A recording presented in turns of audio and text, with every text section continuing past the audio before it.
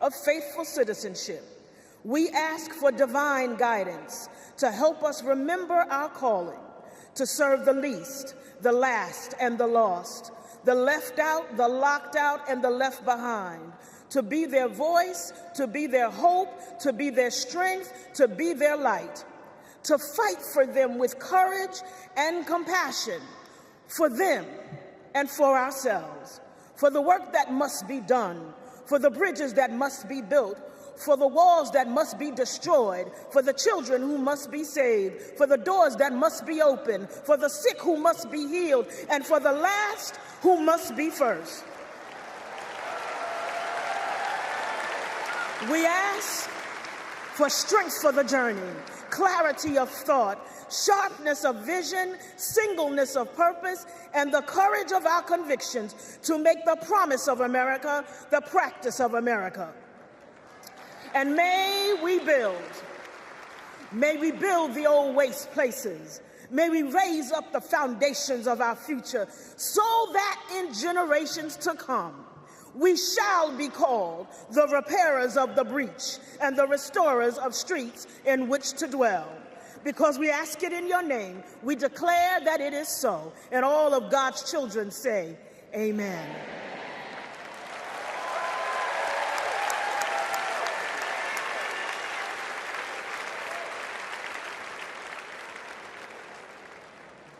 Please welcome Moreland Arts and Health Sciences Magnet School 3rd and 4th graders to lead us in the Pledge of Allegiance. I pledge allegiance to the flag of the United States of America and to the republic for which it stands, one nation, under God, indivisible, with liberty and justice for all.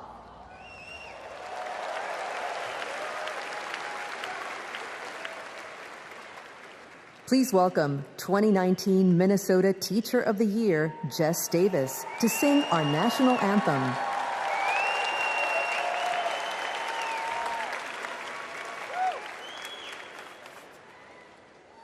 Oh, say, can you see by the dawn's early light what so proudly we hailed at the twilight's last gleaming, whose broad stripes and bright stars through the perilous fight o'er the ramparts we watched were so gallantly streaming, and the rockets red and glare, the bombs bursting in air, gave proof through the night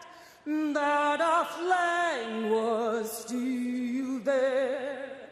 Oh, say does that star-spangled banner yet wave o'er the land of the free and the home of the brave?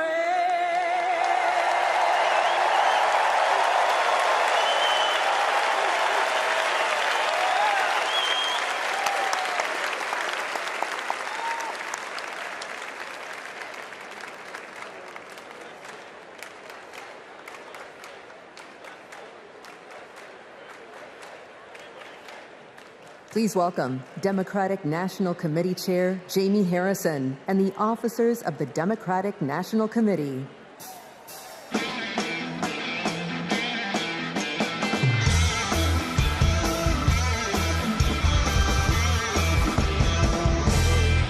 Hello, hello.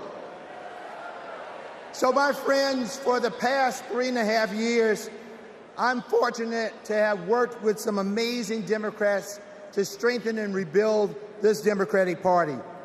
Please welcome to the stage several of our DNC officers. Vice Chair, President of the ASDC, and Chair of the Minnesota DFL, Ken Martin. Vice Chair and former Mayor Keisha Lance Bottoms. Vice Chair Henry Munoz. Treasurer Virginia McGregor. And you all know him from last night, the famous roll call star, our Secretary, Jason Ray.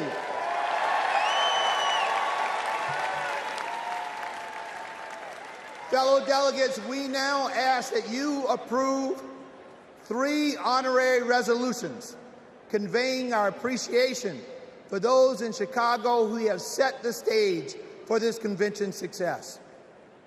Our first resolution thanks the great city of Chicago, its mayor, governor, host committee, and residents for their unwavering dedication to organizing this historic convention. Our second resolution thanks the first responders who are working to protect every citizen and visitor of the Windy City. Our third and final resolution thanks the federal delegation of Illinois, its 14 U.S. representatives, and Senators Durbin and Duckworth for their continual support of the convention. We move that the convention approve these honorary resolutions. Delegates, you have heard the motion to approve these honorary resolutions. Is there a second? All in favor, please say aye. All opposed, say nay. The ayes have it, and the motion is passed.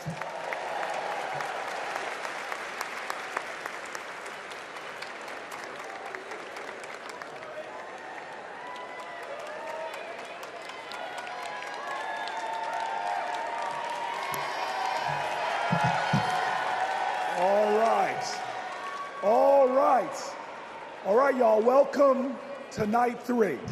And tonight is about freedom. But first, I want to acknowledge a loss today. A man who always fought for freedom. Today, we lost Congressman Bill Pascrell, who passed away early this morning. Now, he's a Jersey legend. He is a powerful pugilist, a prince of Paterson. He served in our state assembly. He served as our mayor. And for 27 years, he served in Congress. He never forgot where he came from in Paterson. And he never stopped fighting. He could push some pachyderms. He fought for the people. And so today, while we're heartbroken, we all are a people who can hold loss and joy in our hearts, because we are sad for his loss, but we celebrate his life. Let's give him a round of applause. And now, some of the greatest heroes, some of the greatest warriors, some of the greatest champions for fighting for reproductive freedom. I welcome them to the stage.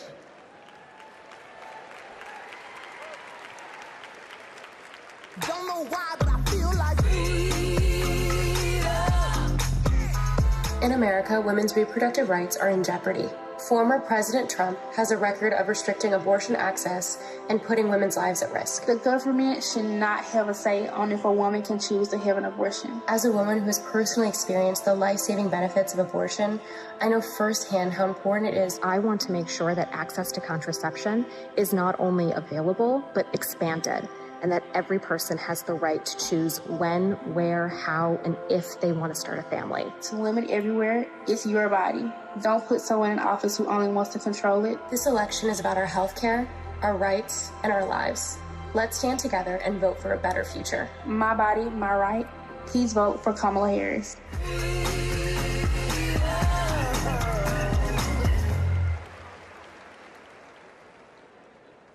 Please welcome President of Reproductive Freedom for All, Minnie Timuraju.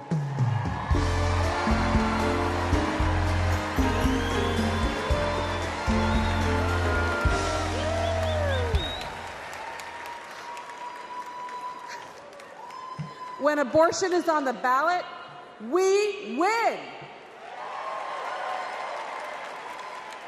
In California, Kansas, Kentucky, Michigan, Montana, Ohio, and Vermont. Voters sent a message. You come for our rights, we're going to come roaring back. And it seems like every day another state gets added to the list. So let's hear it for Arizona,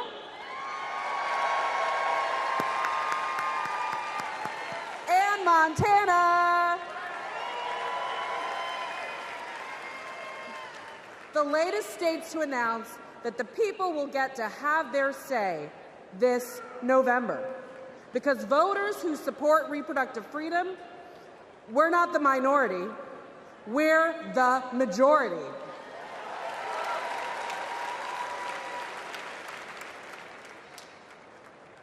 And if there are two people who should understand that Americans' private lives are none of anybody's business, it's Donald Trump and J.D. Vance. Instead, Trump brags about overturning Roe v. Wade. And if you want to know what he's going to do in office, Google Project 2025.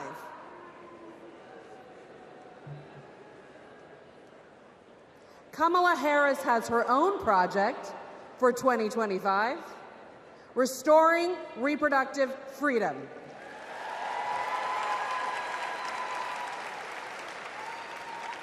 It's simple.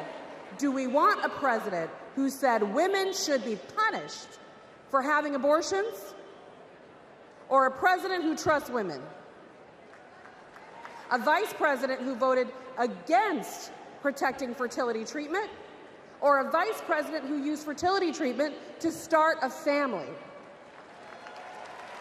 A president who created the crisis we're in, or a president who will fix it?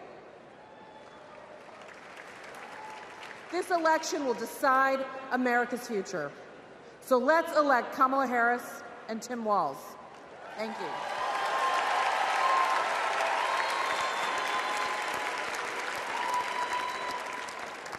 Please welcome President and CEO of Planned Parenthood, Alexis McGill Johnson.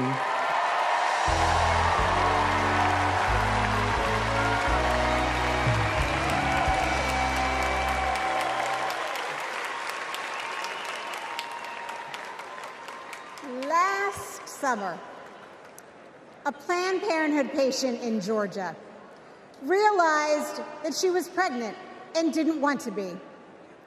But Georgia bans abortion after 6 weeks. So she drove to South Carolina, but arrived the day that their 6-week ban went into effect. She went back home and then went to Florida. But she arrived just days when she was too late under their ban. She had to fly all the way to California to get an abortion. Now remember, each time she had to get the money up, she had to miss work, she had to find childcare. Now imagine if this was an emergency situation.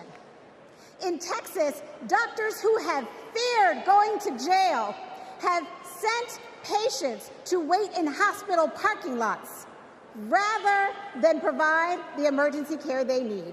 And in Idaho, they have airlifted patients to other states. We cannot call ourselves a free nation when women are not free.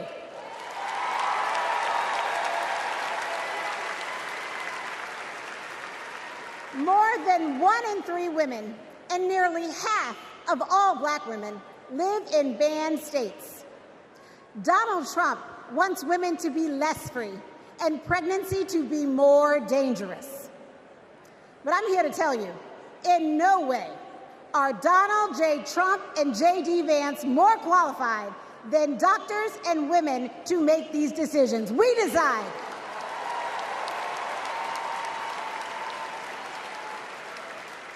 We trust women. We trust doctors. And we trust Kamala Harris.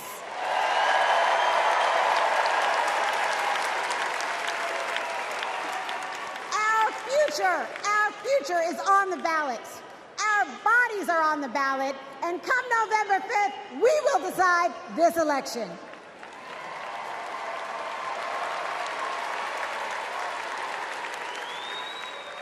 Donald Trump said he wants to punish women.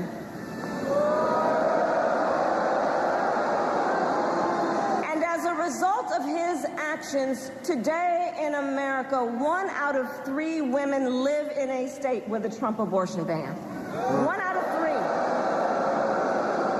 3. Some of these bans go back to the 1800s, even before women had a right to vote.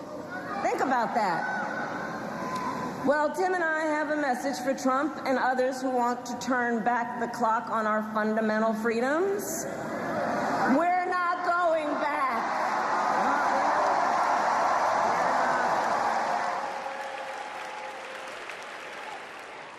Please welcome former president of Planned Parenthood, Cecile Richards.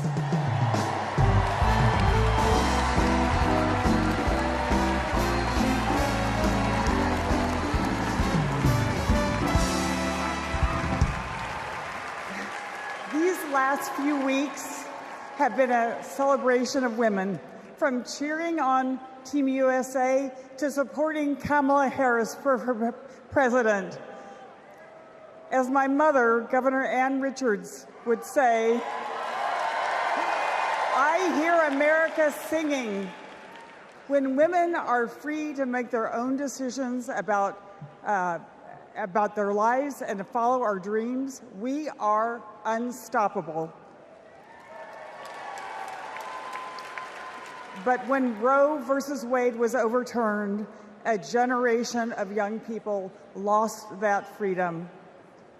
Like Ashley, a 12-year-old rape survivor in Mississippi. Because of her state's abortion ban, she started 7th grade with a newborn. That's the Republican promise of states' rights. Last year, I became a grandmother. And during my daughter's pregnancy, nothing mattered more to me than her health.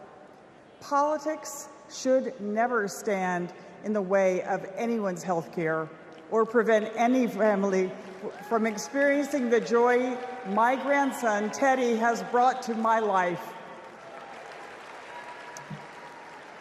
One day, our children and grandchildren may ask us, when it was all on the line, what did you do? And the only acceptable answer is, everything we could.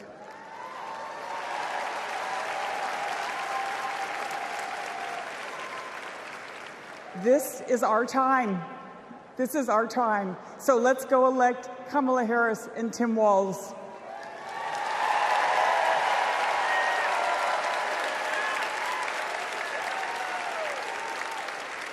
Don't know why, but I feel like We were so lucky. We got to be the first couple married in California, in San Francisco, City Hall, no less. So we arrived at City Hall and were so thrilled to find out that Attorney General Harris wanted to come and officiate our wedding. She not only walked across, but she ran across the lawn to join us just in time to be married. And she brought such joy to the space and to us, and has ever since, because Attorney General Harris, now Vice President Harris, soon to be President Harris, believes in all families, and she believes in our family. We were so happy last year to get to join Vice President Harris at the White House for the Equality Act signing, and she invited our entire family, and it was a very joyful occasion because Kamala believes in family, and we can't wait to meet Madam President next time.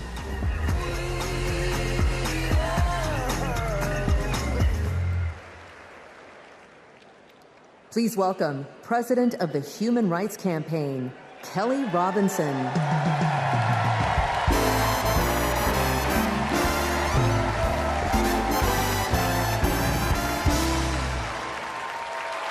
The story of America is the story of progress towards freedom. In just a few generations, my family went from being enslaved in Mississippi to being the first free black family in Muscatine, Iowa. To now preparing to elect President Kamala Harris. Progress is happening, my friends. The 20-plus million LGBTQ+ Americans are living proof of it. We are your friends and your neighbors, your classmates and your family. Like Daniel, a trans kid in Tucson who's going to his very first prom. Like Eric from San Antonio, who sacrificed in combat and then came home to battle Don't Ask, Don't Tell. Like Sandy and Chris, the first same-sex couple to get legally married in California 11 years ago, in a ceremony officiated by Kamala Harris. Donald Trump wants to erase us. He would ban our health care, belittle our marriages, bury our stories, but we're not going anywhere. We are not going back.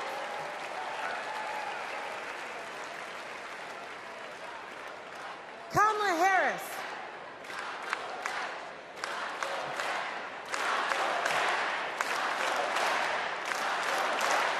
Kamala Harris and Tim Walz, they are champions for LGBTQ+ freedom, y'all. So tonight, we're fighting for lesbian, gay, bisexual, queer, and trans freedom without exception. We're fighting for equality for all without exception. We're fighting for joy. Somebody say joy. Somebody say joy. Without exception. And when we fight,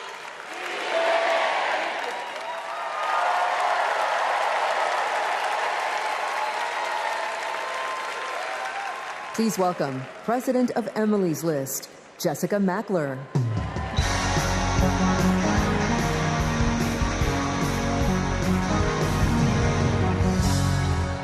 Donald Trump took away our rights, but he can never take away our power.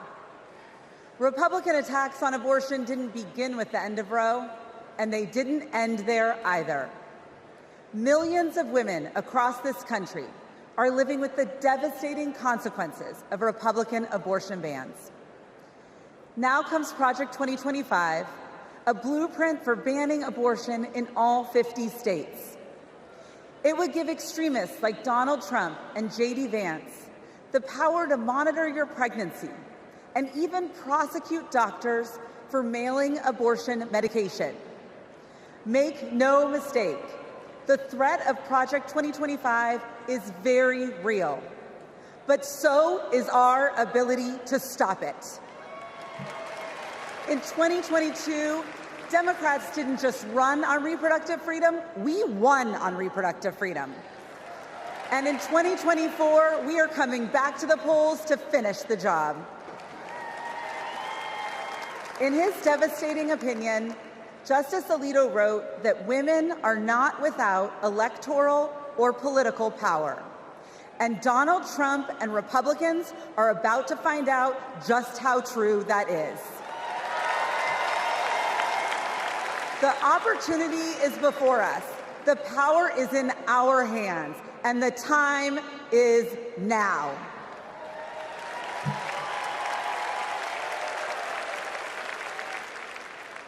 Please welcome President and CEO of Voto Latino, Maria Teresa Kumar.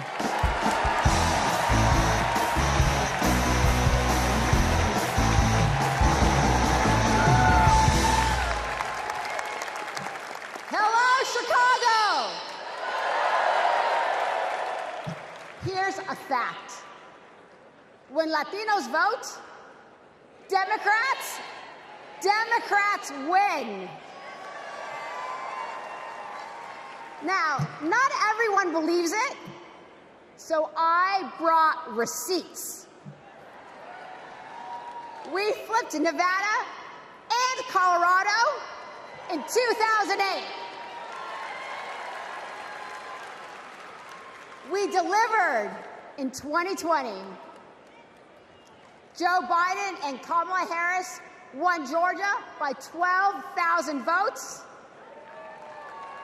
Voto Latino, we registered 23,000 voters there. They won Arizona by 10,400 votes. We registered 34,000 voters there. Because we proved that when Latinos vote, Democrats win. Now, they're trying to suppress our vote. Boo. Our sacred and universal right as Americans. So let me be clear. Voto Latino has registered 1.5 million voters. And we are just getting started. Because since 2020, 4 million young Latinos have become eligible to vote this election. And I couldn't be prouder because we are registering them faster than any time in our history. This year, we will prove it again. When Latinos vote, you guys got the memo. Another fun fact, this year, more Latinos will vote than any time in our history. So that means, sí se puede, se está haciendo, sí se puede. So that means that together, we will make history and elect Kamala Harris president. Vota!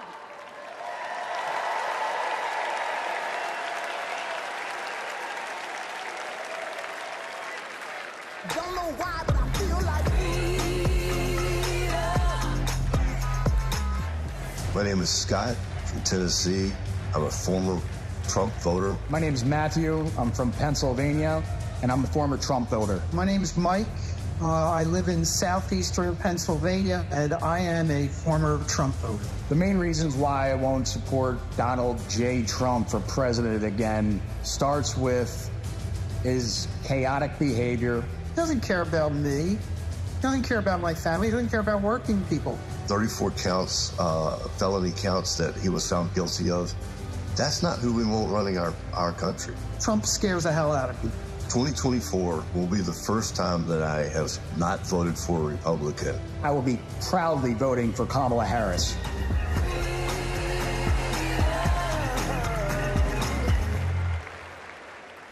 Please welcome New York Representative Tom Suozzi.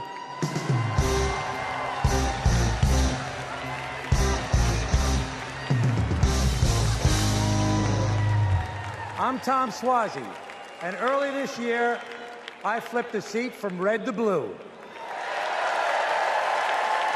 My father came from Italy as a boy.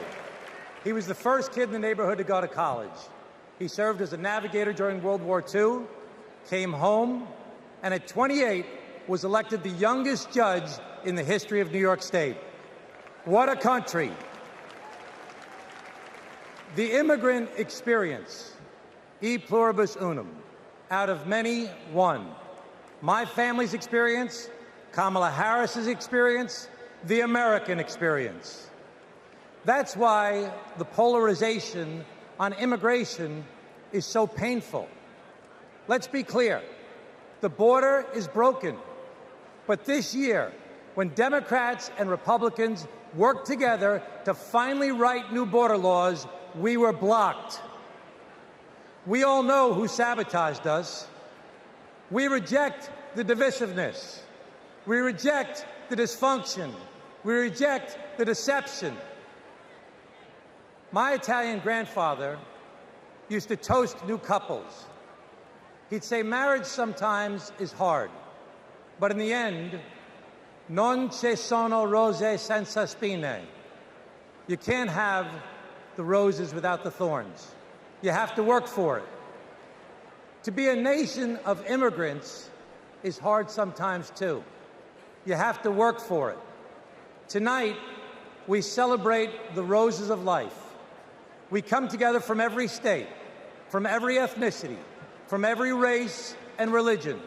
We come together tonight to celebrate our candidate, Kamala Harris, who knows America is worth it, who knows this nation, built by immigrants, is a rare and beautiful thing, and who joyfully accepts the challenge to work across party lines, to secure our border, to treat people like human beings, and to move our country forward.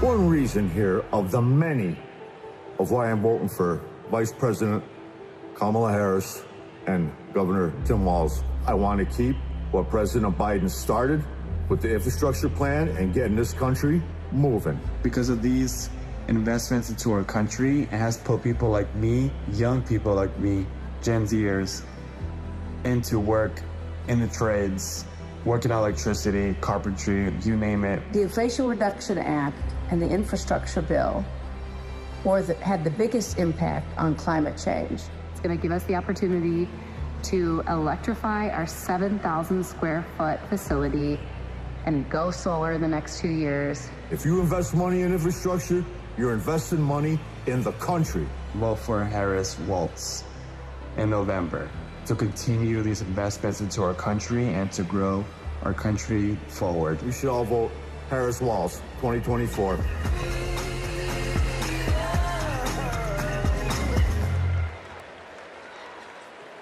Please welcome Cincinnati Mayor Aftab Pureball and Milwaukee Mayor Cavalier Johnson.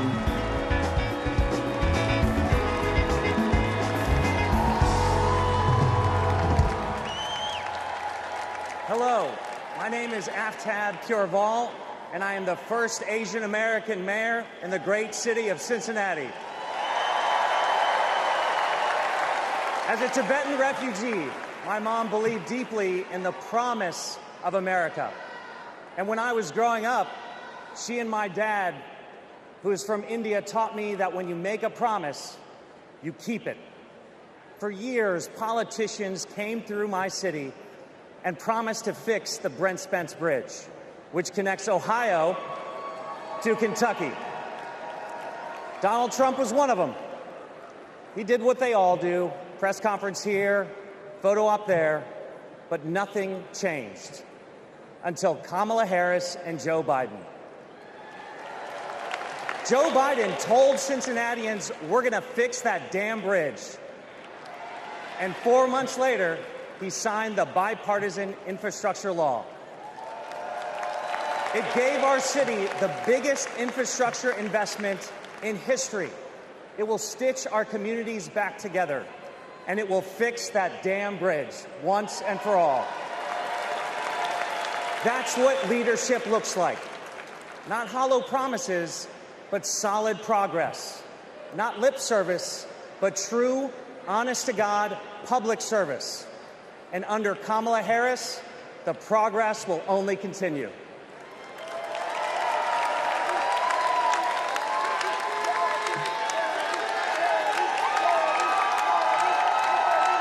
I'm Milwaukee Mayor Cavalier Johnson from the great state of Wisconsin.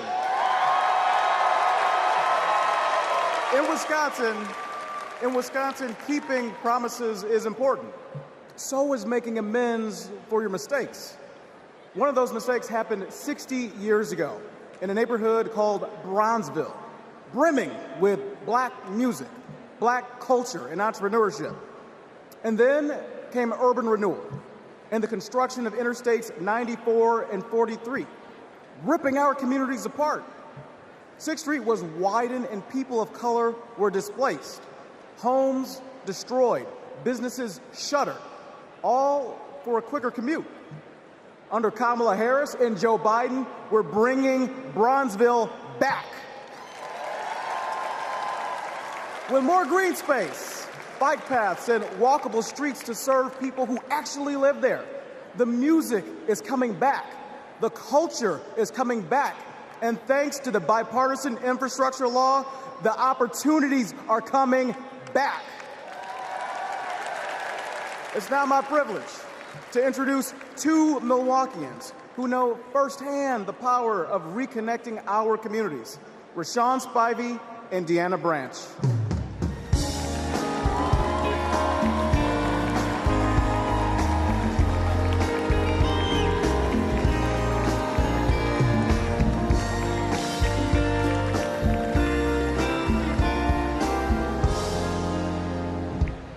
My name is Deanna Branch, and I'm an advocate and mom from Milwaukee. When my son, Aiden, was 2, he was hospitalized due to high levels of lead in his blood. Lead was everywhere, in our pipes, in our paint, and in our soil. President Biden and Vice President Harris passed the bipartisan infrastructure law. It's removing lead pipes from communities like ours. As president, Kamala Harris will make sure everyone can drink clean water and be, in Aiden's words, lead-free superheroes. My name is Rashawn Spivey, the owner of Hero Plumbing in Milwaukee. When President Biden and Vice President Harris announced their goal to replace every lead pipe in America, Hero stepped up to help make that vision a reality. We went to work replacing lead pipes that served homes and child care communities or child care centers in our communities. Since then, we've replaced more than 1,000 pipes. That was made possible thanks to Vice President Kamala Harris. And when she visited Milwaukee 2 years ago, I got to show her our work up close. Because of her leadership, I've grown my business and helped kids like Aiden have safer, healthier lives.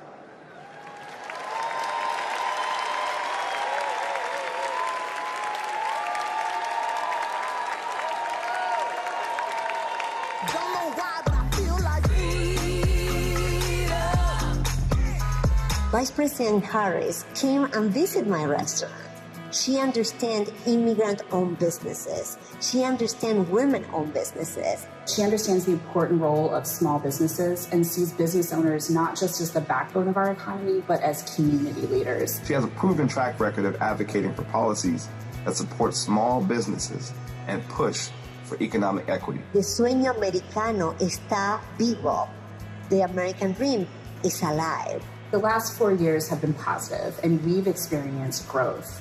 I am truly excited to have Kamala Harris as a presidential candidate. In this election, we have another opportunity to prosper, to connect, and to unite under the American dream. I'm proud to support her for president because I believe she will lead us to a brighter future.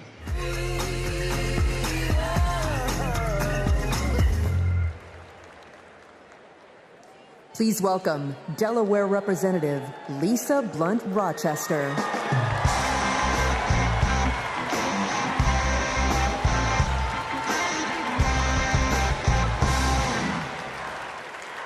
I'm Lisa Blunt Rochester, mother, grandmother, and congresswoman, and hopefully the next senator from the great state of Delaware.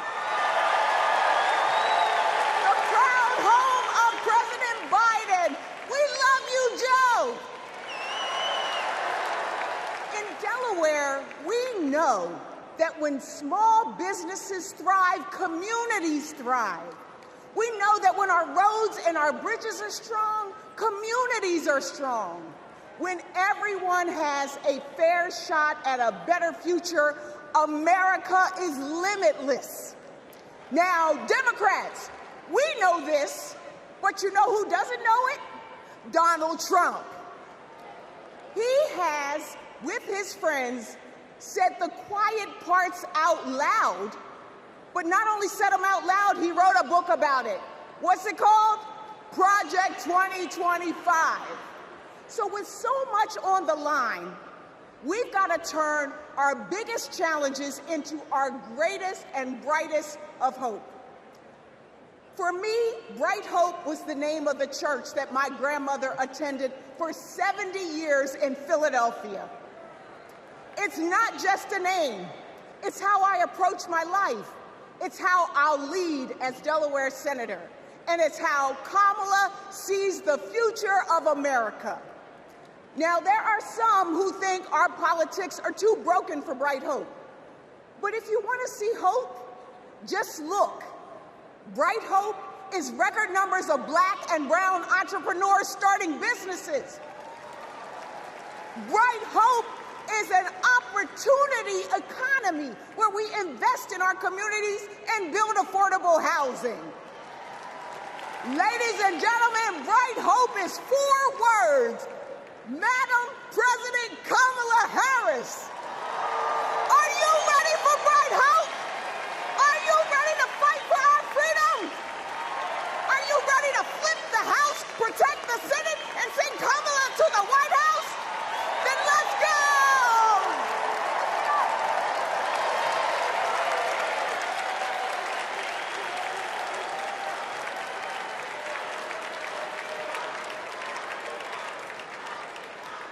Wow. Wow. Oh my gosh. Lisa Blunt Rochester, know that name. Know that name.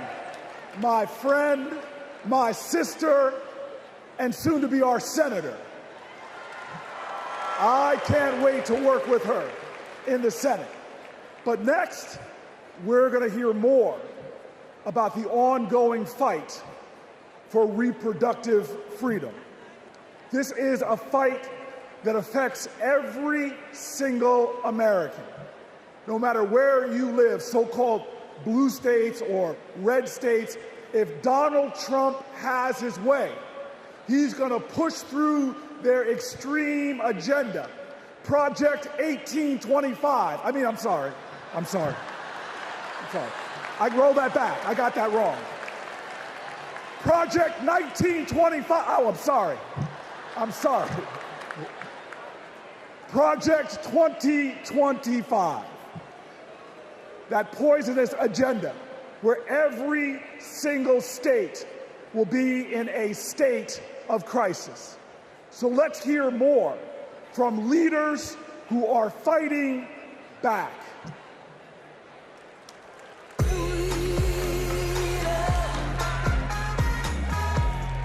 Freedom means unity. Caring for others. Being able to feel safe. My choice to vote. The freedom to read what I want to read. Freedom. Oportunidad para todos. The freedom to love. Be who I want to be. For all to be equal. Live my life. Freedom means my choice. IBF. Union strong. Basic human rights.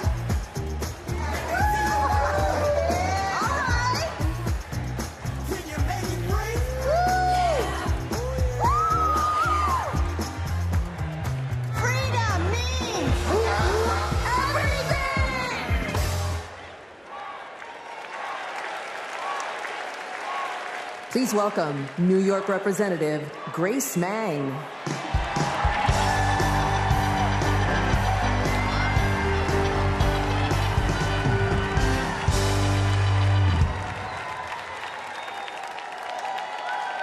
Generations of women fought for our rights. Our right to vote, our right to financial independence, and our right to reproductive freedom. Our mothers and grandmothers marched for us.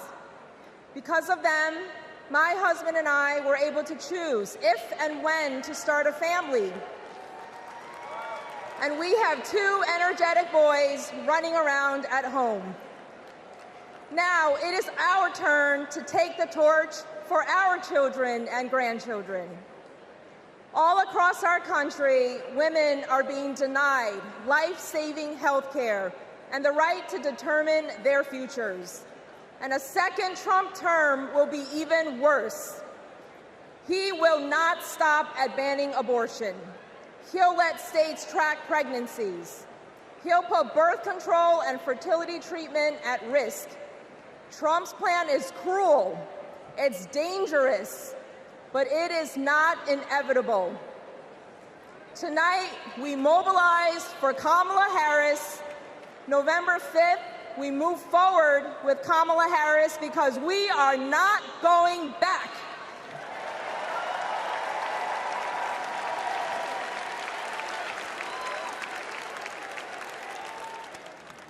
Please welcome Colorado Governor Jared Polis.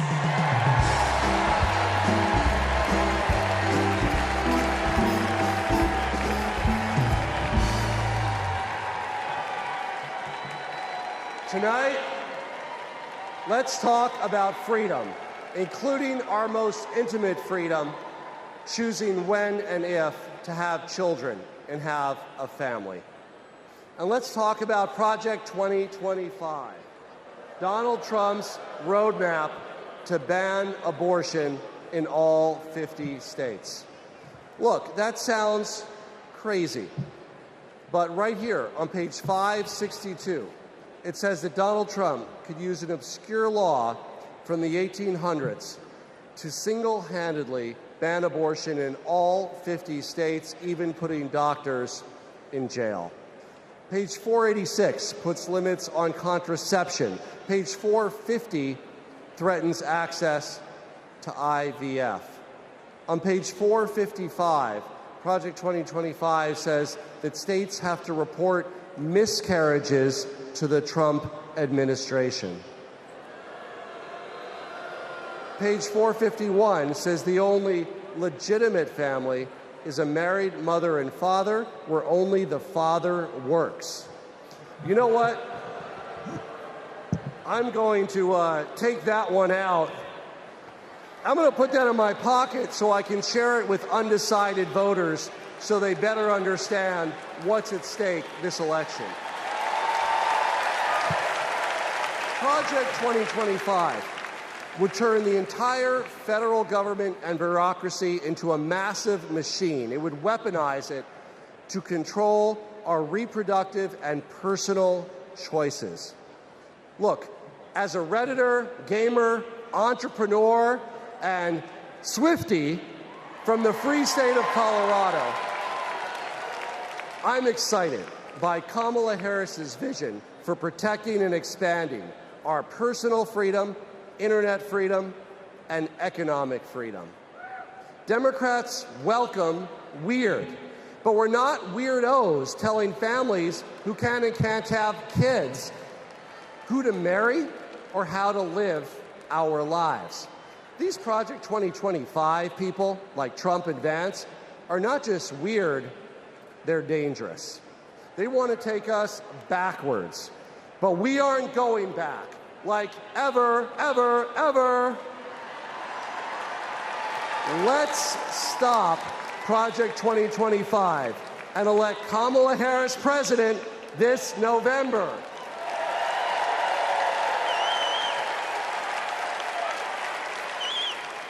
Please welcome Florida Representative Debbie Wasserman Schultz.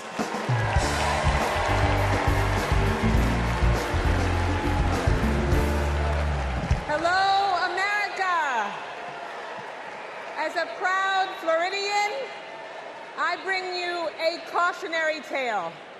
For the people of my state, Project 2025 isn't just a threat. It's a reality that we battle every day. From the classroom to the emergency room, Governor DeSantis turned Florida into a testing ground for the right's most egregious, dangerous policies. I can tell you firsthand, it's been devastating for families in my district and across the state. Today in Florida, state policy requires that kids are taught racist lies about so-called benefits of slavery.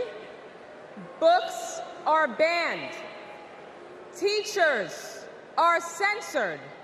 And our LGBTQ+ community endures endless state-sponsored hate. Even a cruel "don't say gay" school law. Today in Florida, as we grapple with record heat and rising seas, extreme MAGA Republicans deleted mentions of climate change from state law. Today in Florida, a near total abortion ban endangers women's health and their lives every day. I keep thinking about a Central Florida woman I met named Deborah, and at 23 weeks pregnant, she got news every future parent dreads. Her baby's kidneys never developed. Doctors told her that not only would her baby not survive, her own health was in danger.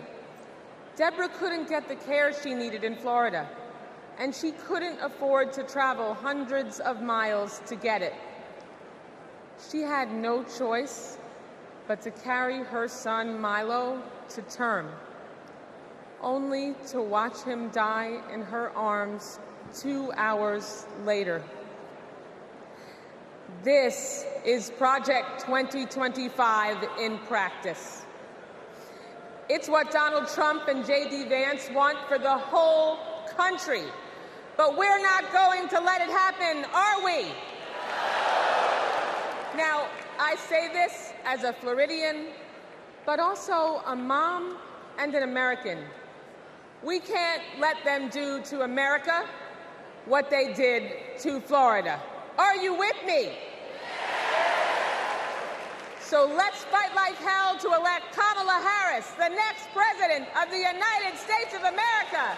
Thank you so much.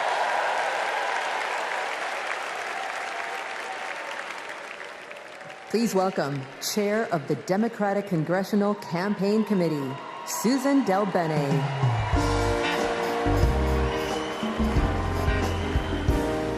Hello, Democrats. It is my honor to represent the great state of Washington and to lead the House Democrats' work to take back the majority. As I travel the country, I hear the same thing. People want governance that works. They don't want tax cuts for the ultra-wealthy, not a national abortion ban, or more chaos and dysfunction, or blind loyalty to Trump. In other words, they don't want Republicans in charge. We're here because we need to elect Vice President Harris and Governor Walz. And giving them a Democratic Congress is how we turn promises into progress. A Democratic majority means lowering costs and growing the middle class, expanding the child tax credit and making it permanent, protecting reproductive freedom, and yes, a Democratic House means Speaker Jeffries will certify the 2024 election. We need just 4 more seats to take back the majority. The good news is we have fantastic candidates in winnable districts all across the country. In battleground states like Michigan and Arizona, in blue states like New York and California, and even in states like Iowa and Nebraska. And we're going to make history by picking up a seat in the state where I was born, Alabama. In 2022, we came within 7,000 votes of the majority. So it's within our power to win these critical races. This election is about our rights, our freedoms, our democracy, and our future. So let's get out the vote. Let's take back the House. Let's make Hakeem Jeffries our next speaker. And let's send Kamala Harris and Tim Walz to the White House. Thank you.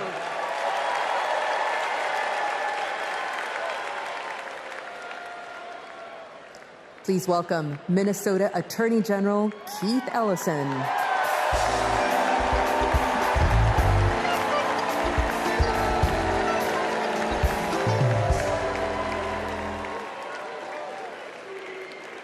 Friends, I'll never forget when I first saw the video of the murder of George Floyd. I was heartbroken. I was angry. And that morning, my phone rang. And on that line was Governor Tim Walz. Tim Walz felt the exact same way I did. And a few days later, Tim appointed me to prosecute Floyd's murder. Almost a year after that, minutes after the guilty verdict came down, my phone rang again.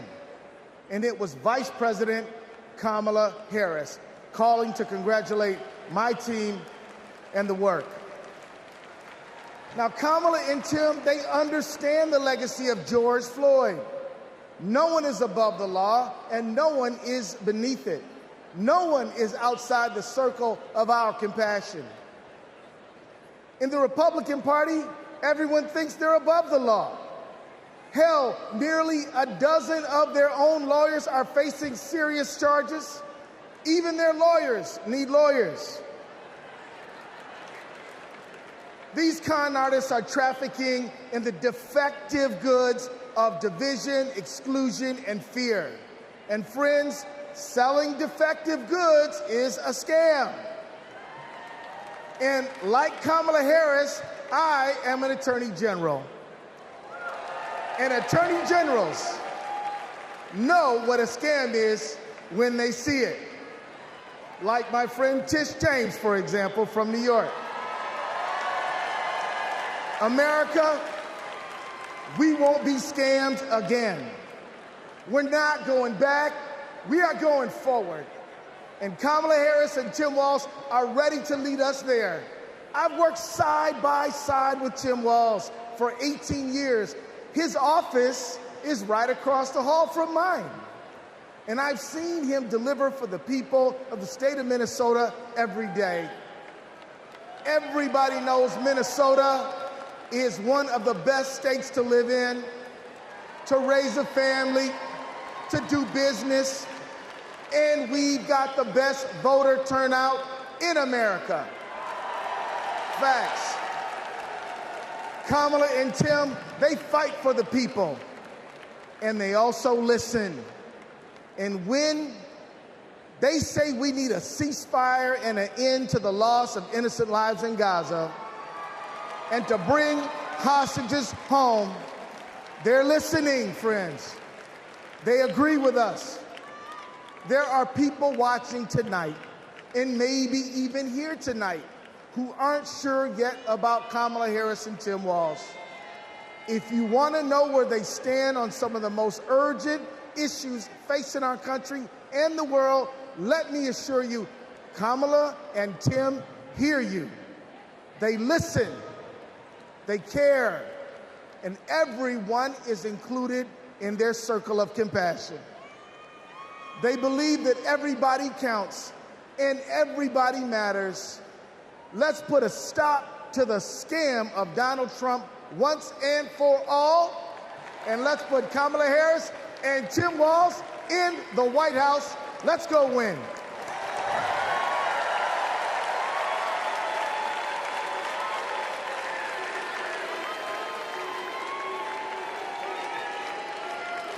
Have you ever discussed Special Counsel Mueller or his investigation with anyone?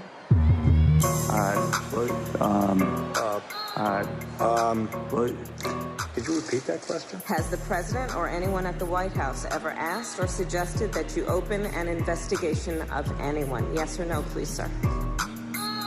Seems you'd remember something like that. I don't know. Please answer the question. Senator, I think I've answered the question. No, you've not. I'm not able to be rushed this fast. It makes me nervous. Can you think of any laws that give government the power to make decisions about the male body?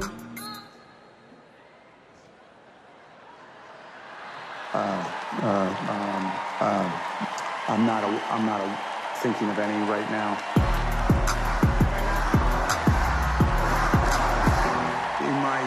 Never mind. Let's move on. Okay.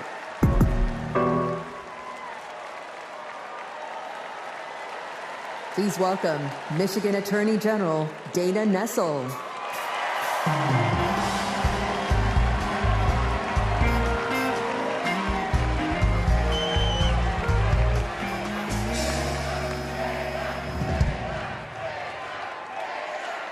Hello, Chicago. I'm Michigan Attorney General Dana Nessel. Let me tell you, being Attorney General is a tough job, right? But as California's Attorney General, Kamala Harris never shied away from a good fight. She's held accountable environmental polluters, sexual abusers, and transnational gangs. But what really stands out is when she stood up and protected her constituents' freedoms. In 2011, she refused to defend California's ban on same-sex marriage. She refused to argue that some families should have fewer rights than other families. It meant a lot. She was fighting for families like mine, Now, in 2022, I faced a similar situation when, after Roe v. Wade was overturned, Michigan's archaic abortion ban was resurrected. But Vice President Harris had my back, and she reminded me that protecting people's lives and defending their rights is our job.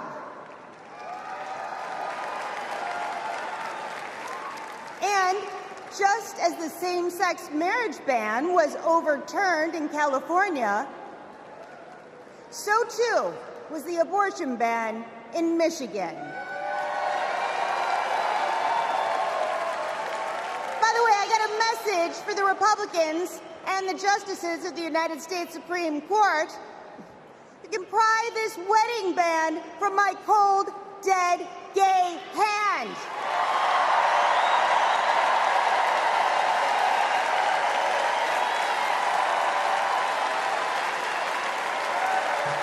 And I'm retaining a lot of water, so good luck with that. Look, I know that whether she's Attorney General or President of the United States, Kamala Harris will always be in our corner. Now, America, you get to be the judge. Do we go back to the corruption, criminality, and chaos of Donald Trump? Or do we move forward with Kamala Harris? We know when she takes an oath to preserve, protect, and defend the Constitution, she's actually read it. We know that she'll appoint Supreme Court justices who will protect our freedoms. And let me tell you, Kamala knows you go from the courthouse to the White House, not the other way around. Ladies and gentlemen, I rest my case.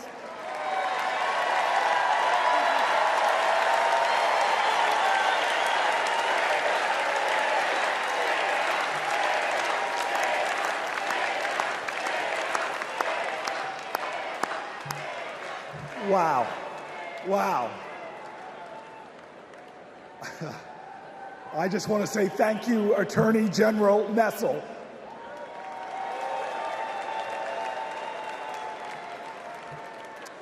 So coming up, we have John and Rachel, proud, loving parents of 3. On October 7th, their son Hirsch, a U.S. citizen, was at a music festival when Hamas attacked. He was taken hostage, and he is still being held today, an American citizen. Rachel and John want what every parent wants: to hold their child close, to love on them, and keep them safe. I'm honored to introduce the 2 of them tonight.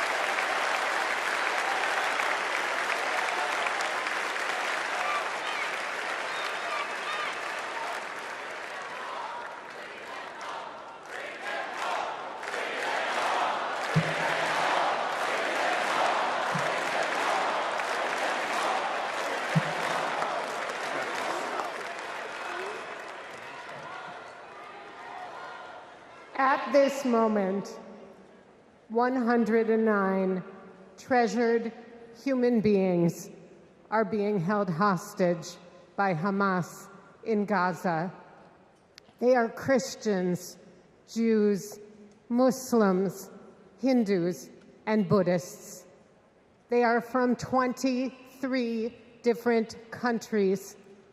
The youngest hostage is a 1-year-old red-headed baby boy, and the oldest is an 86-year-old mustachioed grandpa. Among the hostages are 8 American citizens. One of those Americans is our only son. His name is Hirsch. He's 23 years old. And like Vice President Kamala Harris, Hirsch was born in Oakland, California. Hirsch is a happy-go-lucky, laid-back, good-humored, respectful, and curious person. He is a civilian. He loves soccer, is wild about music and music festivals, and he has been obsessed with geography and travel since he was a little boy. His bedroom overflows with atlases, globes, maps, and National Geographic magazines. On October 7th, Hirsch and his best friend, Honor, went to a music festival in the south of Israel. It was advertised as celebrating peace, love, and unity. They also went to celebrate Hirsch's 23rd birthday. As rockets began to fall, Hirsch, Honor, and 27 other young festival goers took refuge in a 5-foot by 8-foot bomb shelter. Terrorists began to throw grenades into the shelter. Honor stood in the doorway and repelled 7 of those grenades before the 8th one killed him. Altogether at the Nova Music Festival, 367 young music lovers were killed. This was just one of the many attacks on neighborhoods and communities in southern Israel on that terrible day. In total, 1,200 were killed, including 45 Americans. Hirsch's left forearm, his dominant arm, was blown off before he was loaded onto a pickup truck and stolen from his life and me and John into Gaza. And that was 320 days ago. Since then, we live on another planet. Anyone who is a parent or has had a parent can try to imagine the anguish and misery that John and I and all the hostage families are enduring. Rachel and I are comforted to be back in our sweet home, Chicago. We were both born and raised here, and our families still live here. This is a political convention, but needing our only son and all of the cherished hostages home is not a political issue. It is a humanitarian issue.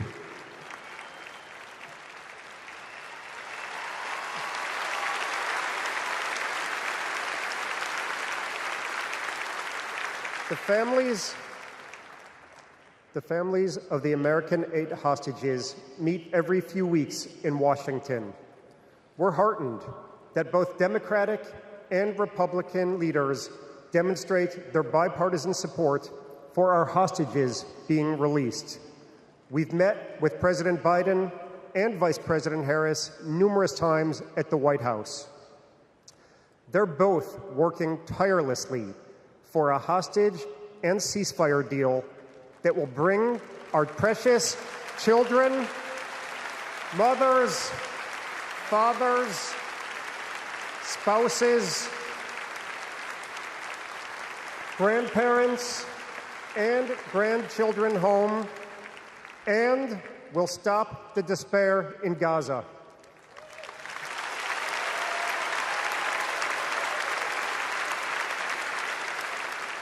We are all deeply grateful to them.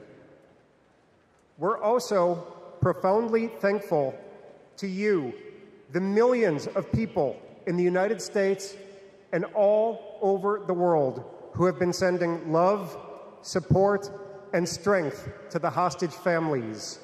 You've kept us breathing in a world without air.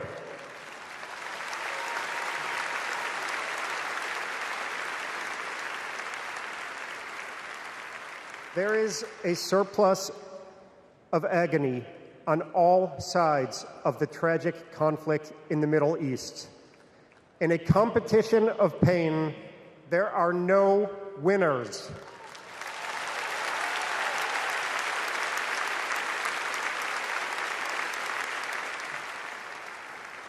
In our Jewish tradition, we say, Kol Adam Olam Umlo'o. Every person is an entire universe. We must save all these universes.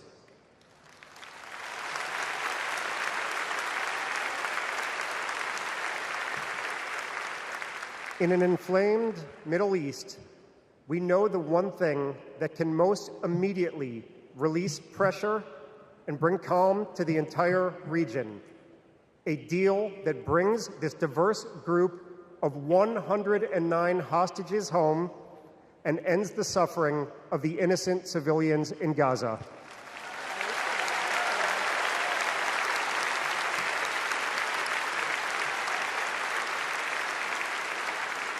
The time is now.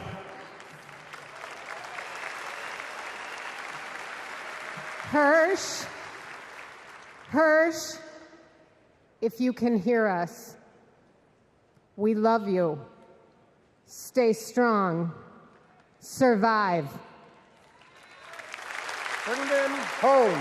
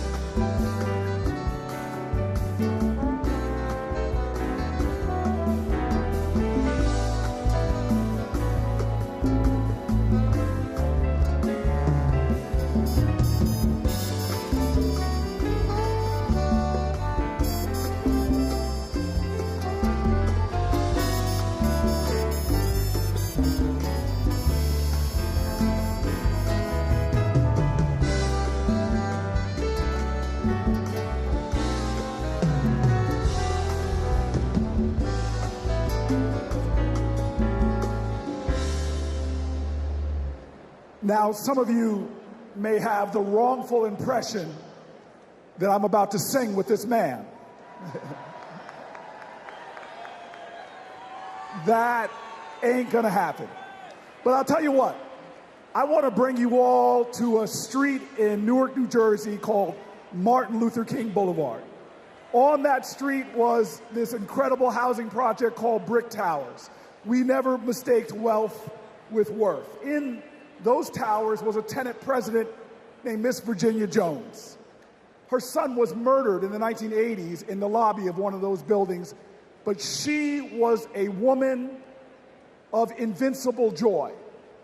And I'll tell you this, I used to ask her, how are you so joyful? And she would always tell me, as church woman, she'd say, the joy I have, the world didn't give it to me. Come on now, come on now.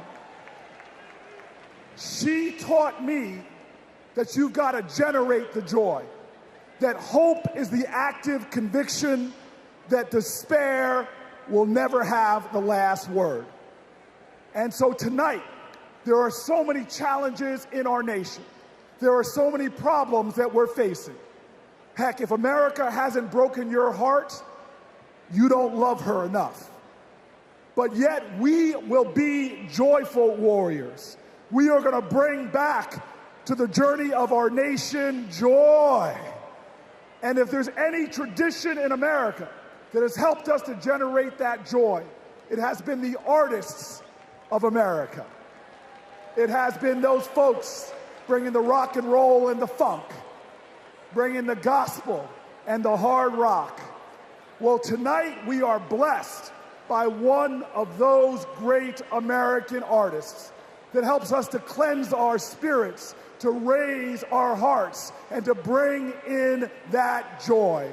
Ladies and gentlemen, I give you one of the true greats in America, someone to bring the joy to this incredible arena, Maren Morris.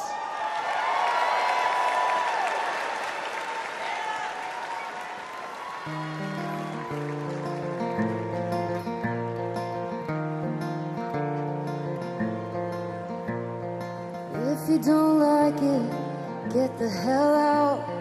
That's what they yell when I open my mouth. A stick is a stick, a stone is a stone, but who's gonna care if I don't?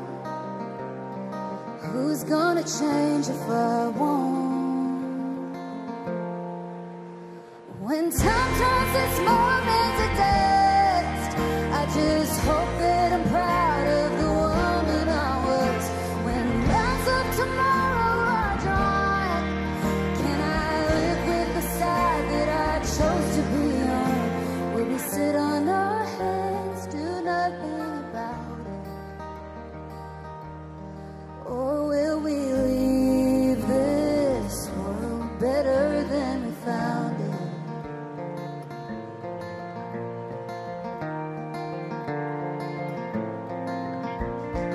Over and under and above the law, my neighbor's in danger. Who does he call? When the wolf's at the door, what would you do? Shouldn't we try something new? We're over a barrel and at the end of 1, 2. When time turns this moment to dust, I just hope that I'm proud of the woman I was. When times of tomorrow are dry, can I live with the side that I chose to be on? Will we sit on our hands, do nothing about it? Or will we leave this world better than we found it?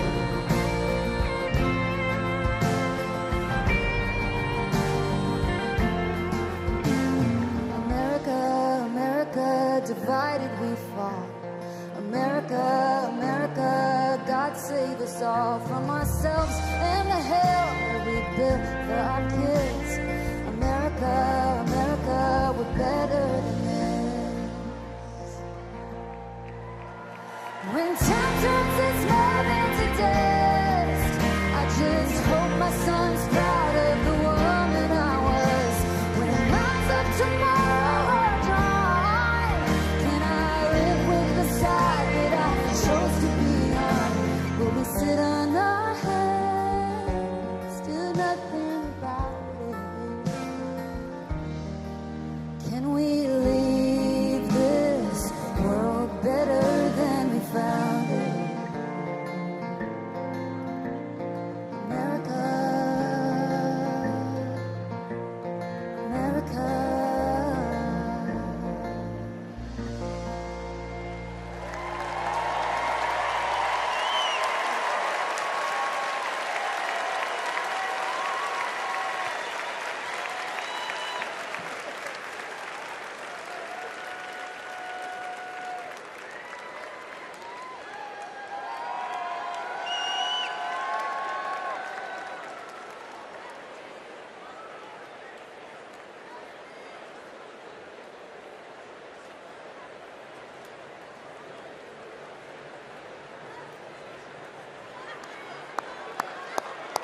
All right. You know what? I'm inspired. Maybe I will sing a song. To Donald Trump, a little B.B. King classic, "The Thrill Is Gone."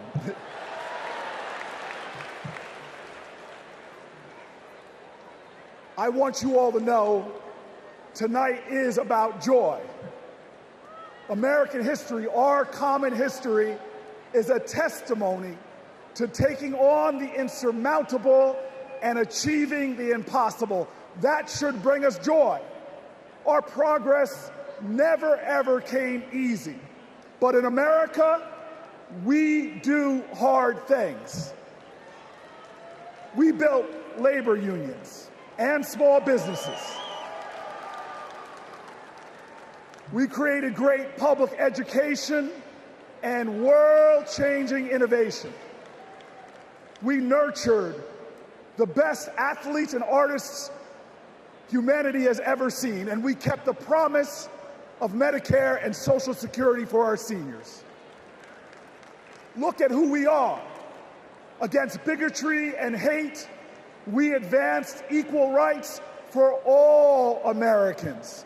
Civil rights, workers' rights, LGBTQ rights, reproductive rights, the right to marry who you love, the right to be free. We did all of this in a way that didn't pit American against American. We did this by healing rifts, by bridging divides, by pulling people together. And all the while, we in this nation lived up to our calling and our creed to be a more perfect union, to make this one nation under God a little more indivisible. Now, you all know this. Trump betrays these ideals. He viciously attacks Democrats and Republicans. His put-downs know no shame. John McCain's military service, Nikki Haley's heritage, women, people with disabilities, trans people, our veterans. He is indiscriminate in his put-downs. His is the politics of smear and fear, not inspiration and elevation. Donald Trump speaks more of American carnage than American compassion. But in America, you can't lead the people if you don't love the people. All the people. Now, our nominees, Kamala Harris and Tim Walz, they bring the joy. Think about it. They're descendants of immigrants, shopkeepers, slaves, educators, people who faced pain with perseverance, people who met hate with love. They are the living dreams of their ancestors. But look in this arena. Look around you right now. We are all our ancestors' wildest dreams. Generations who faced impossible odds and that responded to every one of their challenges with that classic American creed, yes, we can.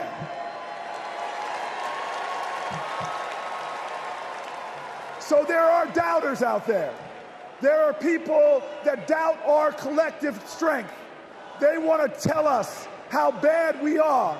They want to say that they alone can save us.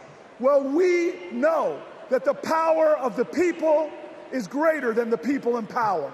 And we're not going to lose our faith. Look, I want everybody in here to let us all say it together. I believe in America. Let me hear you. I believe in America. I believe in America because our elders told us that no matter what the obstacle, like the gospel says, we shall overcome. I believe in America because our soldiers died on beaches and battlefields. They died at sea and in the air so that we could be free today and say together, I believe in America. I believe in America because our fighters fought at Stonewall. Our marchers marched in Selma. Delegates met at Seneca Falls. Every single one of them believed in America, even when America didn't believe in them. Say it with me now.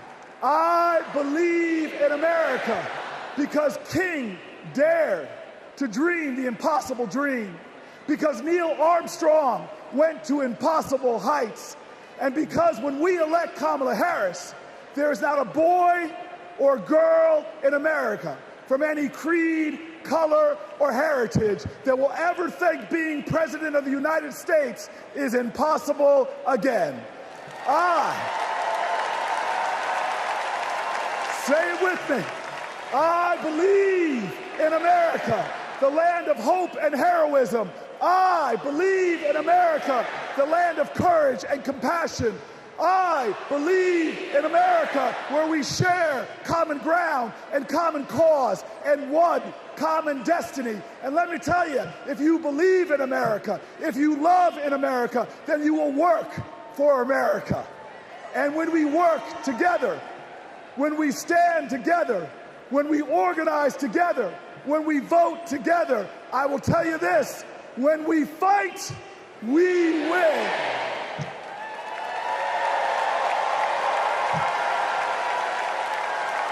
Ladies and gentlemen, Veronica Escobar.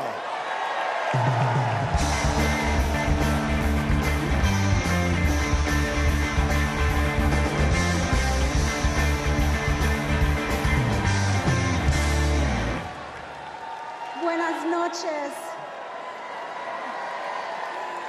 Like countless Texans, I grew up going back and forth across the border from El Paso to Ciudad Juarez. My family would shop, have dinner, go to the doctor, pick up medicines. The border is my beloved home, the place where my children grew up. Forget what you hear on the news. I'm from there. When it comes to the border, hear me when I say, you know nothing, Donald Trump. He and his Republican imitators see the border and immigration as a political opportunity to exploit instead of an issue to address. Congress hasn't passed comprehensive immigration reform in nearly 4 decades. The 3 times they tried, Republicans blocked legislation that would have funded border security and created a more humane immigration system. They are not serious people. You know who is serious? Kamala Harris. I met the vice president when she visited El Paso. I saw firsthand how she engaged with law enforcement, migrants, and human rights advocates. She was curious. She asked questions. She listened. And she didn't care if the cameras were on. Most of all, she recognized that the situation at the border is complicated, as filled with opportunities as it is with challenges. All Republicans have to offer is demonization and bluster. Democrats have solutions. With Kamala Harris as president, we can live up to the promise of America. We can strengthen legal pathways to immigration. We can secure our borders, and we can treat with dignity those who seek a better future within them.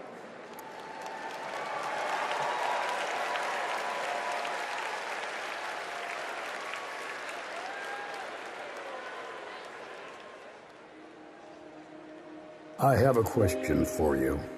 Who really wants a solution at our border? Our administration worked on the most significant border security bill in decades.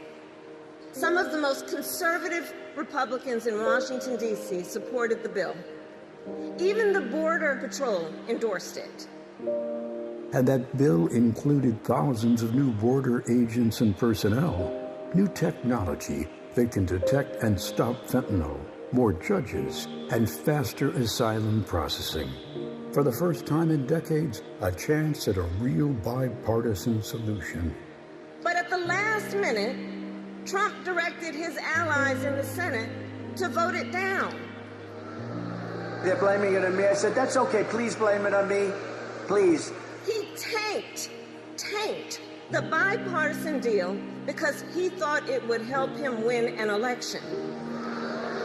Which goes to show Donald Trump does not care about border security.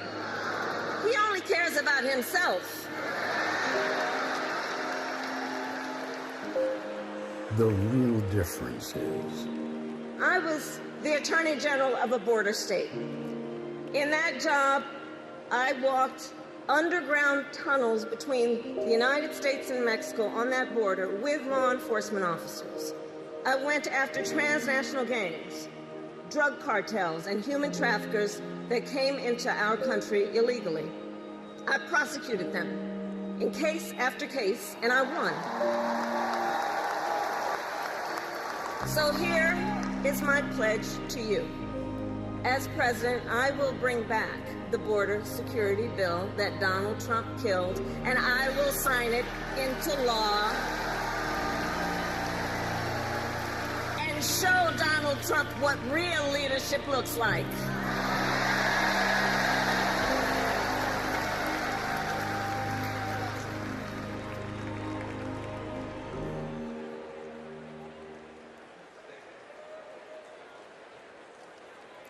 Please welcome Connecticut Senator Chris Murphy.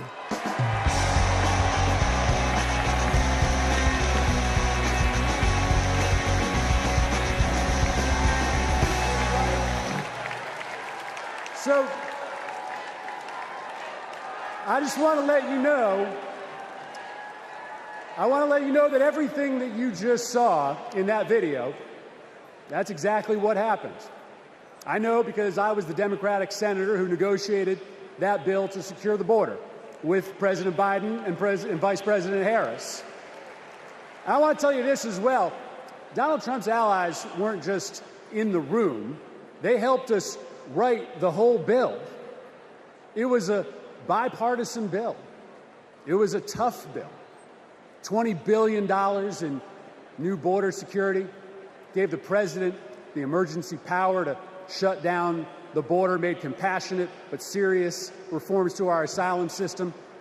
One Republican said it would have had almost unanimous support if it weren't for Donald Trump. Trump killed that bill, and he did it because he knew that if we fixed the border, he'd lose his ability to divide us, his ability to fan the flames of fear about people who come from different places. Right? You guys know this, right? Hate and division, that's Trump's oxygen. Right? People like Trump and J.D. Vance, they need it to survive in politics. People are saying that they're weird, that they're creepy, and they are weird, they are creepy. But even worse, they're weak.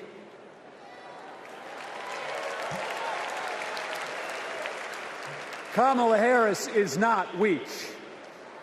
For 20 years, Kamala Harris has been tough as nails when it comes to securing our border. When she was a California prosecutor, she went after drug smugglers, human traffickers. She put 100 gang members away in a single sweep. Trump says that a safe nation can't be an immigrant nation. That's flat wrong, and Kamala Harris knows it. She knows this, too. Engraved on the Statue of Liberty is a poem. The last line reads, "I lift my lamp beside the golden door." For generations, that lamp has called people to start a brave new life in America. My ancestors, your ancestors, and the parents of the next President of the United States of America. Kamala Harris knows that we can be a nation of proud immigrants and a nation of strong immigration laws. That's why when she's president, she will bring that border bill back, and Kamala Harris is going to pass it.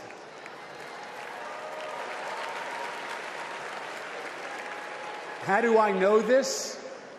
Because in this race, there is only one candidate who has ever been willing to do the worthy, redeeming work of making our country better, of recognizing that we do not have to choose between celebrating our heritage and enforcing our laws, right?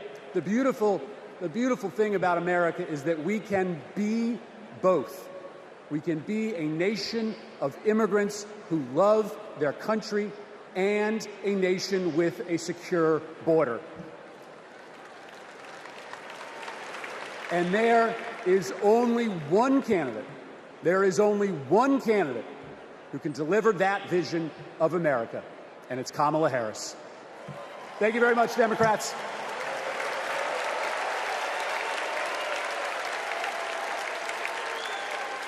Please welcome Bexar County Sheriff Javier Salazar.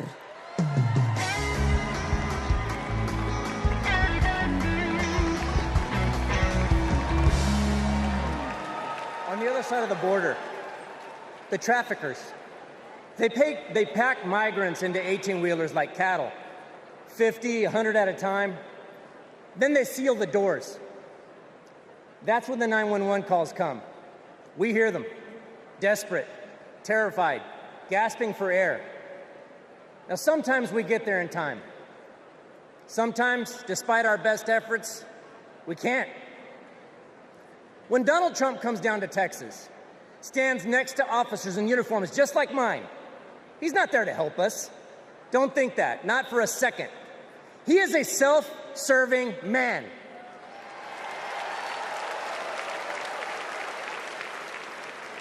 I mean, look, just like when he killed the border bill, he just made our jobs harder. Now, Kamala, on the other hand, has been fighting border crime for years. She's gone down to Mexico and worked to stop the traffickers. And when the traffickers didn't stop, she put them in jail. Now, down in my neck of the woods, we call that fooling around and finding out. I may be paraphrasing a bit. We protect them. Now, the border sheriffs that I know, right, and we're like Kamala. We protect and serve. We enforce the law. We show compassion. And we fight like hell to protect our border. Because as we've always known in Texas, cuando luchamos, ganamos. When we fight, we win.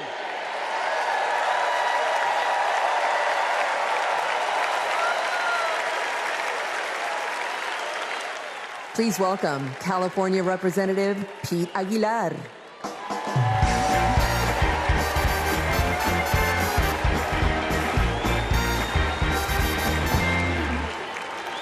I'm Pete Aguilar, chair of the Democratic Caucus.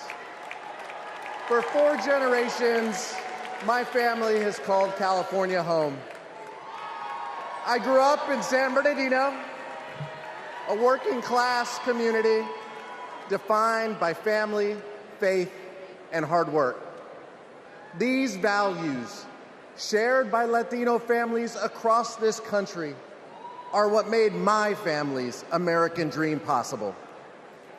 And only Kamala Harris and Tim Walz will protect the American dream so that every family can earn a living, own a home, and reach their full potential. This is a vision for America that Donald Trump will never understand. All he knows is chaos and division. He talks about tearing American families apart, pitting neighbor against neighbor, community against community. Compare that to what Kamala Harris has done as vice president. Almost 500,000 people who live here and are married to a U.S. citizen can now apply for lawful permanent residents. DACA recipients who graduated college have easier access to work visas. And we would have much more security at the border if Donald Trump hadn't tanked the bipartisan bill. Folks, we don't have to choose between a secure border and building an America for all. Under President Harris, we can and will do both. As a prosecutor, she took on transnational gangs and cartels. As president, she will fight for pathways to citizenship. And I can tell you, as the highest-ranking Latino in Congress, our community understands the stakes in this election because we believe in the promise of this country. We believe our nation is stronger when we keep families together. We believe our union is more perfect when dreamers become doctors, teachers, construction workers, and military service members. Latinos believe in that American dream and a brighter future. One where we secure our border, fix our broken immigration system, and unlock economic opportunity for all. And together, we will win. Thank you.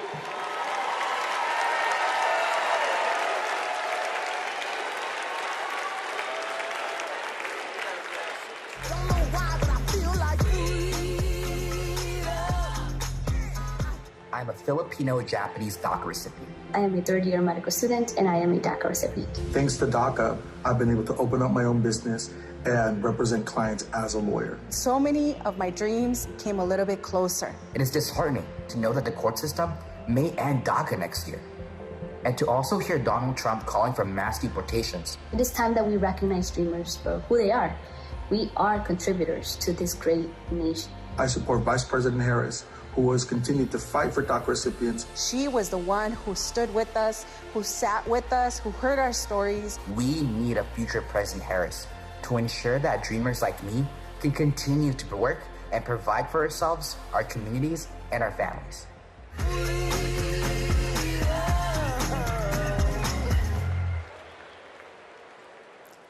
Please welcome United States Marine Corps veteran Carlos Eduardo Espina.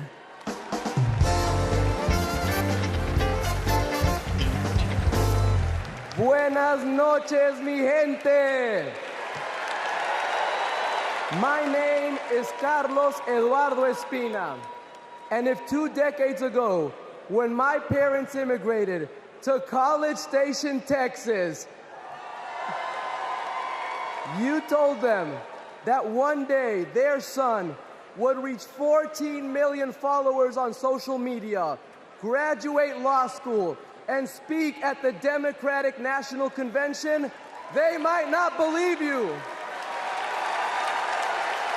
But this is the United States of America, the land of opportunities where anything is possible. I know this because daily I interact with people who, like my parents, came to America to fulfill the dreams and ambitions that in their home countries were impossible. People who work hard, contribute to society, pay taxes because, yes, immigrants pay taxes, and love this country deeply. The same people Donald Trump wants you to believe are poisoning the blood of our country. This is dangerous, and it is outright anti-American. Because as Ronald Reagan, a Republican, once said, we lead the world because unique among nations, we draw our people, our strength from every country and every corner of the world. Reagan knew that welcoming immigrants is not a Democratic or a Republican value, it is an American value. To be pro-immigrant is to be pro-America. And that's why Kamala Harris understands this too. And that's why, once elected, she will reject hate and find solutions that make our nation stronger. So let's get her elected. Let's get her elected. And ensure that our country remains a beacon of freedom and opportunity for all. Thank you, God bless you, and God bless the great state of Texas.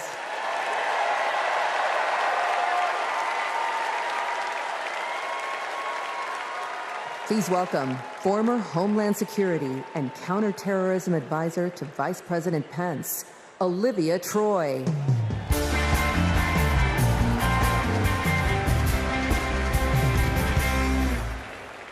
Years ago, I resigned from the Trump administration. As a Republican who dreamed of working in the White House, it was a hard decision. But as an American, it was the right one. I saw how Donald Trump undermined our intelligence community, our military leaders, and ultimately our democratic process. Now, he's doing it again, lying and laying the groundwork to undermine this election. It's his MO, to sow doubt and division. That's what Trump wants, because it's the only way he wins. And that's what our foreign adversaries want, because it's the only way they win. As a national security expert, y como Latina, y hija de una inmigrante mexicana que realizó el sueño americano, being inside Trump's White House was terrifying. But what keeps me up at night is what will happen if he gets back there. The guardrails are gone. The few adults in the room the first time resigned or were fired. I grew up in the kind of working family that Trump pretends to care about. Conservative, Catholic, Texan. July 4th was our most sacred holiday. Those values made me a Republican. And they're the same values that make me proud to support Kamala Harris. Not because we agree on every issue, but because we agree on the most important issue: protecting our freedom.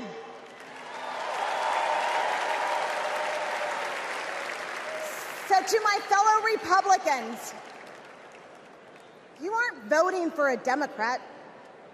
You're voting for democracy. You aren't betraying our party. You're standing up for our country. Thank you.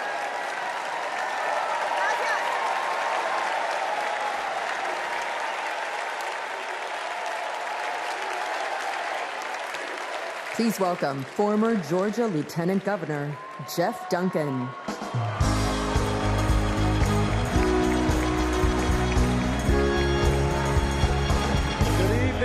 Good evening. I bring greetings from the great state of Georgia. So let's get the hard part out of the way. I am a Republican. But tonight, I stand here as an American.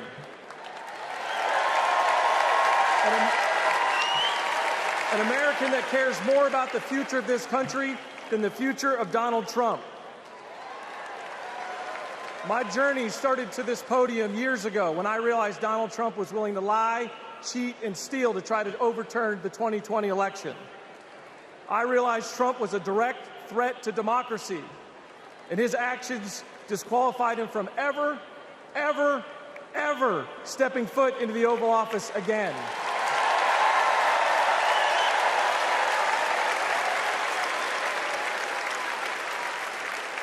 I could spend my time revving up this crowd, but I'm certain I don't have to talk anybody out of voting for Donald Trump here. So I'm going to focus my attention on the millions of Republicans and independents that are at home that are sick and tired of making excuses for Donald Trump.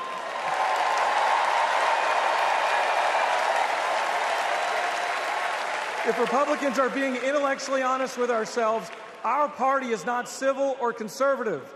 It's chaotic and crazy, and the only thing left to do is dump Trump.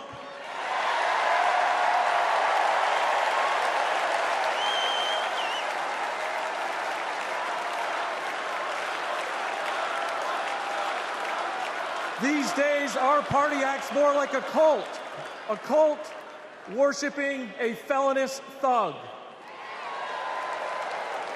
Look, you don't have to agree with every policy position of Kamala Harris. I don't. But you do have to recognize her prosecutor mindset that understands right from wrong, good from evil. She's a steady hand and will bring leadership to the White House that Donald Trump could never do. Let me be clear to my Republican friends at home watching. If you vote for Kamala Harris in 2024, you're not a Democrat, you're a patriot.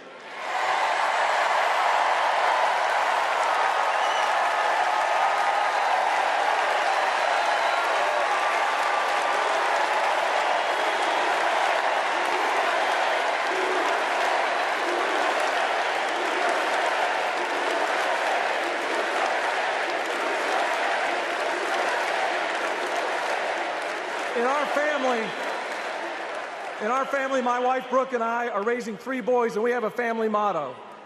And it says, doing the right thing will never be the wrong thing. During 2020, during just the lowest of lows, when we had armed officers outside our house protecting us from other Republicans, Donald Trump had targeted us. My son came downstairs, and he handed me this coaster that I'd given him years before at a father-son retreat for our church. And he said, hey, Dad, doing the right thing will never be the wrong thing. Stay strong.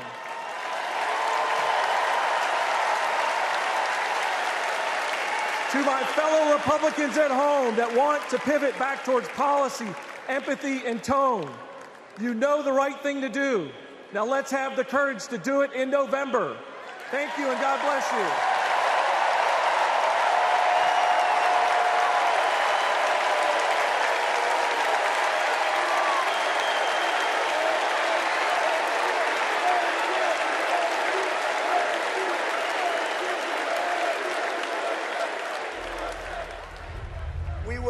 Give up. We will never concede. It doesn't happen. You don't concede when there's theft involved.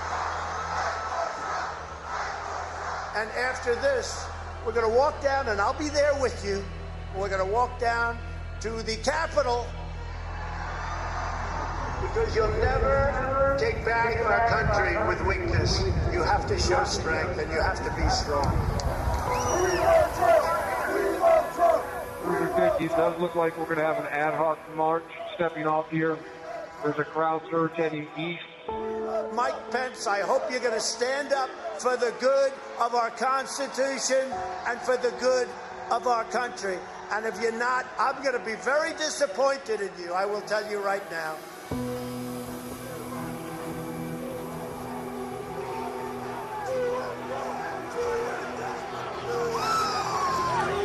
We're going to give riot warning. Out of here. We're going to give riot warning. We're going to try and get compliance, but this is now effectively a riot. 49 hours declaring it a riot. 5 to 50 be advised, they're trying to breach and get to the Capitol. Hold the line! Hold the line! Hold the line!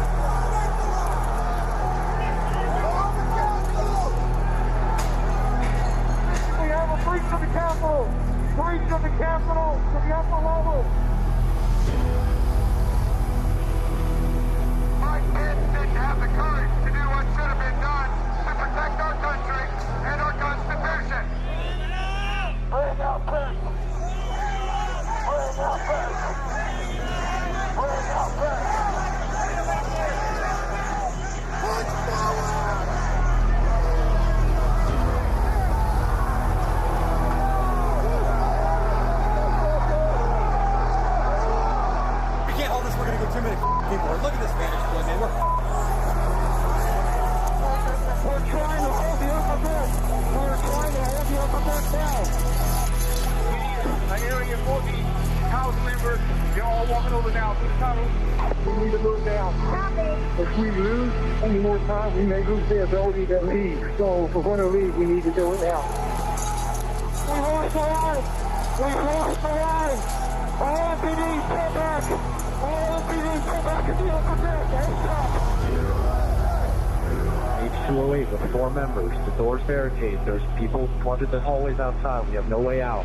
Officers still remaining on the House floor, so we can secure the members on the other side. Copy. Get them up!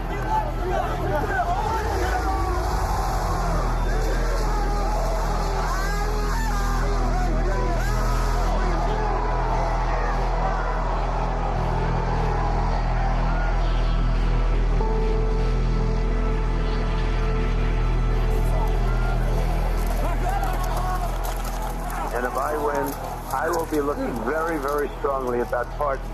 And I mean full pardons with an apology to the many, an apology.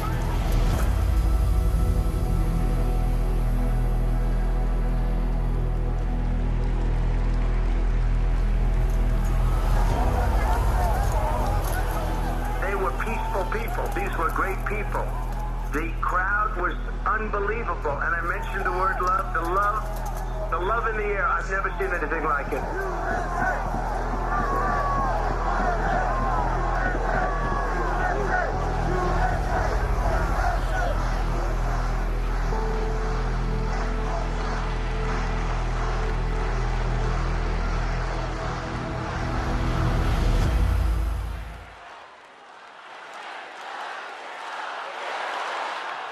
Please welcome Mississippi Representative Benny Thompson.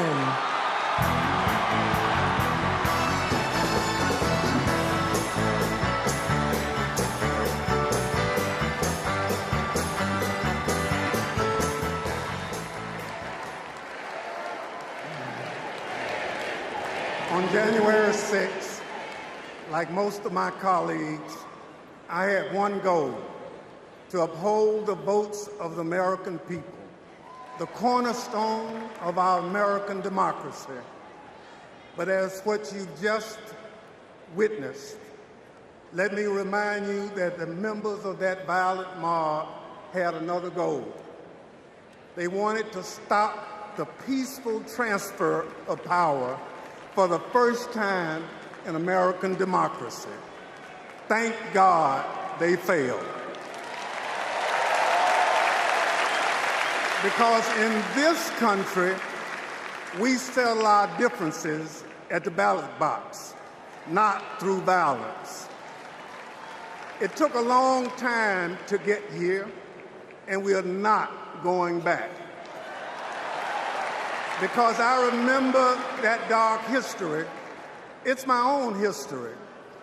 In this life, my father never cast a vote because of Jim Crow. So I dedicated my career to protecting the votes against violence and discrimination. You can imagine what I felt on January 6th when I saw with my own eyes those insurrectionists trying to take that away. They did it to rob millions of Americans of their votes. They did it because Donald Trump couldn't handle losing. He lied about the election fraud. He called his conspiracy-led mob to Washington. He would rather subvert democracy than submit to it.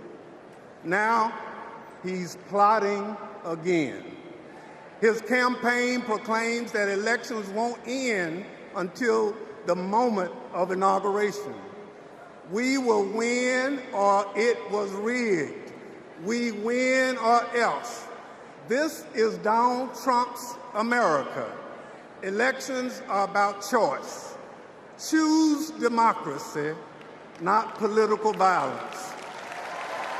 Choose the America we've always taught our children to love. choose Kamala Harris.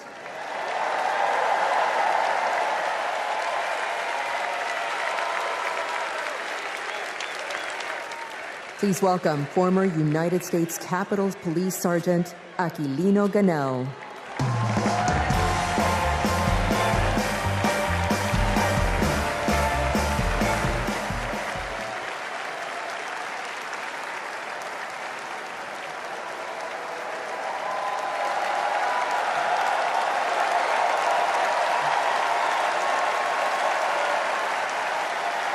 Thank you.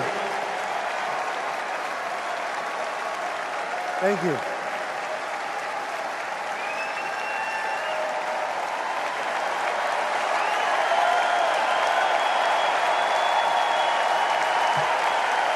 Thank you. Before I begin, I need to acknowledge the sacrifices that 5 officers who died as a result of January 6th made on that day.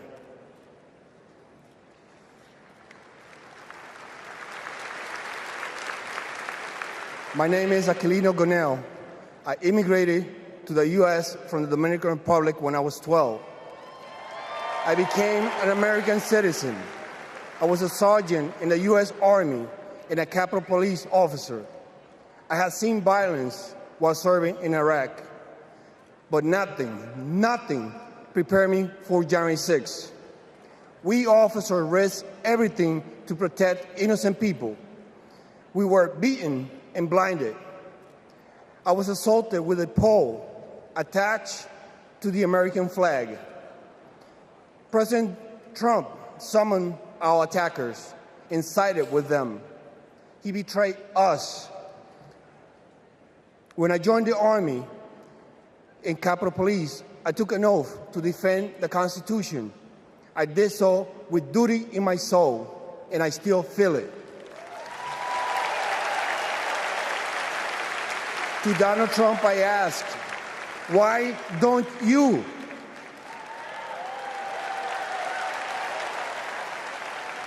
On January 6th, I nearly died protecting the Capitol, and I will do it again for our democracy. The way to preserve it is to elect Kamala Harris, our first female commander-in-chief.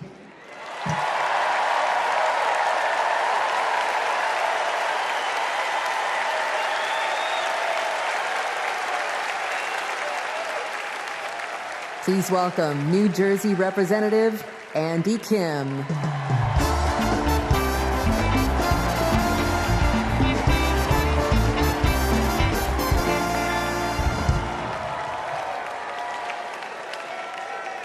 When I was a kid, my parents brought me to the Capitol. They taught me that it's sacred ground, a symbol of our democracy. When I got to Congress, I was excited to bring my little boys to the same beautiful building. I asked them, "Do you like the Capitol?" And my oldest son, Austin, said, "I love the Capitol, and lowercase too." They are so sweet. But shortly after, we saw something unimaginable. A mob tearing down flags, assaulting police officers. That night, I walked into the rotunda. The floor was covered in broken glass and garbage, strewn with the chaos unleashed by Donald Trump. And I thought to myself, how did it get this bad? So I did the only thing I could think of. I grabbed the trash bag and started cleaning up.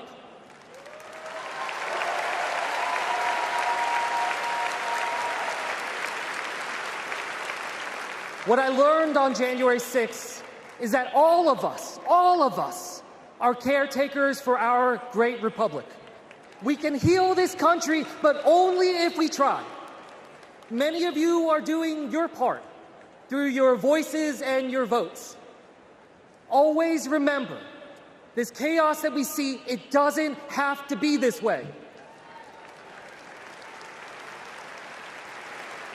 As a father, I refuse to believe that our kids are doomed to grow up in a broken America. There is a hunger right now in this country for a new generation of leadership to step up. Let's choose Kamala Harris and Tim Walz. Let's do this for our kids and our grandkids. Thank you.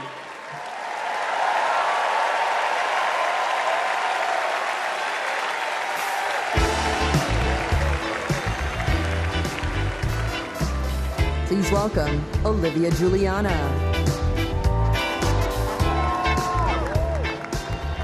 Hello from a proud Texas Democrat. This November, I'll cast my first vote in a presidential election ever. The fact is, our right to vote is under attack. I've seen it. Long wait lines. People blocked from registering to vote. Texans denied our voice. Donald Trump's Republicans are making it harder for us to vote. But we won't let them get away with it. And Kamala Harris won't let them get away with it either. She's fought for our freedoms. She's fought for our voice. But we will only be heard if we vote. As the saying goes, if you're not at the table, you're on the menu. So Gen Z, let's take our seat in our democracy and cast our ballots this November for Kamala Harris and Tim Walz. And now, ladies and gentlemen, American icon Stevie Wonder.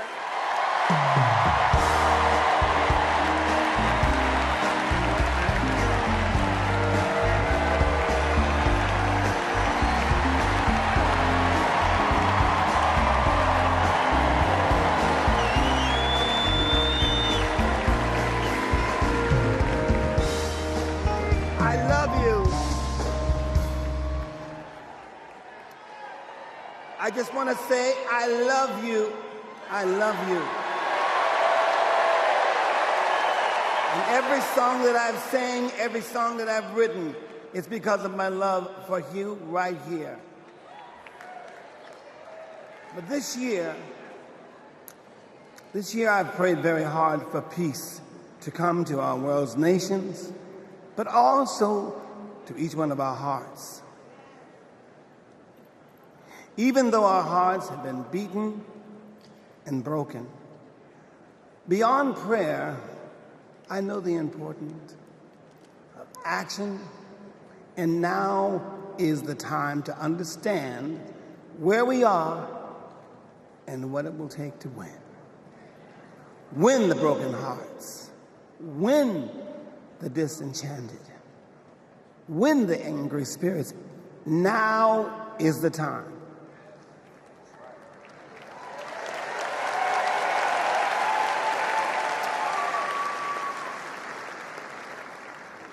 This is the moment to remember when you tell your children where you were and what you did.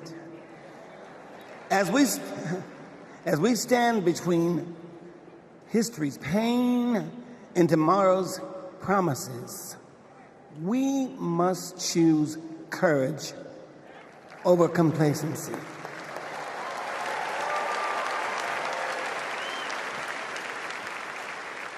It is time to get up and go vote.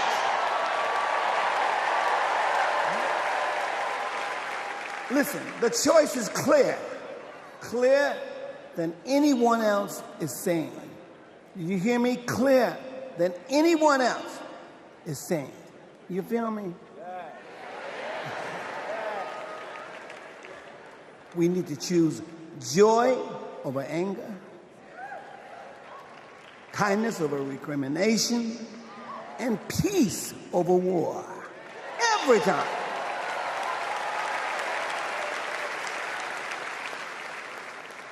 We must choose to be above the ugly words, the hateful anger, and the division those words and anger create.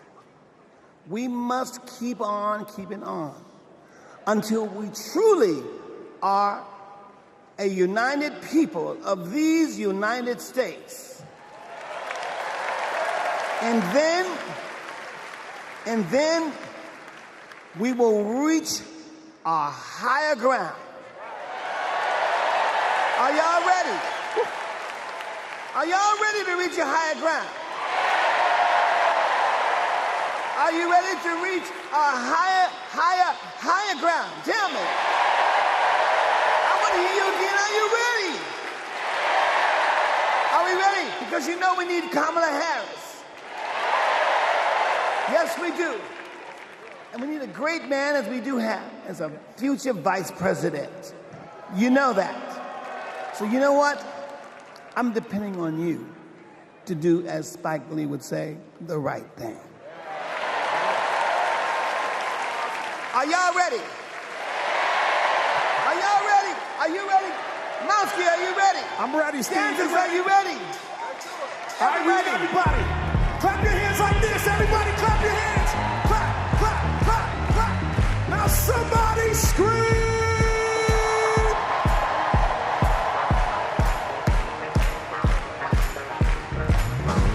Here we go.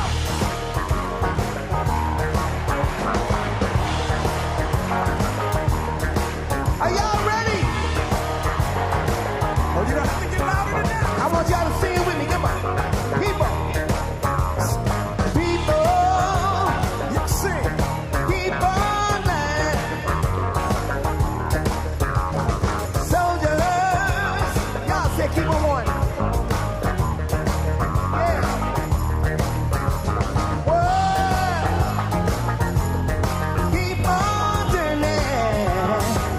'Cause it won't be so long. Are y'all with me?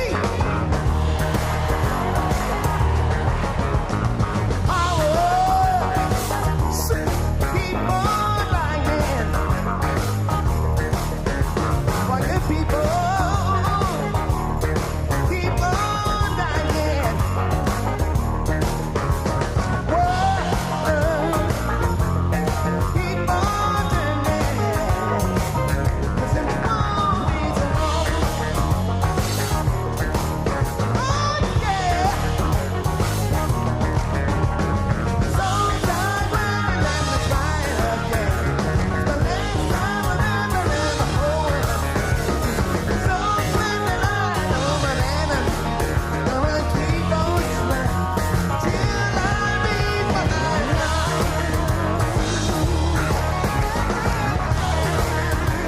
Till I meet my high. Oh no, no one gonna make me now. All right, till I meet my highest ground.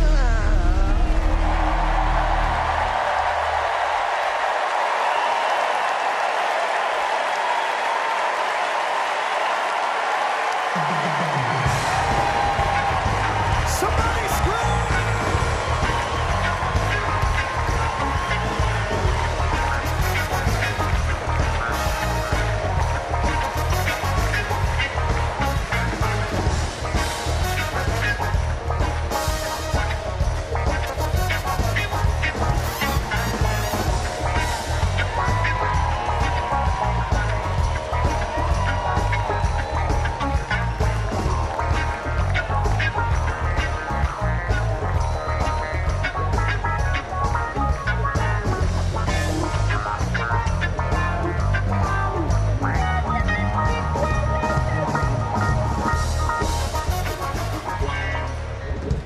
Wow. Wow. Wow. I couldn't see the rest of y'all, but from back, Nebraska was getting down. Stevie's song is powerful, but so was his words. He said courage over complacency. He gave us a call in his remarks. But now I gotta tell you, the party is gonna keep going.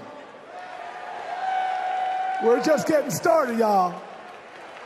And this is a segment that I am very, very excited about, because it might be Wednesday night and we might be in Chicago, but It's starting to feel like something I've wanted to say my whole life. Live from New York, it's Saturday night. Please welcome Kenan Thompson.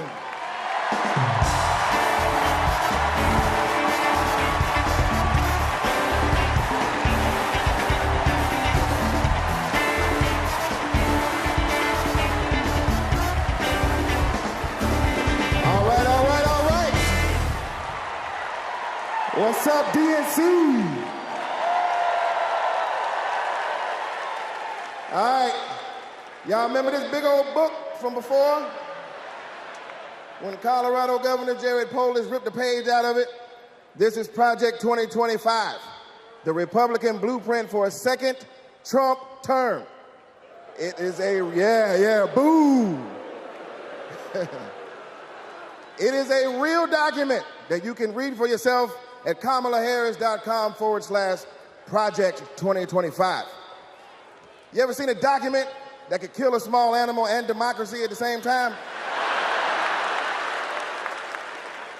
Here it is. You know how when you download an app and there are hundreds of pages there that you don't read, it's just the terms and conditions, and you just click agree, right? Well, these are the terms and conditions of a second Trump presidency. You vote for him, you vote for all of this. Let's take a look. All right, do we got Matt here with us tonight? Is Matt here? Hey, there he is. Matt, how are you, sir? All right, Matt. Now, Matt, I understand that you work as an AV tech in Nevada, and you make a decent hourly wage, is that right? Oh, I don't know if we can hear Matt. Can we hear Matt? So who's gonna fix it? Keep speaking, Matt, till we can hear you. Okay, that's good. I guess we're gonna move on from Matt. And this is Becky. Becky, can we hear you? Hi, Kenan, and it's great to be here. Thank you. All right, good. Now, Becky, you're married, correct? I am. Me and my wife have been together for about 8 years. Oh, that's amazing. Very, very cute. Thanks. But I have got some bad news for you. I hate that.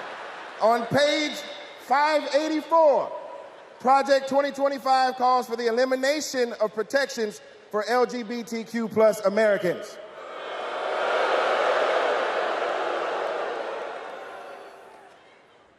So yeah, right back to the Stone Age. I'm afraid so. Right back to the Stone Age. That's terrible. Yeah, it is. Thank you, Becky, for being here and making that wonderful point. All right, next up, we have Nirvana. Nirvana, are you with us? And your people are with us as well? All right, good. Now, Nirvana, I understand that you are on insulin to manage your diabetes, yes? Yes, and thanks to President Biden and Vice President Harris, I only pay $35 a month for my insulin. That is great. That is great. But on page 465, Project 2025 calls for millions of people like yourself to pay more for prescription drugs like insulin. Why? Why? Well, I guess maybe to help Big Pharma make more money that they can donate to Republican politicians, I assume. Yeah, that makes sense. Yes, unfortunately, it does make sense. All right, let's talk to Anita. Anita, are you there? Yes. Hello, Anita. Hello. And Anita, what do you do for a living? I'm an OBGYN who delivers babies and does surgery. An OBGYN? She is an OBGYN that delivers babies. Uh-oh. Uh-oh, yeah. It's bad news, isn't it? It sure is. On page 459, Project 2025 resurrects a law from the 1800s called the Comstock Act to ban abortion nationwide and throw healthcare providers in jail. Oh my God, that is awful. Yes, it is awful. All right, let's do one more. Is Sharia with us? Sharia, are you there? Hey, Keenan, I'm here. Yes, Sharia, I love it. All right, let's talk to you. I understand that you work for the federal government? Yes, sir. I'm in the United States Department of Education. I'm a proud civil servant and a proud union president. She works for the Department of Education and she's a proud civil servant. Well, unfortunately for you, on page 78, Project 2025 calls for President Trump to purge the civil service of everyone who isn't a MAGA loyalist. Are you a MAGA loyalist? Now, Keenan, absolutely not. I'm just asking. I mean, you might as well be, because also page 319 calls for the complete elimination of the Department of Education. There's a bunch of stuff in here, but that's all we have time for at the moment. Just remember, everything that we just talked about is very real. It is in this book. You can read it online at kamalaharris.com/Project 2025. And most importantly, you can stop it from ever happening by electing Kamala Harris as the next president of the United States.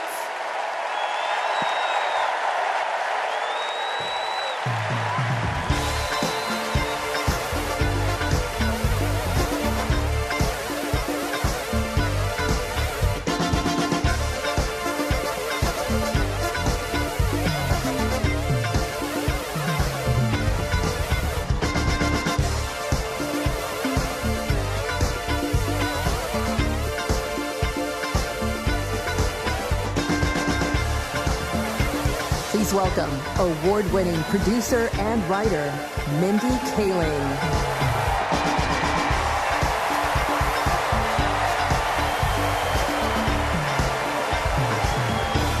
Good evening, everyone. Hello. Hello and welcome. Welcome to the third night of the Democratic National Convention. My name is Mindy Kaling. Thank you.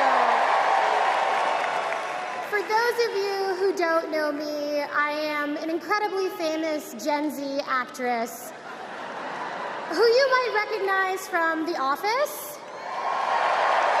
Thank you, The Mindy Project. Or as the woman who courageously outed Kamala Harris as Indian in an Instagram cooking video. Yes, you're welcome. I am so proud to be here supporting my friend.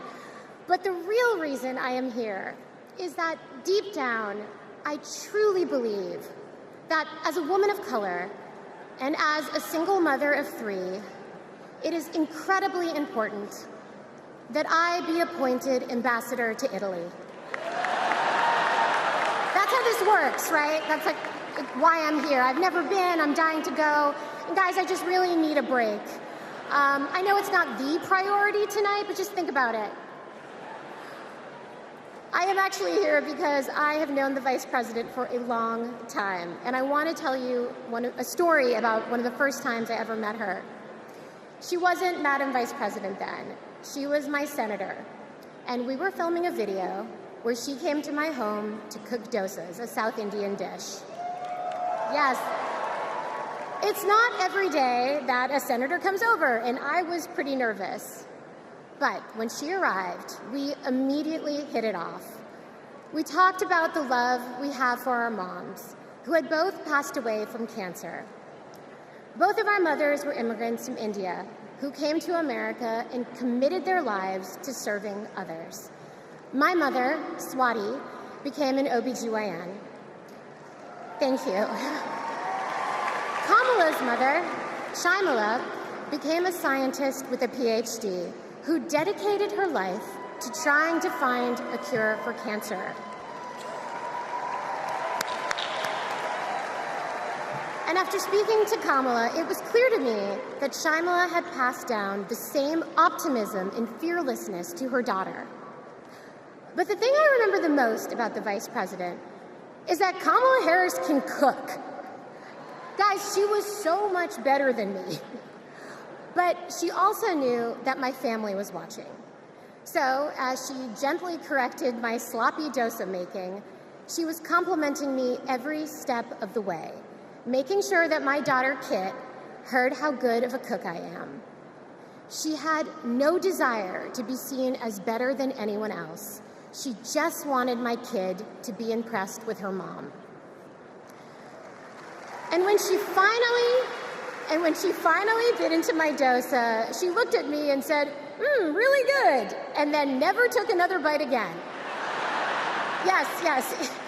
But it is that warmth, that generosity of spirit, that I know she will bring to the White House as our next president. Kamala Harris cares deeply about other people. She will fight to protect our freedoms, because those are the values that her mother passed down to her. But in order to protect those freedoms, Democrats also need to win the House. So we have a lot to do, and please welcome to the stage your next Speaker of the House, Hakeem Jeffries.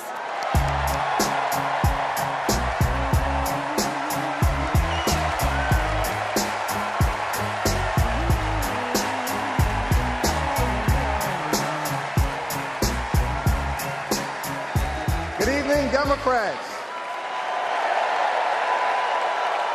It's a high honor and a distinct privilege as a Brooklynite, New Yorker, and as an American to stand before you today and unequivocally express my support for Kamala Harris and Tim Walz to be the next president and vice president of the United States of America. Over the last few years, House Democrats have been hard at work, and we could not have asked for a better leader to partner with than President Joseph Robinette Biden, who will go down as one of the most consequential presidents of all time. Last month, President Biden selflessly passed the torch to Vice President Kamala Harris, who is ready, willing, and able to fight for the people. Kamala Harris is a courageous leader, a compassionate leader, and a common sense leader who will deliver real results for everyday Americans. Kamala Harris is fighting for our freedom. Kamala Harris is fighting for our families. Kamala Harris is fighting for our future. Together, let's make Kamala Harris the 47th President of the United States of America.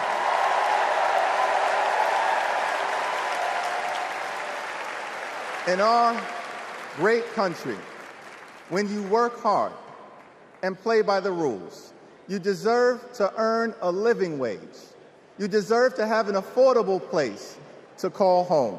You deserve to educate your children in a great public school that is free from gun violence. And you deserve high-quality, affordable health care, and you deserve the chance to one day retire with grace and with dignity. But for far too many people in our great country, they are struggling to live paycheck to paycheck.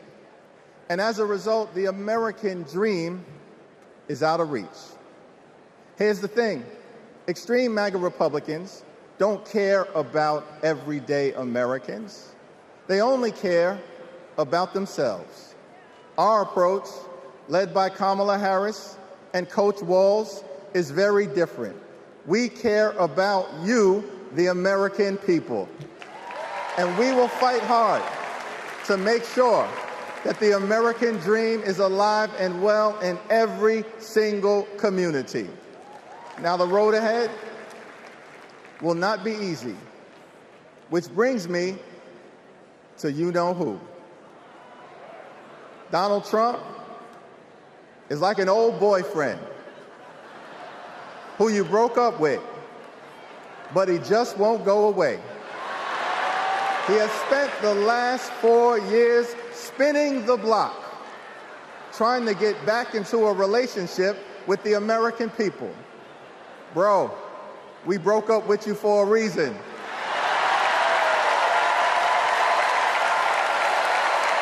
Trump was the mastermind of the GOP tax scam, where 83% of the benefits went to the wealthiest 1% in America. Trump failed our country during the COVID-19 pandemic. Trump is a chaos agent who is focused on himself, not the American people. Trump tried to destroy our democracy by lying about the election and inciting a violent mob to attack the Capitol. Trump put 3 extreme justices on the Supreme Court who destroyed Roe v. Wade. We broke up with you for a reason. Donald Trump can spin the block all he wants, but there's no reason for us to ever get back together. Been there, done that. We're not going back.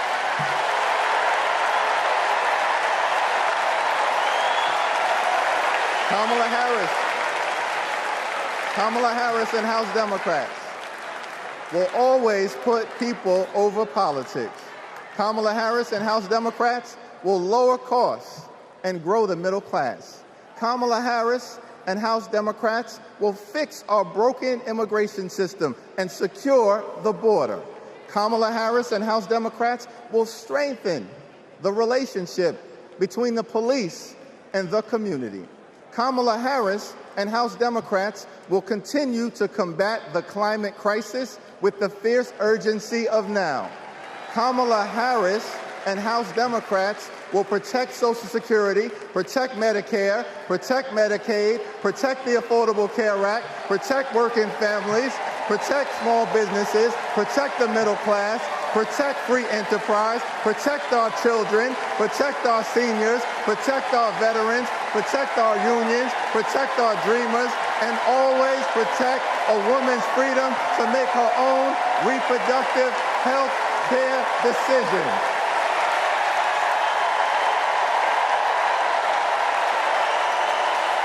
The extreme MAGA Republicans want to divide us. But the Constitution promises equal protection under the law. We are one nation, under God, indivisible, with liberty and justice for all. Together, let's build a brighter future for our children and our grandchildren. In the Old Testament, book of Psalms, the scripture tells us that weeping may endure during the long night, but joy will come in the morning. Here's how we do it. Strategize on Sunday. Meet the moment on Monday. Take it to them on Tuesday. Work it out on Wednesday. Thank the Lord on Thursday. Fight the power on Friday. Set it off on Saturday. Get a few hours of sleep, wake up the next day, and do it all over again until joy comes in the morning.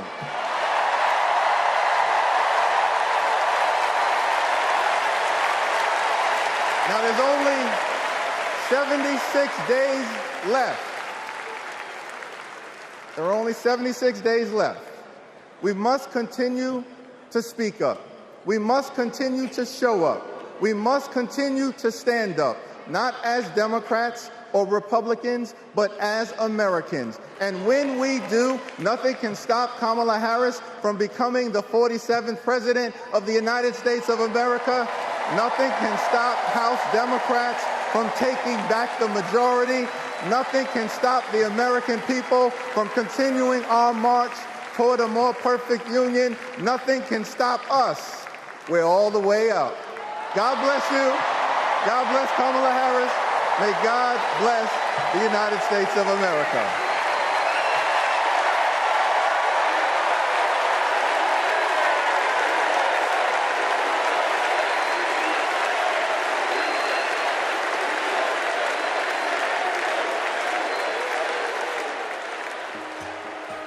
You want to go outside tonight? Yes. Want to go put your shoes on?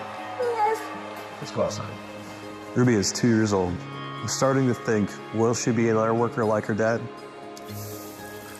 I hate to break it to you, but I'm not a billionaire. Donald Trump talked a big game about bringing jobs back to America, but it was all talk. Like Foxconn. This is the eighth wonder of the world. Foxconn, by most estimates, has not even come close to meeting expectations. This whole project was a scam. He is not looking out for the residents. He's looking out for himself. You know what Trump delivered? $2 trillion in tax cuts focused on his billionaire buddies and big corporations. You're rich as hell. It makes me angry. Billionaires don't pay their share of the load. And he wants to do that again. Trump talked a massive game about infrastructure. What a joke. We call it Infrastructure Week. Infrastructure is the easiest of all. We're going to get this infrastructure going. Trump was too incompetent to get it done. Who's he looking out for? Not us, not my family. You know who got it done? Joe Biden and Kamala Harris. Biggest infrastructure package in history. Infrastructure is just a fancy word for jobs. Not just union workers, but for everyone. Small businesses are booming. Communities are starting to thrive again. I wish it was faster, but prices are easing. Kamala Harris helped deliver the largest job growth in American history. Wages are higher. Manufacturing is booming. We're building roads, bridges, airports again. That's a fact. And we have healthcare. When our middle class is strong, America is strong. Kamala's goal is to rebuild the middle class for families like mine.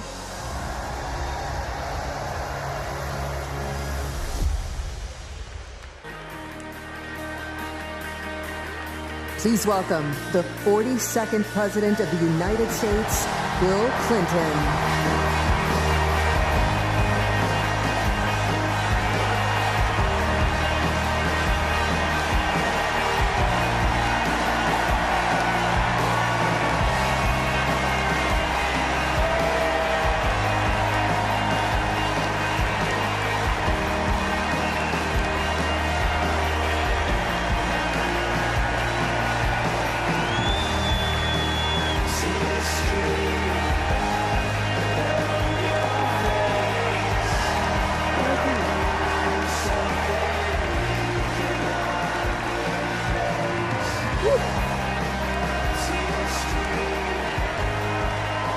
Thank you.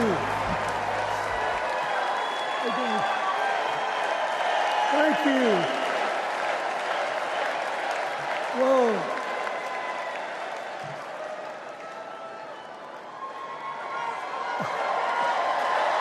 Let me ask you something. After the last 2 days, aren't you proud to be a Democrat? And I am very grateful to the Republicans and independents that have joined us, have been up here on the stage. And I hope they feel better about it now. Because I've seen all these things that even I have to be reminded of from time to time when I get my spirits down. I love seeing the Obamas here. I love seeing President Biden. And I thought Hillary gave a great speech, too. And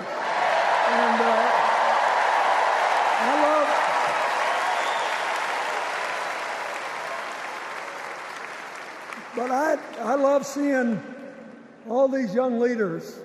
A bunch of them are coming up after me. They look better, they sound better, and they'll be exciting. I do want to say one word about President Biden. Remember, he had an improbable turn that made him president. And we were in the middle of a pandemic and an economic crash. He healed our sick and put the rest of us back to work. And he strengthened our alliances for peace and security. He stood up for Ukraine. He's trying desperately to get a ceasefire in the Middle East.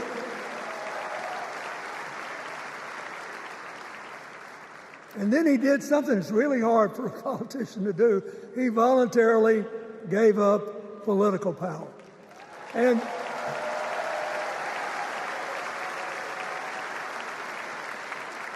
George Washington knew that, and he did it. And he set the standard for us serving 2 terms before it was mandatory. It helped his legacy, and it will enhance Joe Biden's legacy. And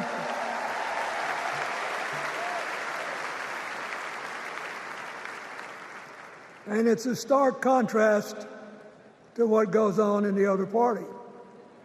So I want to thank him for his courage, compassion, his class, his service, his sacrifice.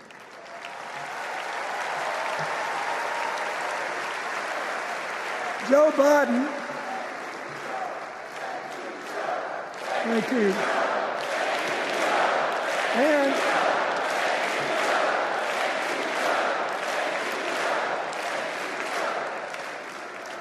he kept the faith, and he's infected a lot of the rest of us. Now let's cut to the chase. I am too old to gild the lily. 2 days ago, I turned 78, the oldest man in my family for 4 generations. And the only personal vanity I want to assert is I'm still younger than Donald Trump.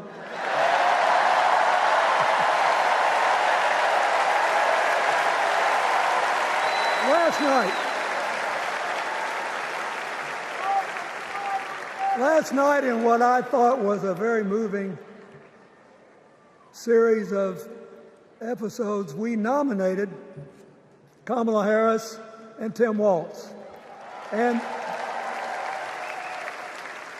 just think about that. 2 leaders with all-American but still improbable life stories.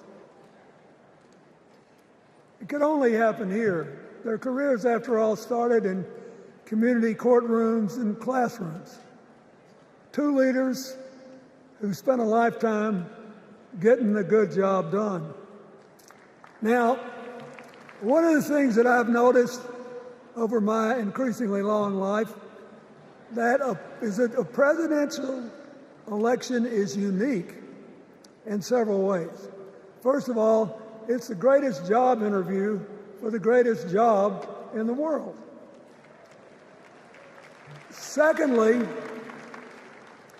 the Constitution says we, the people, get to do the hiring.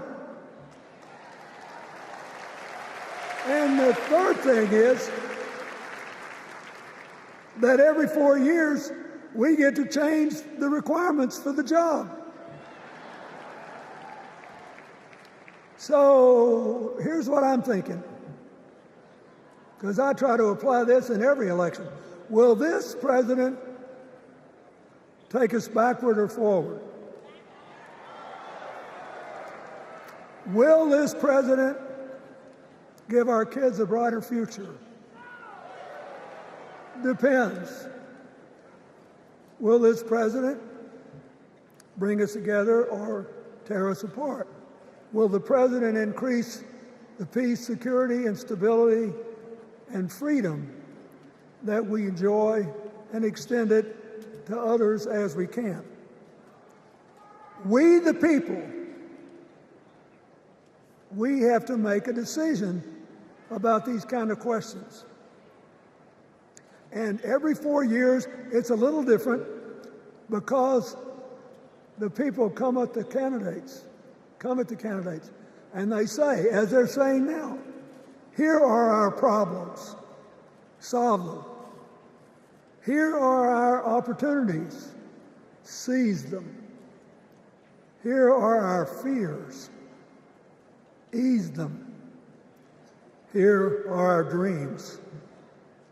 Help them come true.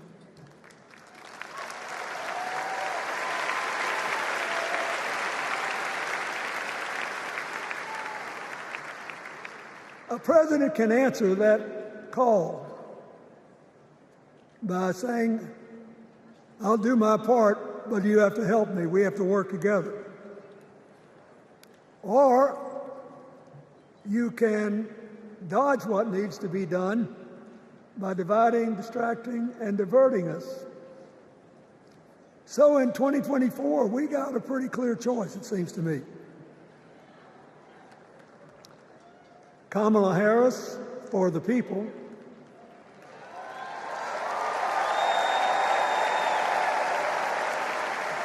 and the other guy who's proved even more than the first go-around that he's about me, myself, and I. I know which one I like better for our country.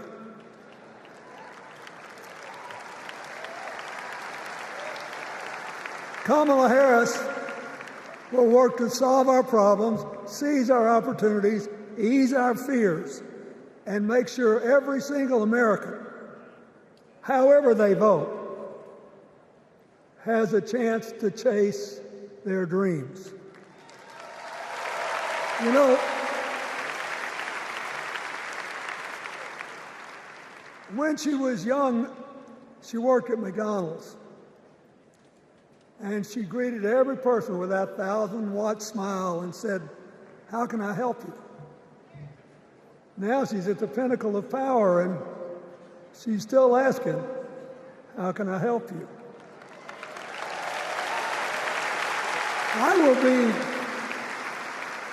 I'll be so happy when she actually enters the White House as president, because she will break my record as the president who spent the most time at McDonald's.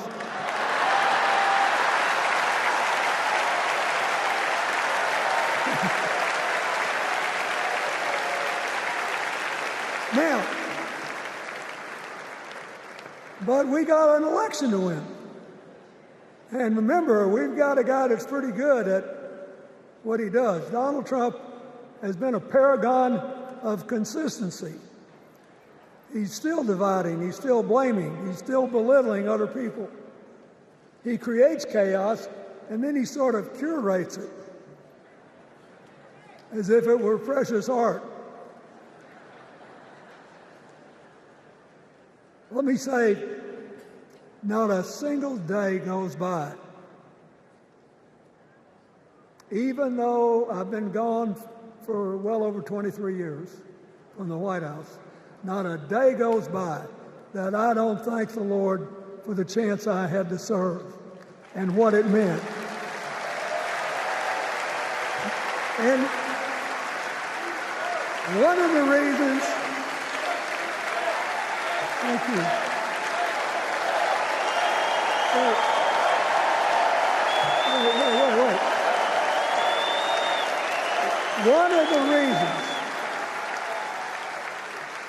One of the reasons I love the job so much is that in the toughest times, even on the darkest days, if you tried hard enough, there was always something good you could do for somebody else. Now, some days that's not easy to do. You've got to deal with all these emergencies, or there's something going on here, there, or yonder. But Kamala Harris is the only candidate in this race who has the vision, the experience, the temperament, the will, and yes, the sheer joy to get something done.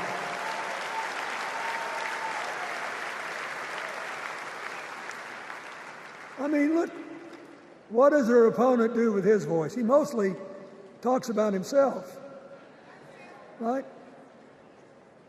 So the next time you hear him, don't count the lies. Count the eyes.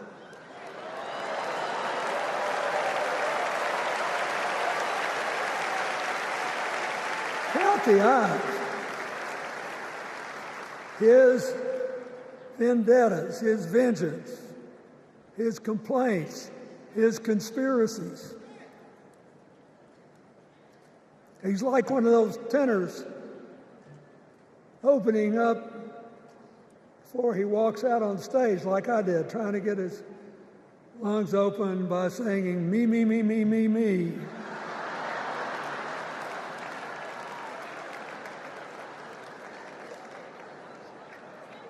When Kamala Harris is president, every day will begin with you, you, you, you.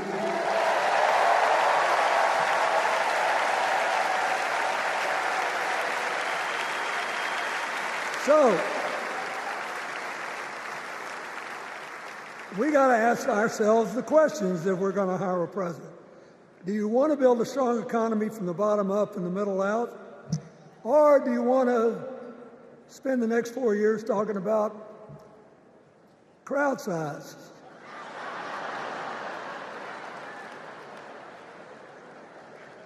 You're going to have a hard time believing this, but so help me, I triple-checked it. Since the end of the Cold War in 1989, America has created about 51 million new jobs. I swear I checked this 3 times. Even I couldn't believe it. What's the score? Democrats 50, Republicans 1.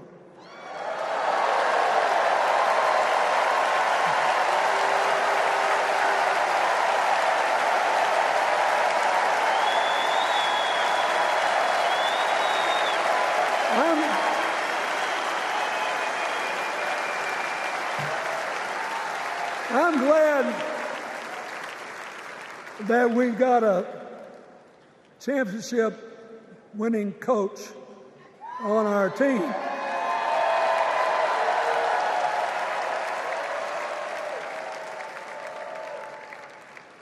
But even the most limited of us in what we know about football or any other sport knows that if you're got 50 and the other side's got 1, you're ahead.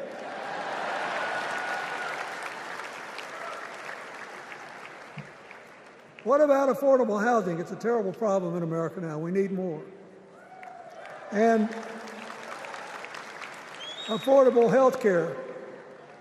That's why the Democrats put a limit on monthly payments for insulin and a $2,000 a year out-of-pocket limit,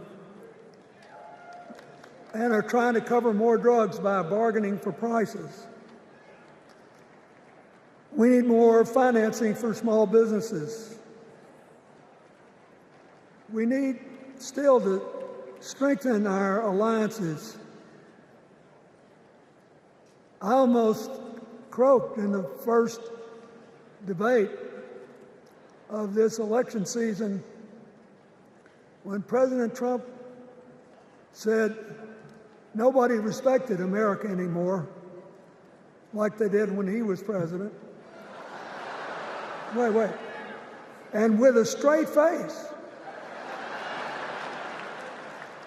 Look, you got to give him. He's a good actor. With a straight face, he cited as evidence of the respect that existed for us when he was there the presidents of North Korea and Russia.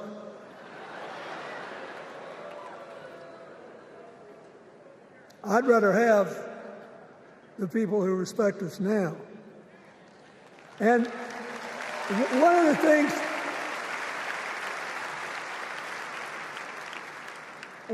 is when you send a signal to the other countries, you want them to know whether they agree with you or not, at least that you're on the level. Here's where you are and what you believe. What are they supposed to make to these endless tributes to the late, great Hannibal Lecter?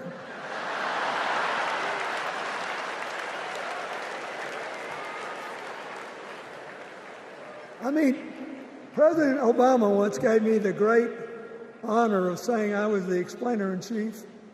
Folks, I've thought and thought about it, and I don't know what to say.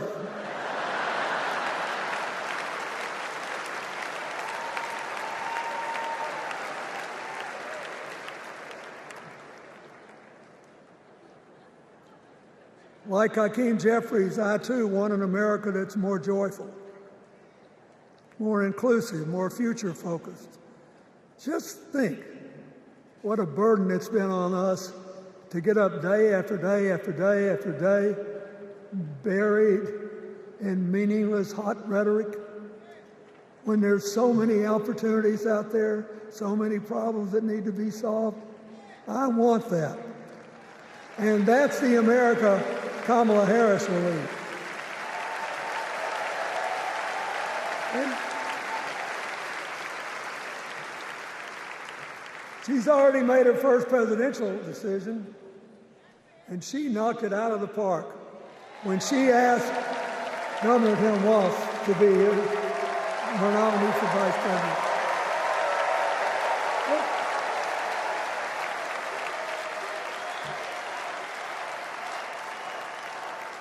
As they used to say when I was a young man growing up in Arkansas, you do not have to be all broke out with brilliance. You just look at Tim Walz, listen to him, follow his record as a teacher, as a coach, in the National Guard, as a congressman, where he was the only Democrat, save one, elected in that district in more than 100 years. And he stayed a long time. And then he became a great governor. And by all accounts, he was a crack shot who had the courage among his rural constituents to say, we do not need these assault weapons available to people who can kill our kids in school.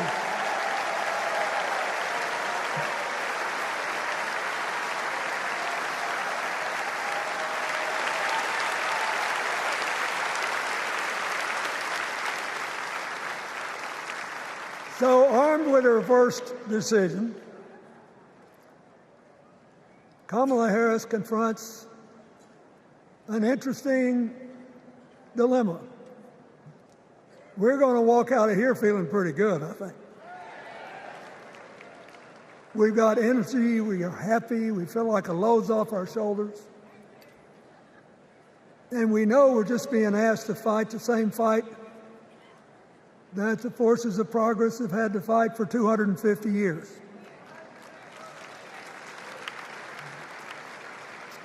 In the face of stiff and often violent opposition, we have to find a way to go forward together, where we the people make our union more perfect. So, that's a good thing. How could we possibly lose? Kamala Harris has fought for kids her whole life that were left out and left behind. She's taken on gangs trafficking across the border. She's fought to protect the rights of homeowners. She's been our leader in the fight for reproductive freedoms, and we know a majority of the American people are with us on that.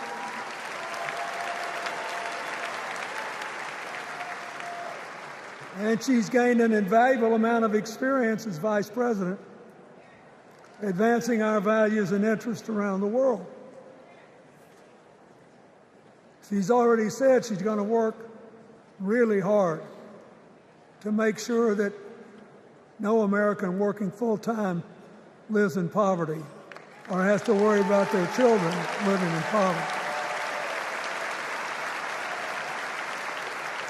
He says that we got to make home ownership an achievable dream for everyone, not just a privilege.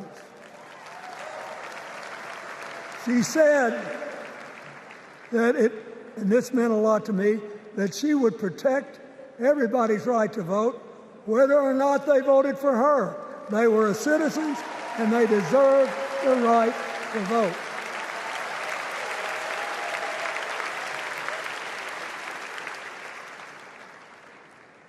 The other day, her opponent implied that as his people voted one more time, they'd be able to rig it from now on and they wouldn't have to vote again. You think they're kidding, but I know a lot of these folks, and most of them are really good people, but some of them think that they are bound to dominate America politically, economically, and socially, and they have to use politics to do it, and they should rig the system. I don't believe that. And so here's what I want to tell you. We've seen more than one election slip away from us when we thought it couldn't happen, when people got distracted by phony issues or overconfident. This is a brutal, tough business. I want you to be happy. One of the reasons that President-to-be Harris is doing so well is that we're all so happy.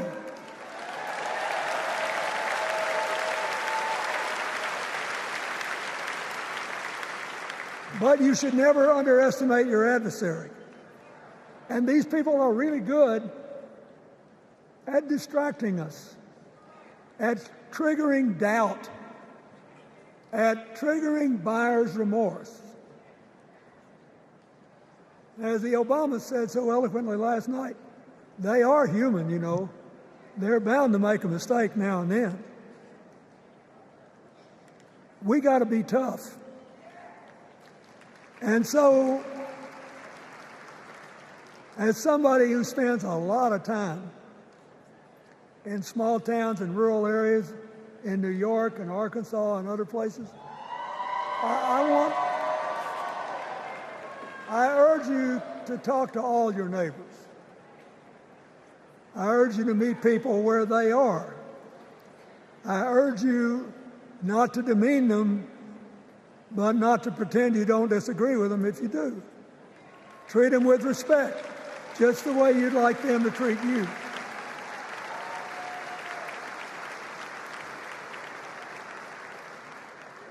Ask for their help and then follow our leader, Kamala, and ask them, how can I help you? We Democrats right now have a lot of hay in the barn. We've got massive achievements, massive advances, but there's still a lot of slips between today and Election Day that we have to navigate. And so I want to say this from the bottom of my heart. I have no idea how many more of these I'll be able to come to. I started in '76, and I've been to every one since. But no, 72. Lord, I'm getting old. But here's what I want you to know. If you vote for this team, if you can get them elected and let them bring in this breath of fresh air, you will be proud of it for the rest of your life. Your children will be proud of it. Your grandchildren will be proud of it.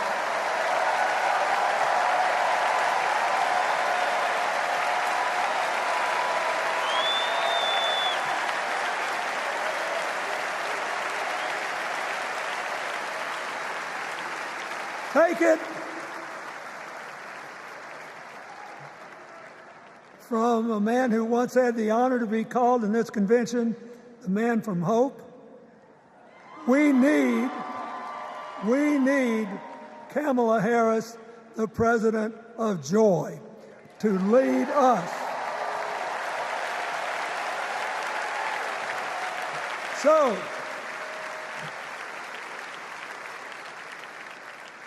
I'll be doing my part, you do yours.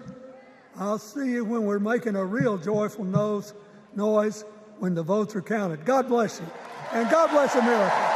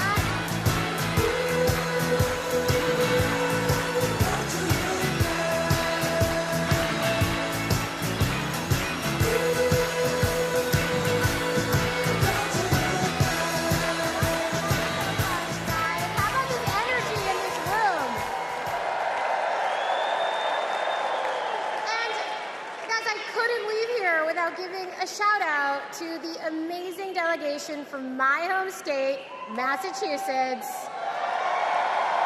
I love you, Massachusetts. Everyone is always hating on us, but they just don't get it. Go Sox! Go Jason Tatum! Ben Affleck, hang in there! Dunkin' Donuts is the best coffee in the world. Okay. Our next speaker needs no introduction. She was the first woman to ever serve as Speaker of the House. Yes, you know what's coming. This woman was doing Brat before Brat was Brat. The mother of dragons. Please welcome Nancy Pelosi.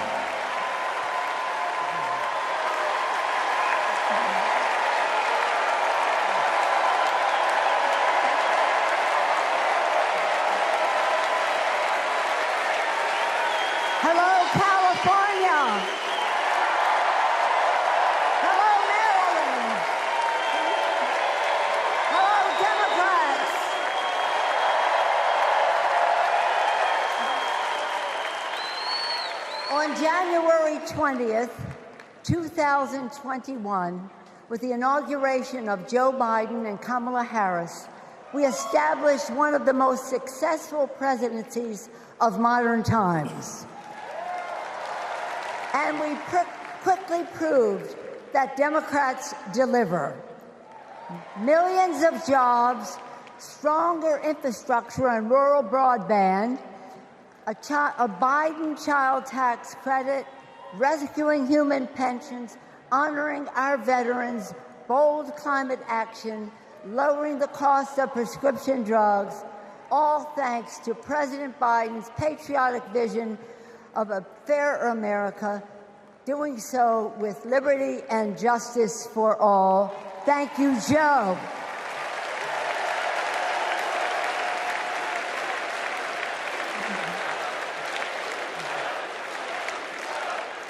And I know that Vice President Harris is ready to take us to new heights.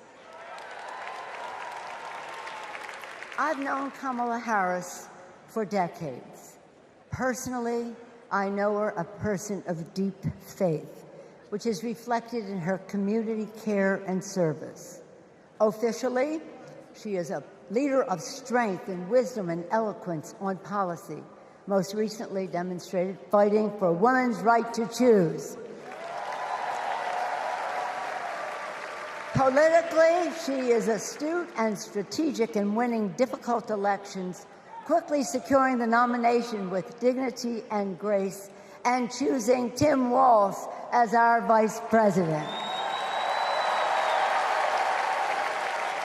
I had the honor of serving with Tim for 12 years in the Congress.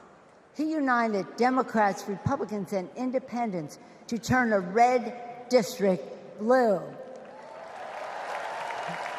He showed courage when he came to Congress in voting for the Affordable Care Act, meeting the needs of his constituents despite Republicans' lies and misrepresentation.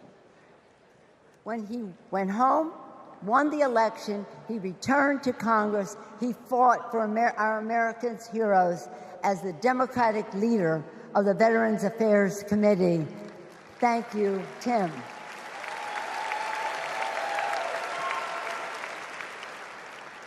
January 6th was a perilous moment for our democracy. Never before had a president of the United States so brazenly assaulted the bedrock of our democracy, so gleefully embraced political violence, so willfully betrayed his oath of office. Let us not forget who assaulted democracy on January 6th. He did. But let us not forget who saved democracy that day. We did. And thank God we had a Democratic House of Representatives then. We returned to the Capitol that very same night. We insisted on certifying the election results on the floors of the House and the Senate. And we demonstrated to America and to the world that American democracy prevailed.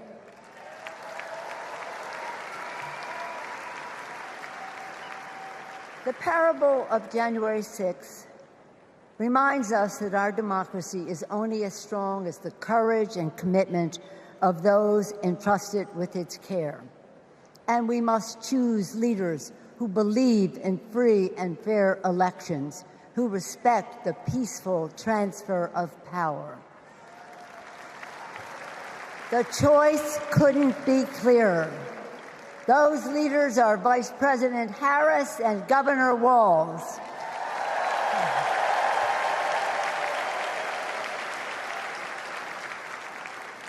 When the sun rose on January 7th, as our national anthem declares, we gave proof through the night that our flag was still there.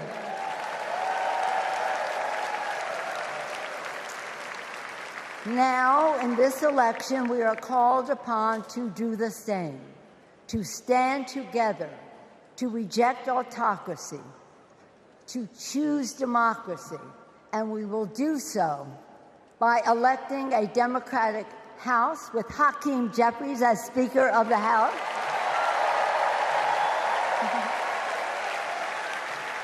electing a Democratic Senate, electing Tim Walz as Vice President of the United States, and electing Kamala Harris as the President of the United States. Onward to victory!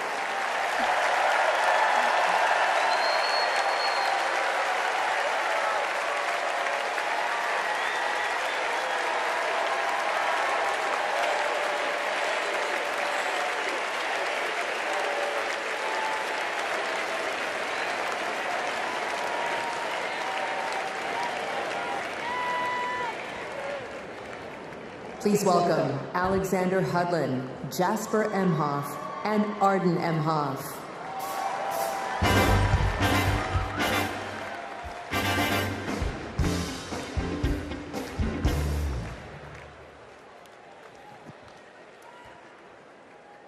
Kamala Harris is our auntie. She'll be a president who cares for all of us. She'll lift us up. In 2016, we celebrated Auntie's Senate win. We saw Trump winning. I was only 9, but I knew enough to be concerned, Auntie said, "Do you know what superheroes do? They fight back. And we will too." She will make time for what matters. You know, no one is busier than my auntie, but she always makes time for family. From moments as simple as cooking and sharing a meal to exchanging stories and jokes. Auntie taught me about being present in what's important, and I know that's how she'll lead. She'll treat everyone with respect. Even as a kid, Auntie made me feel that I was seen, that my words are important, that I am important and loved. I know she'll value others' perspectives, no matter their age or their background. Auntie, we love you. We're so proud of you. And most importantly, you're a baller. And as you'd say, let's win this thing. Let's win this thing.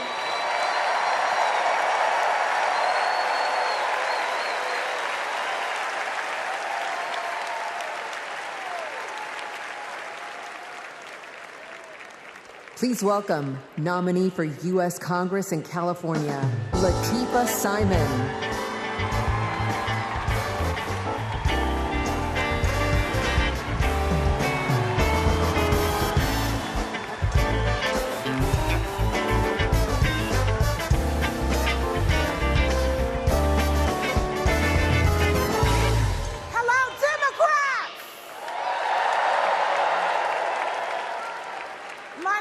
Latifa Simon, and I am running for Congress. And I'm here tonight to tell you all about the Kamala Harris that I know. I'm gonna tell you. When Kamala Harris was the district attorney in San Francisco, California, I was a teen mother running an organization working to end sex trafficking among beautiful young women and girls, to build the self-determination and power among those girls. And Kamala learned about the work that I was doing, and she asked me to join her team. And I joined her team. She saw my potential, my commitment, and the good work that we could do together. And I saw her. I saw Kamala Harris holding the hands of sexual assault survivors. I saw scores of mothers who lost their babies to gun violence, lining up day after day at the courthouse, waiting only to speak to Kamala because they knew that she would hear them, that she would truly see them, because there's something about Kamala Harris. For those who know her, you know. When she hears your story, she carries it with her. When she sees you, she truly sees you. She truly sees you. She is the best among us. After working with Kamala Harris day in and day out for 5 years to create programs that supported young people to get out of the criminal justice system once and for all, with good jobs, with opportunity. She wanted to get to the root cause of a broken criminal justice system. I saw her chip away. She came early and she left late every single day because, you know, like those mothers, like those sexual assault survivors, when she goes into that Oval Office, she she goes into that Oval Office, I guarantee you she will take all of us with her. All of us. The single mothers, the disabled veterans, the low-income folks who are dying to survive, the immigrants who are trying to work towards the promise of America. She will take us all. The farm workers, she will take us all with her.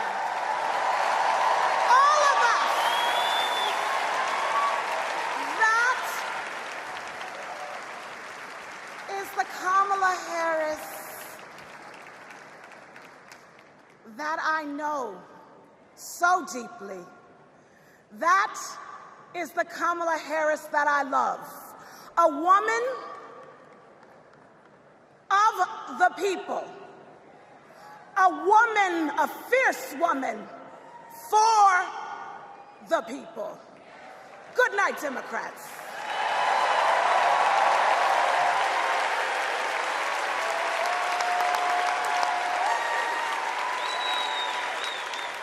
Please welcome former U.S. Associate Attorney General of the United States and the Vice President's brother-in-law, Tony West.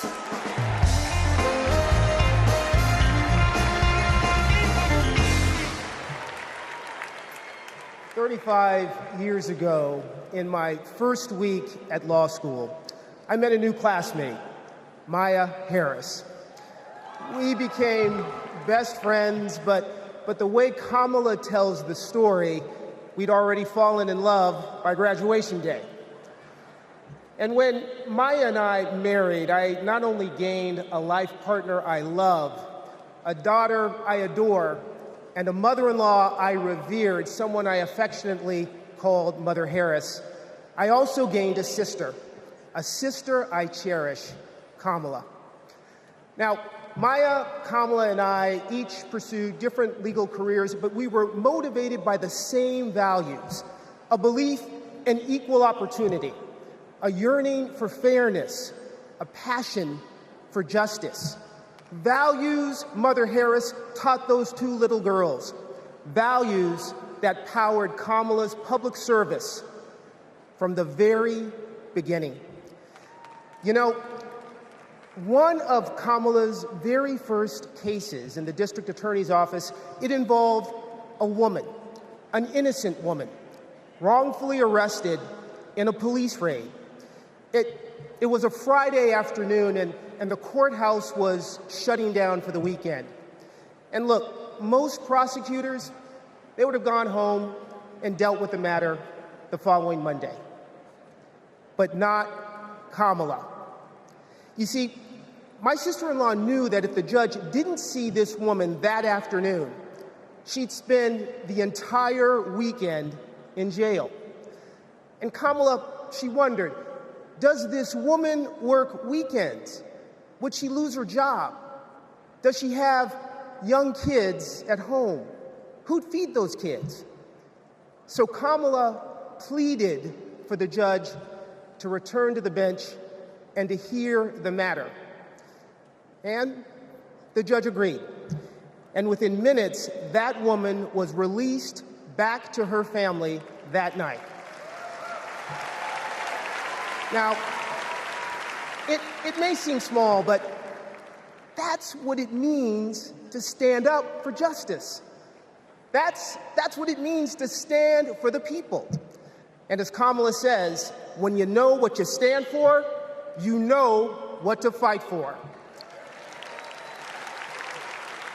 And look, believe me when I tell you, as a sister, a daughter, an auntie, and a mother, I've seen Kamala fight for her family.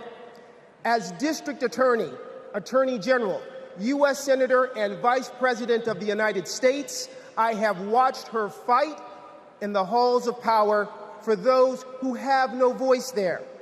And as president, I know she'll fight for you. She'll fight for all of us.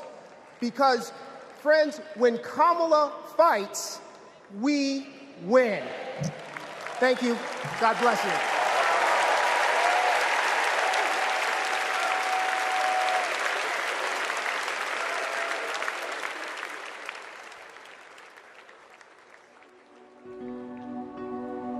A crime against any one of us is a crime against all of us.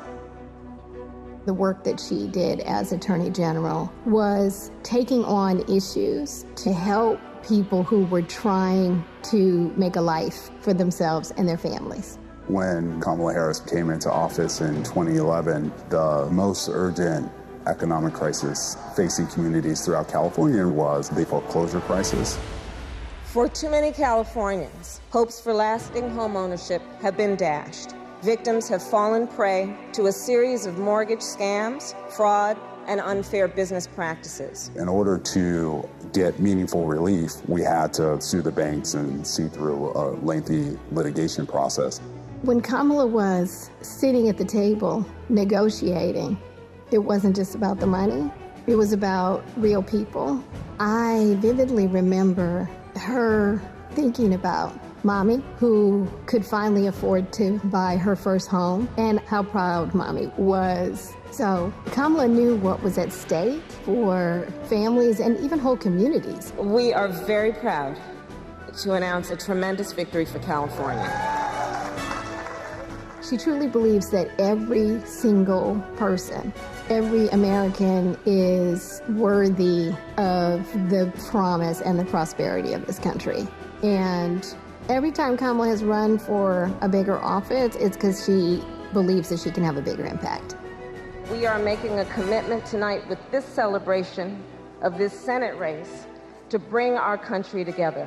In the Senate, to get a position on the Intelligence Committee is very coveted because it is about protecting our nation's security. And Kamala hit the ground running. She would not let a witness off easily.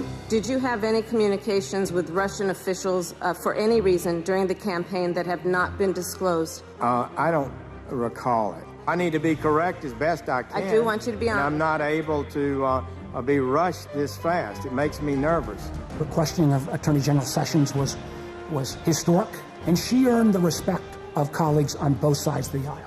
Kamala, as a senator, was a truth teller. She was there to expose what some of these guys were and what they intended to do.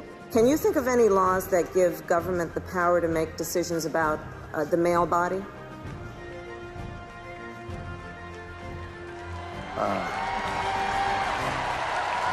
I'm not thinking of any right now, Senator.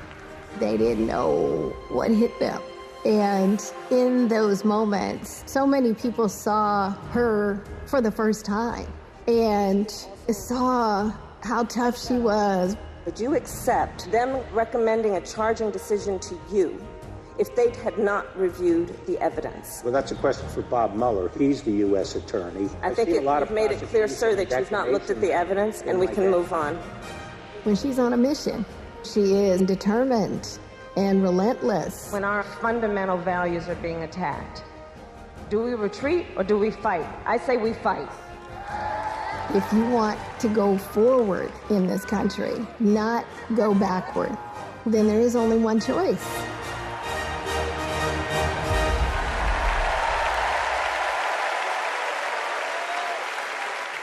Please welcome Nevada Senator Catherine Cortez Masto.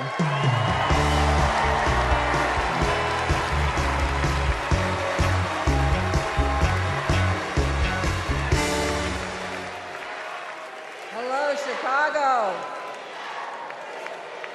You know, before I was senator, I was Nevada's Attorney General.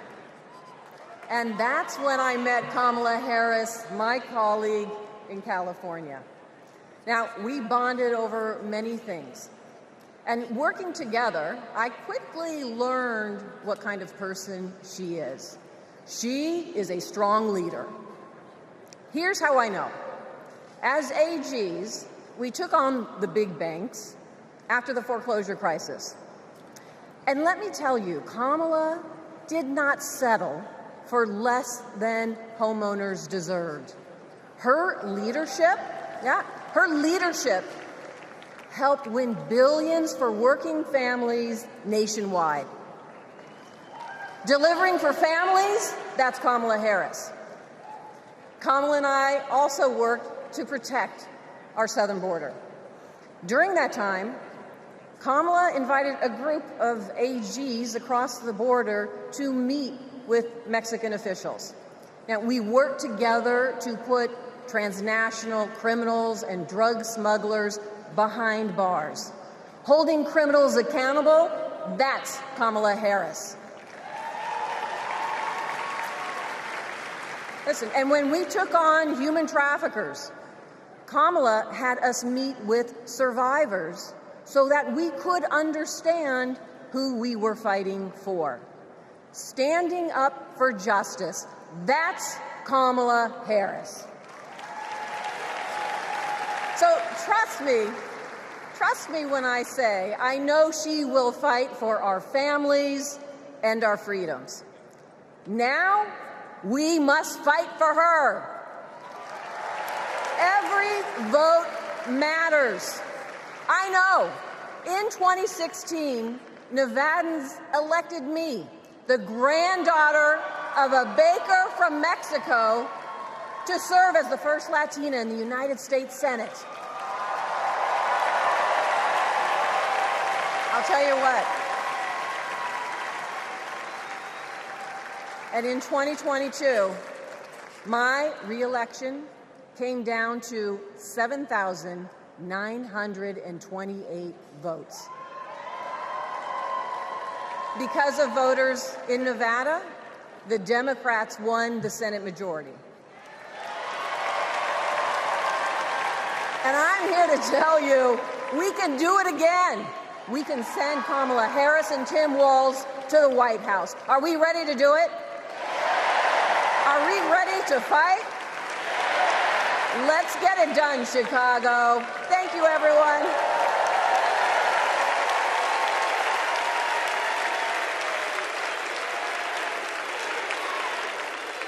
Please welcome Pennsylvania Governor Josh Shapiro.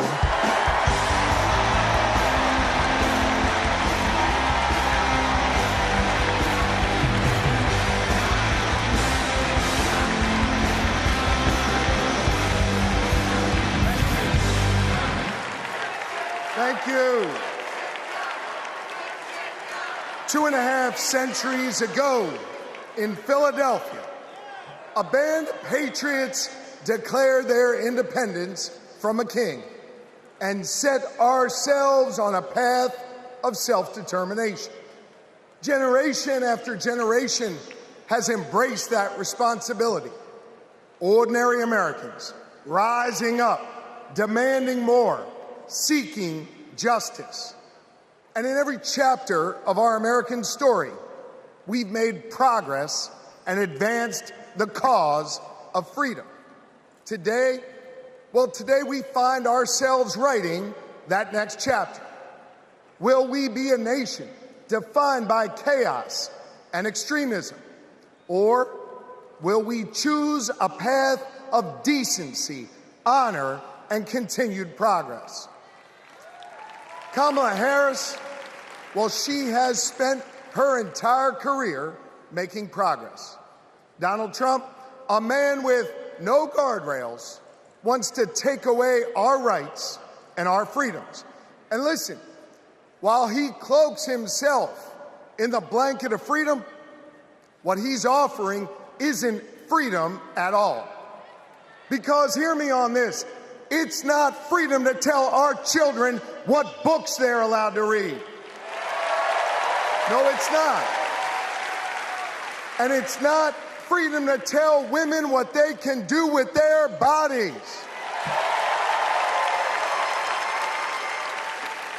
And hear me on this, it sure as hell isn't freedom to say you can go vote, but he gets to pick the winner. That's not freedom. But you know what? You know what, Democrats? We are the party of real freedom. That's right. The kind of real freedom that comes when that child has a great public school with an awesome teacher because we believe in her future. Real freedom that comes when we invest in the police and in the community so that child can walk to and from school and get home safely to her mama. Real freedom that comes when she can join a union, marry who she loves, start a family on her own terms, breathe clean air, drink pure water, worship how she wants, and live a life of purpose where she is respected for who she is.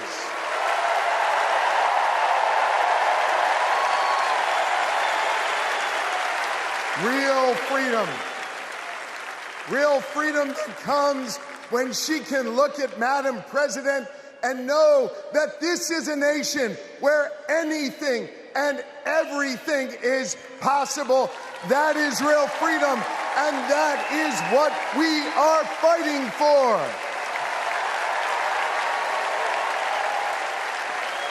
You know, Kamala and Tim's names may be on the ballot, but it's your rights. It's our rights. It's our future and freedoms that are on the line. And you have the power to shape the future of this country. Just like our ancestors who fought for freedom on the battlefield and sat in at lunch counters so our kids could stand up.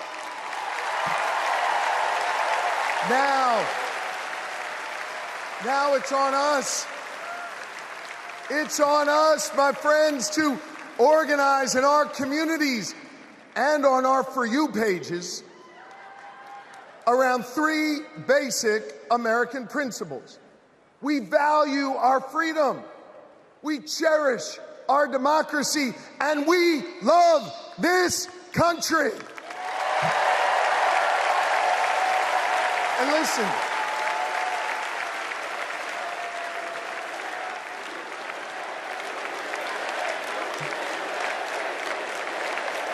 we love this country. And listen, despite our challenges, hear me on this, I want you to know I have never been more hopeful because I see in all of you the enduring promise of America. E pluribus unum, out of many one. It's not merely a motto from the past, it's our direction for the future. You see, you all give me hope, and you all have the power. So let's use that power. Let's do the hard work necessary to win this election and write the next chapter in our American story. So are you ready to protect our rights? Are you ready to secure our freedoms? And are you ready to defend our democracy? And are you ready to elect Kamala Harris and Tim Walz? America, let's get to work!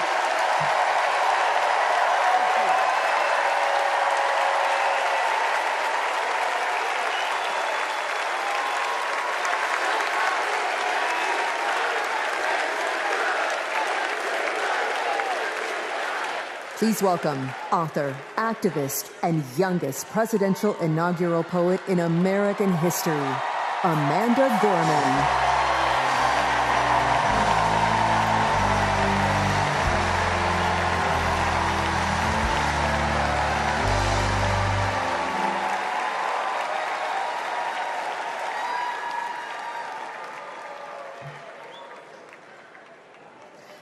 We gather at this hallowed place because we believe in the American dream. We face a race that tests if this country we cherish shall perish from the earth, and if our earth shall perish from this country. It falls to us to ensure that we do not fall, for a people that cannot stand together cannot stand at all. We are one family, regardless of religion, class, or color. For what defines a patriot is not just our love of liberty, but our love for one another.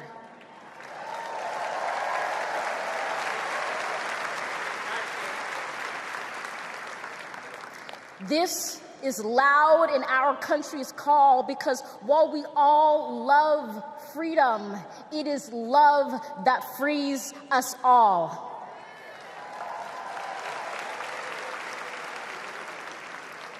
Empathy emancipates, making us greater than hate or vanity. That is the American promise, powerful and pure. Divided, we cannot endure, but united, we can endeavor to humanize our democracy and endear democracy to humanity.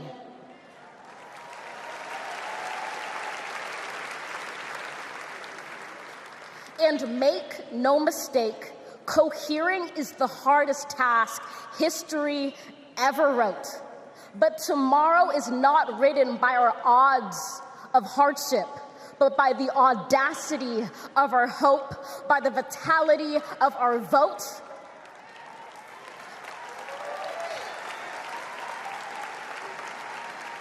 Only now, approaching this rare era, are we aware that perhaps the American dream is no dream at all, but instead a dare to dream together.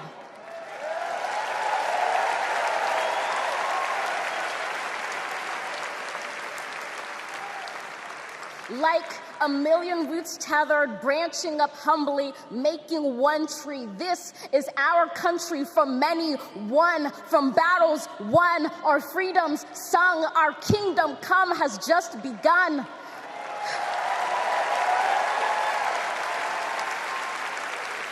We redeem this sacred scene, ready for our journey from it. Together, we must birth this early republic and achieve an unearthly summit. Let us not just believe in the American dream, let us be worthy of it. Thank you.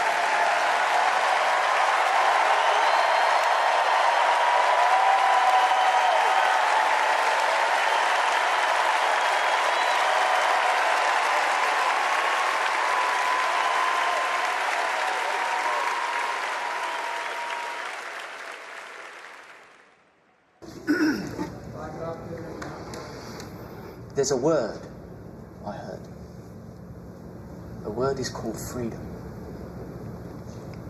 Can you tell me what it means? Interesting. Let me think about that for a second. The spirit of freedom. For me? Oh, yeah. Freedom, to me, means choice. The ability to laugh with friends. Be who you want to be. Go where you want to go. Living your life day to day. Having new chapters in that life.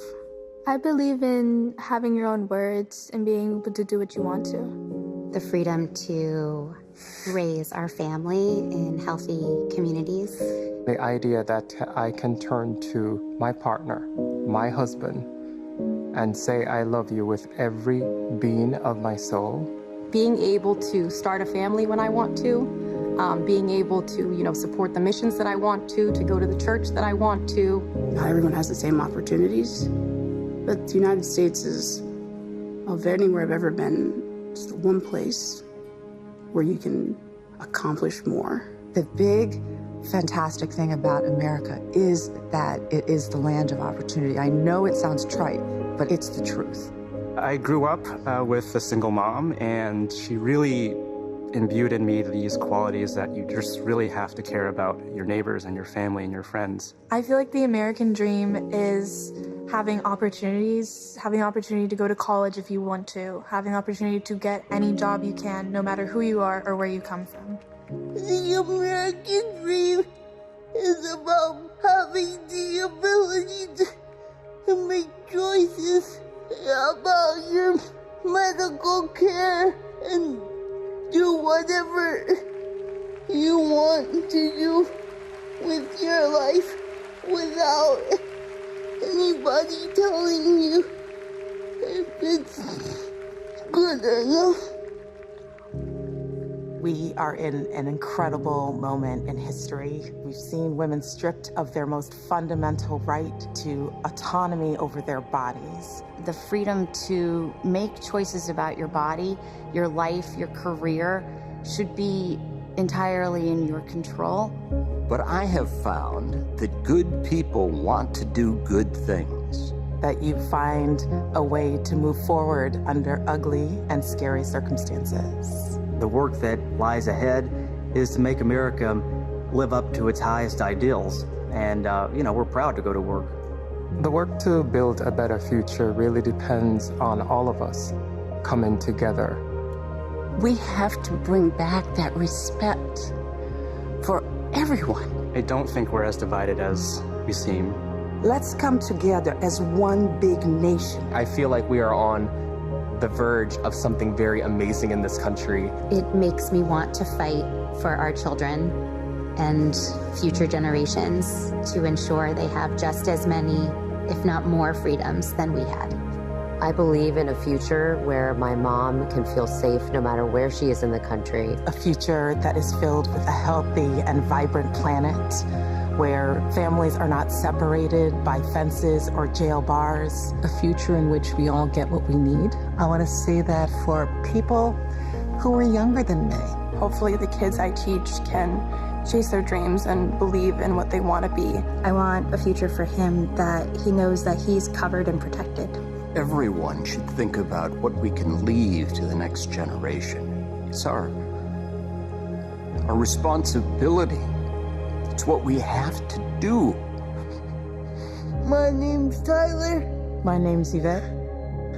And we believe in love. I'm Alex. I'm Kiara. My name is Steven. My name is Charlie. I'm a proud 7th generation Texan. I am from Waterford, Michigan, just north of Detroit. I'm from East Tennessee. And we believe in the American dream. We believe in a better world for our child, and we believe in this country. My name is Karen, and I believe in justice. My name is Nancy. My name is Thoreau. My name is Jennings. My name is Dana. My name is Todd. And we believe in freedom. My name is Gina, and I believe in freedom. My name is Pat, and I believe in the freedom to work together.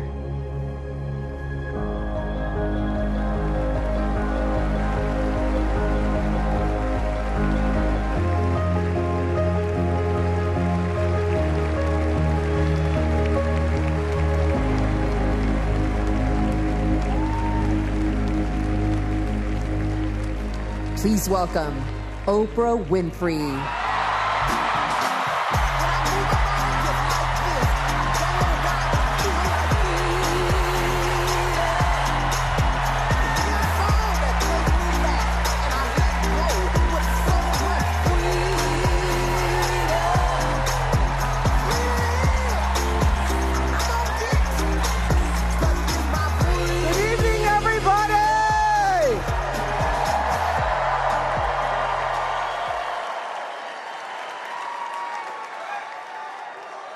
Who says you can't go home again?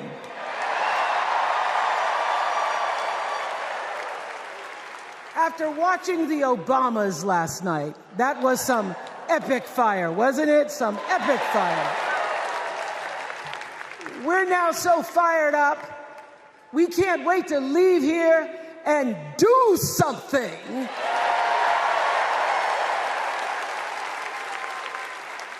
And what we're going to do is elect Kamala Harris as the next president of the United States.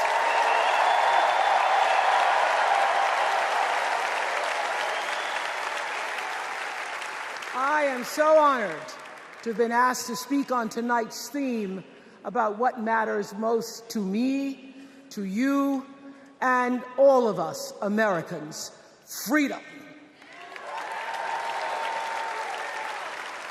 There are people who want you to see our country as a nation of us against them, people who want to scare you, who want to rule you, people who'd have you believe that books are dangerous and assault rifles are safe.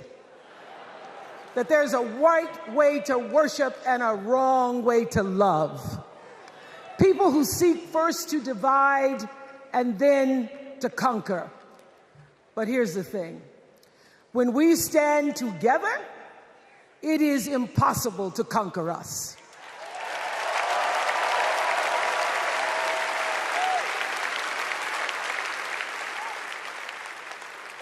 In the words of an extraordinary American, the late Congressman John Lewis,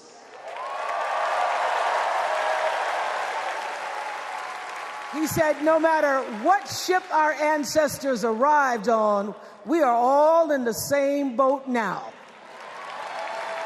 Congressman Lewis knew very well how far this country has come because he was one of the brilliant Americans who helped to get us where we are. But he also knew that the work is not done. The work will never be done because freedom isn't free. America is an ongoing project. It requires commitment. It requires being open to the hard work and the heart work of democracy.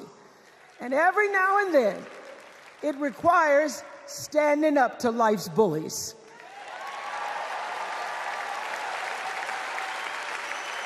I know this. I've lived in Mississippi, in Tennessee, in Wisconsin, Maryland, Indiana, Florida, Hawaii, Colorado, California, and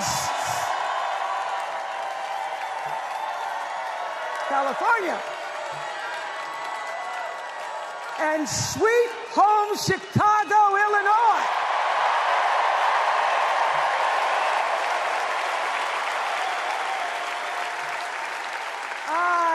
Have actually traveled this country from the redwood forests, love those redwoods, to the Gulf Stream waters.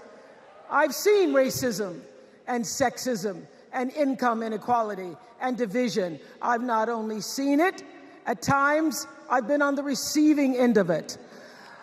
But more often than not, what I've witnessed and experienced are human beings, both conservative and liberal, who may not agree with each other, but who'd still help you in a heartbeat if you were in trouble.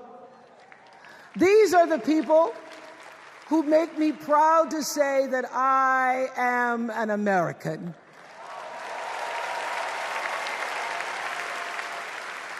They are the best of America. And despite what some would have you think, we are not so different from our neighbors. When a house is on fire, we don't ask about the homeowner's race or religion. We don't wonder who their partner is or how they voted. No. We just try to do the best we can to save them. And if the place happens to belong to a childless cat lady,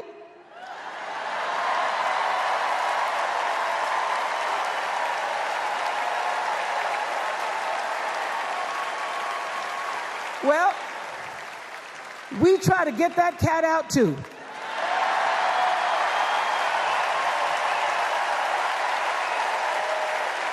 Because we are a country of people who work hard for the money.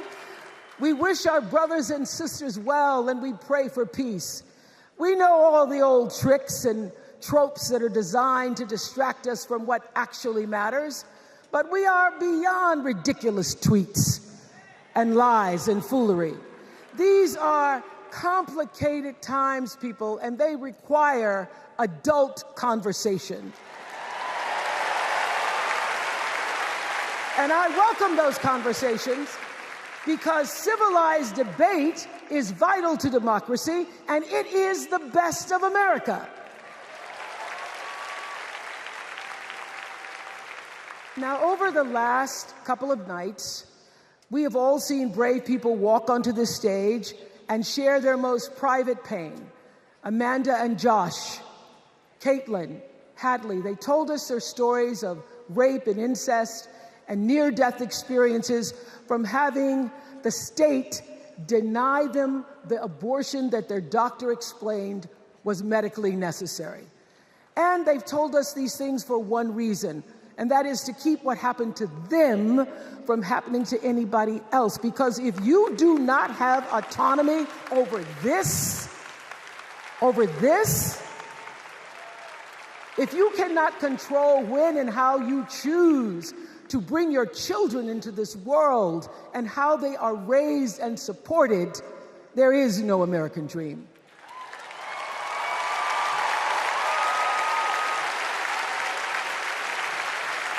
The women and men who are battling to keep us from going back to a time of desperation and shame and stone cold fear, they are the new freedom fighters. And make no mistake, they are the best of America.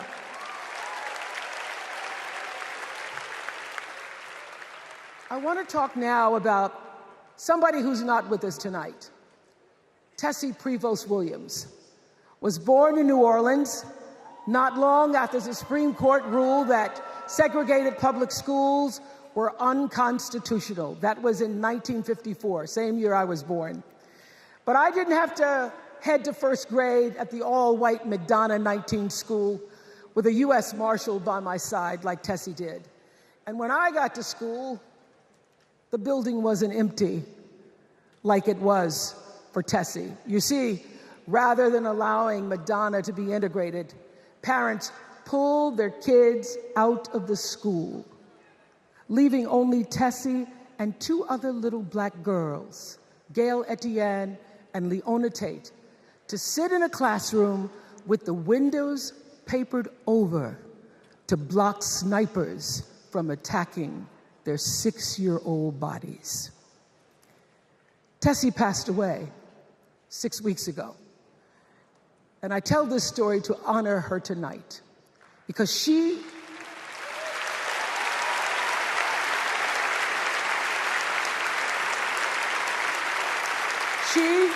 like Ruby Bridges and her friends, Leona and Gail, the New Orleans Four they were called. They broke barriers and they paid dearly for it.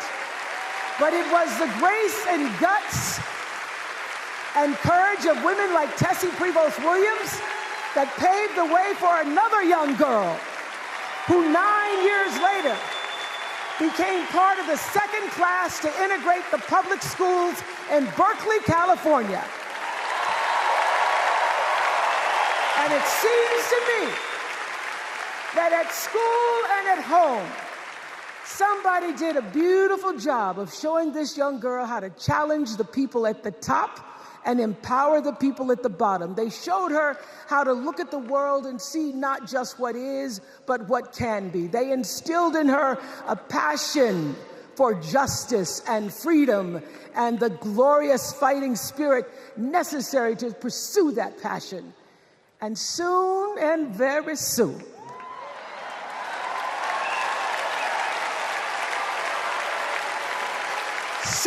very soon, we're going to be teaching our daughters and sons about how this child of an Indian mother and a Jamaican father, two idealistic, energetic immigrants,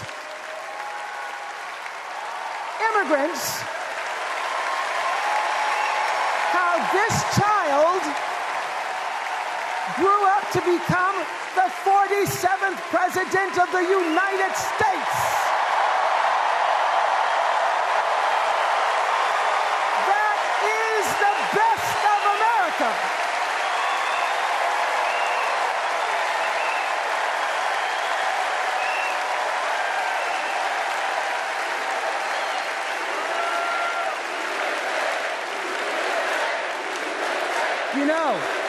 You know, let me tell you this. This election isn't about us and them. It's about you and me and what we want our futures to look like. There are choices to be made when we cast our ballot. Now, there's a certain candidate that says if we just go to the polls this one time, that we'll never have to do it again. Well, you know what? You're looking at a registered independent who's proud to vote again and again and again because I'm an American and that's what Americans do.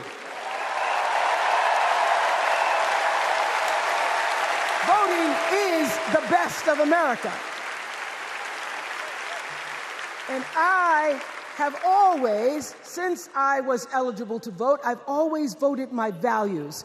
And that is what is needed in this election now more than ever. So I'm calling on all you independents and all you undecideds.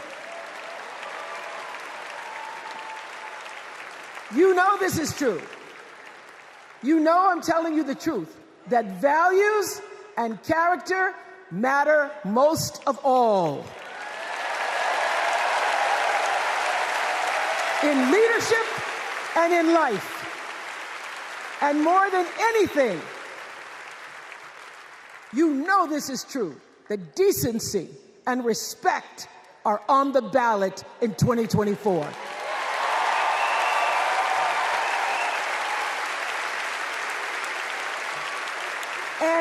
And just plain common sense. Common sense tells you that Kamala Harris and Tim Walz can give us decency and respect. They're the ones that give it to us. So, we are Americans.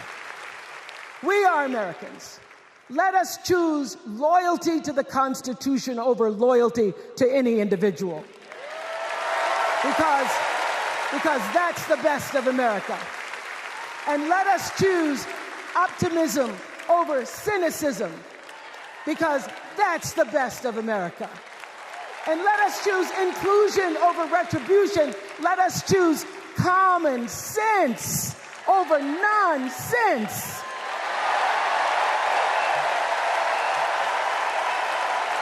Because that's the best of America. And let us choose the sweet promise of tomorrow over the bitter return to yesterday. We won't go back. We won't be set back, pushed back, bullied back, kicked back. We're not going back.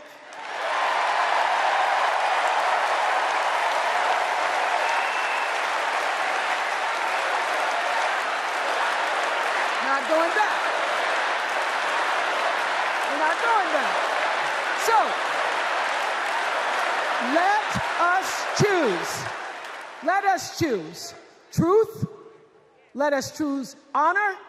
And let us choose joy.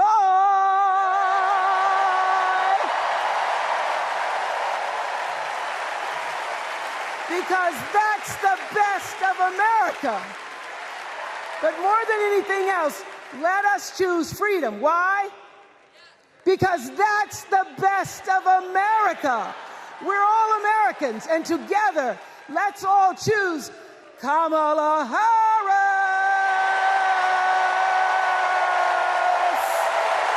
Thank you, Chicago. Thank you, America.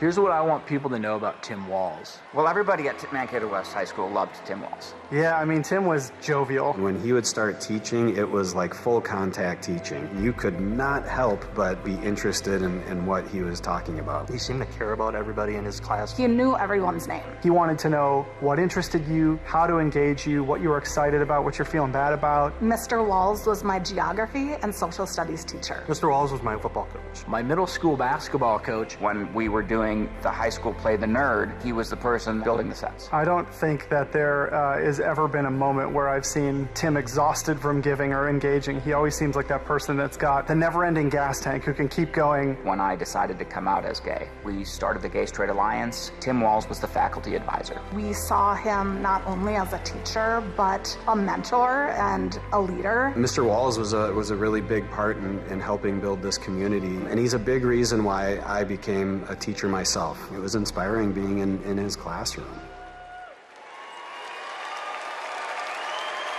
Please welcome Maryland Governor Wes Moore.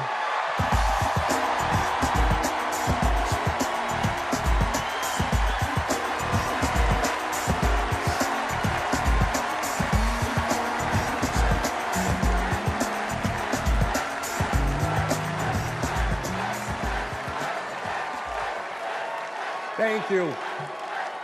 Thank you. On March 26th, at 1:30 in the morning, a container ship the length of 3 football fields slammed into the Francis Scott Key Bridge in Baltimore, and the bridge collapsed. A port that drives 13% of our state's economy was now closed. Thousands of workers were hours away from waking up and realizing they no longer had a job. 6 Marylanders who had been on the bridge in the middle of the night fixing potholes lost their lives. And one of the first phone calls that I got that morning started with these 3 words: Gov, it's Kamala. She said, I know you spoke to the president, and I want you to know we are here with you every step of the way.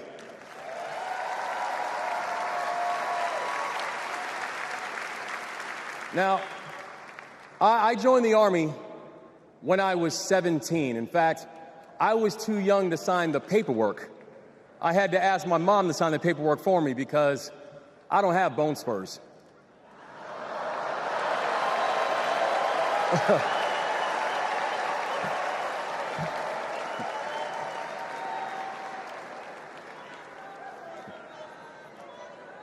I led soldiers in combat in Afghanistan.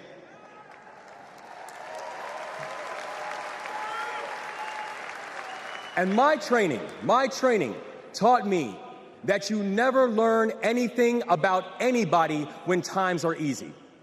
You learn everything you need to know about somebody when times are hard and when the temperature gets turned up. And America, I saw that Kamala Harris is the right one to lead in this moment firsthand.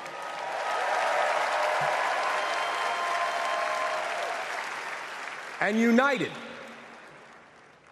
with the Almighty God's grace, we brought closure to the families of the 6 victims. And while many said it could take 11 months to reopen the port of Baltimore, we got it done in 11 weeks.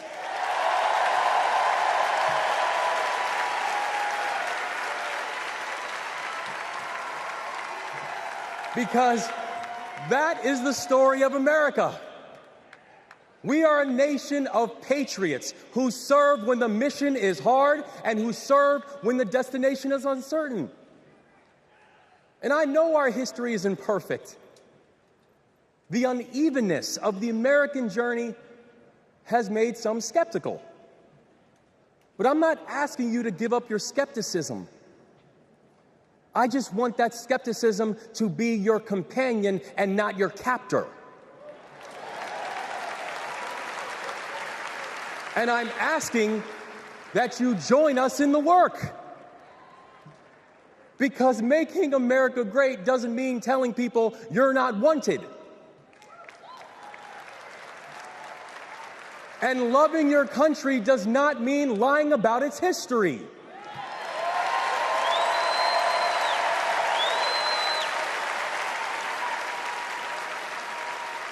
Making America great means saying the ambitions of this country would be incomplete without your help. It's the legacy of those 6 workers who fixed potholes on a bridge while we slept, who were born in a different country, but who knew that America was big enough for them too.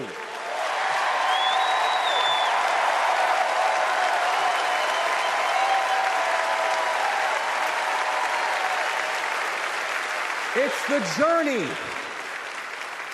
It's the journey of a man raised by a remarkable immigrant single mom, a man who felt handcuffs on his wrists at 11 years old, who now stands before you as the 63rd governor of Maryland and the first black governor in the history of our state.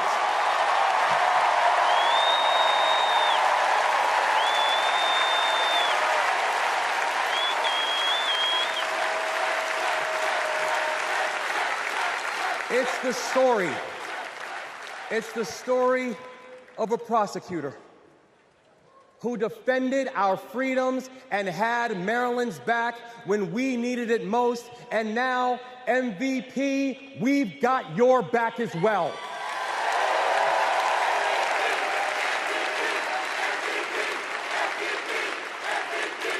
That's right. It's my fellow veteran, my brother, and the next Vice President of the United States, Tim Walz. And now, Tim knows that in the military, you count the days towards mission completion. So guess what, y'all? We have got 75 days and a wake-up until Election Day. 75 days and a wake-up for us to prove what Americans can do when the pressure is on. 75 days and a wake-up for us to show that true patriots do not whine and complain. We put our heads down and we get to work. 75 days and a wake-up to build a future that those who came before us hope for, and those who come after us that they deserve. And 75 days and a wake-up to elect a leader who is willing to believe in the best of us, and that leader is Kamala Harris, the next President of the United States. Thank you, God bless you, and let's leave no one behind.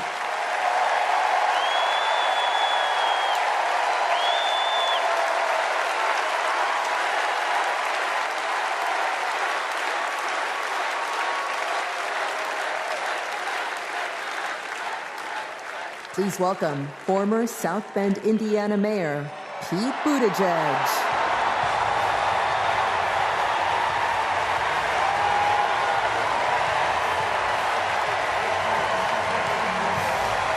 Thank you. Thank you. Good evening, Democrats. Thank you, Chicago. Here's a sentence I never thought I'd hear myself saying. I'm Pete Buttigieg, and you might recognize me from Fox News.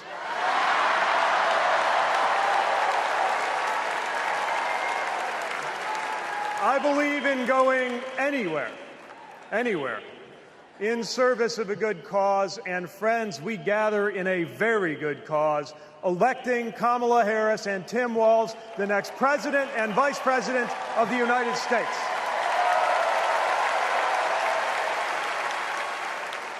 The choice could not be clearer. Donald Trump rants about law and order, as if he wasn't a convicted criminal running against a prosecutor. As if we were going to forget that crime was higher on his watch.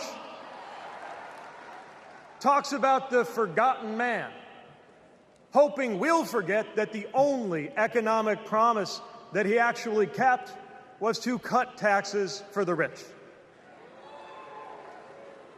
And don't even get me started on his new running mate.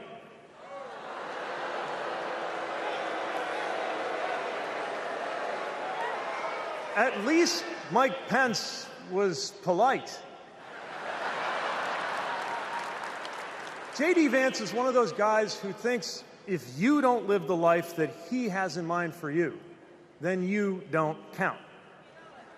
Someone who said that if you don't have kids, you have, quote, no physical commitment to the future of this country.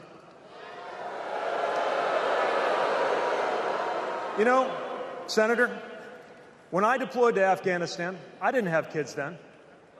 Many of the men and women who went outside the wire with me didn't have kids either. But let me tell you, our commitment to the future of this country was pretty damn physical.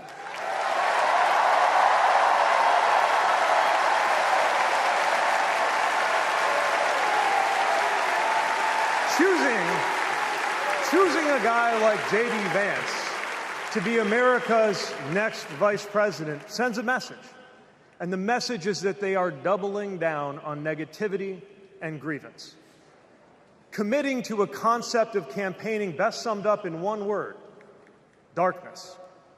Darkness is what they are selling. The thing is, I just don't believe that America today is in the market for darkness. I believe America is ready for a better kind of politics.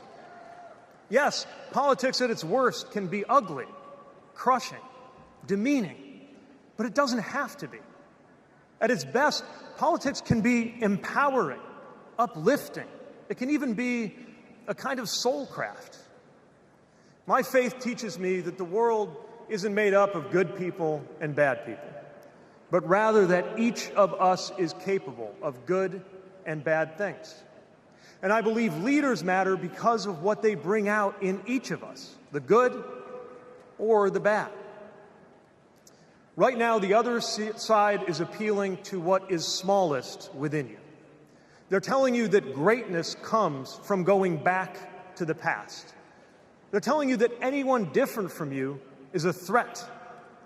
They're telling you that your neighbor or nephew or daughter who disagrees with you politically isn't just wrong, but is now the enemy. I believe in a better politics, one that finds us at our most decent and open and brave. The kind of politics that Kamala Harris and Tim Walz are offering. And as you have felt these many days, that kind of politics also just feels better to be part of. There is joy in it, as well as power.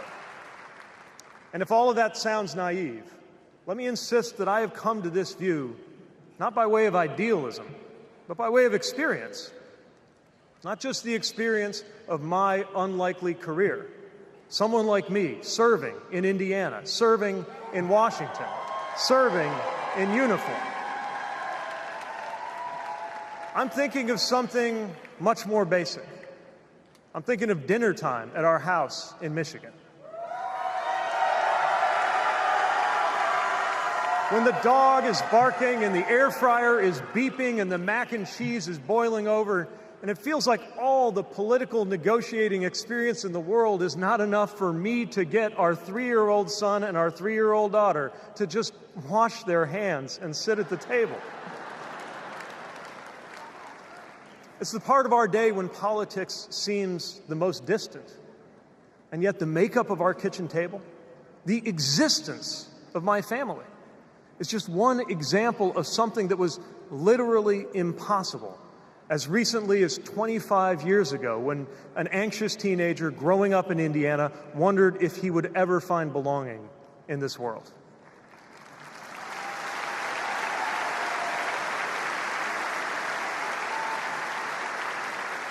This kind of life went from impossible to possible, from possible to real, from real to almost ordinary in less than half a lifetime.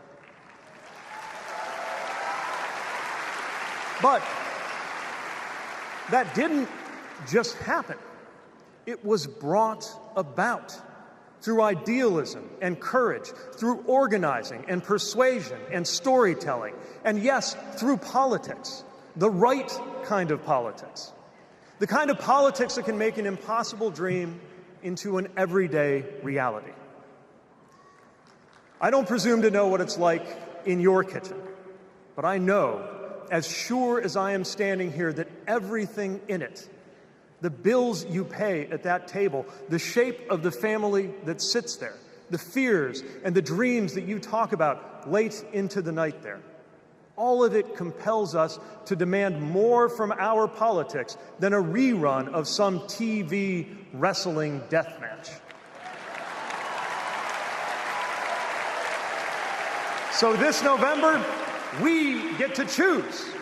We get to choose our president. We get to choose our policies, but most of all, we will choose a better politics.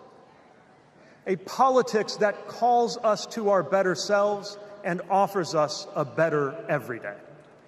That is what Kamala Harris and Tim Walz represents. That is what Democrats represent. That is what awaits us when America decides to end Trump's politics of darkness once and for all. That is what we choose when we embrace the leaders who are out there building bridges and reject the ones who are out there banning books. This is what we will work for every day to November and beyond. So let's go win this. Thank you, Democrats. Thank you.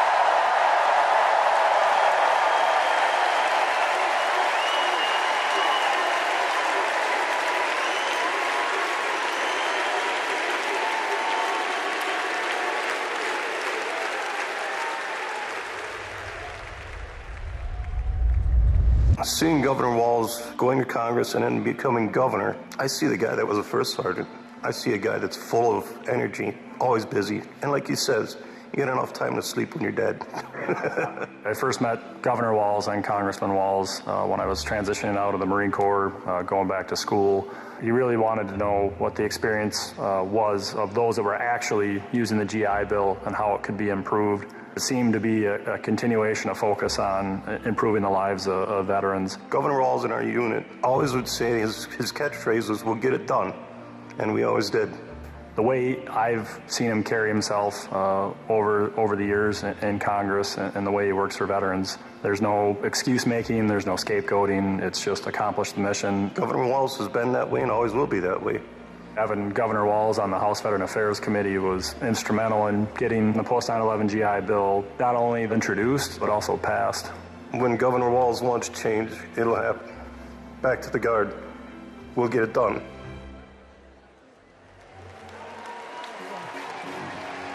Please welcome EGOT-winning, multi-platinum artist and activist, John Legend, and Queen of Percussion, Sheila E.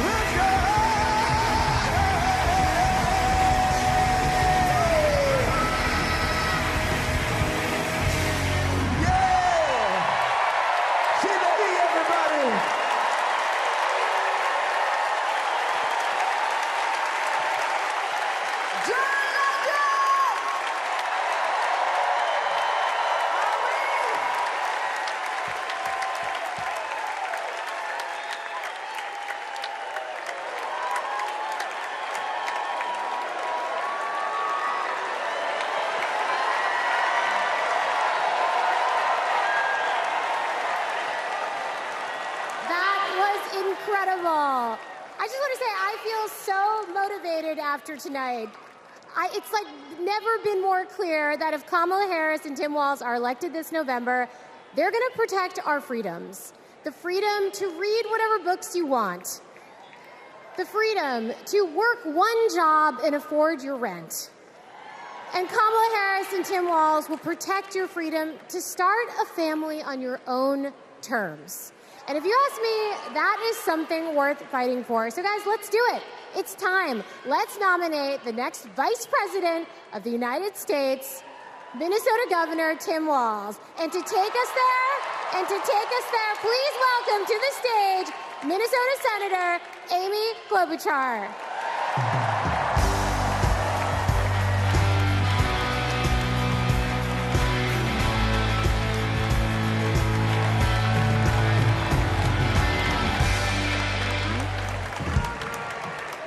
Okay, that was a warm-up act. On behalf of the great state of Minnesota, where purple reigns,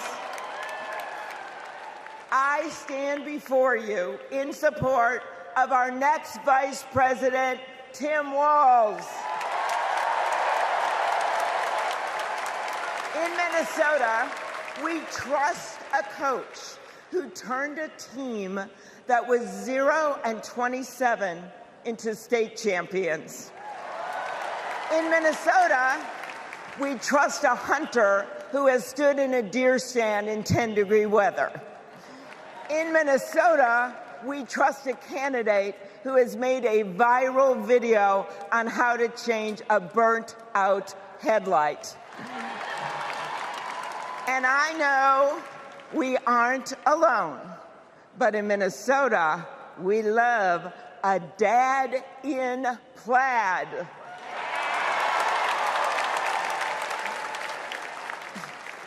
So Tim and I go way back.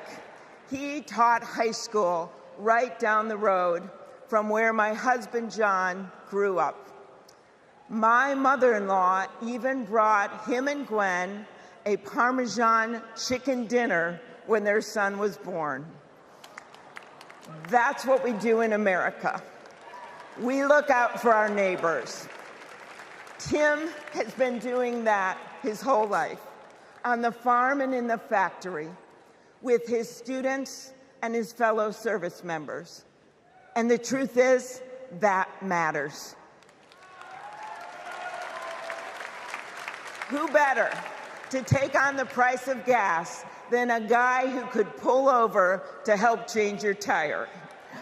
Who better to serve our nation than a guy who has served in uniform? Who better to find common ground than a guy with Midwestern common sense? A former football coach knows how to level the playing field. And a former public school teacher knows how to school the likes of J.D. Vance.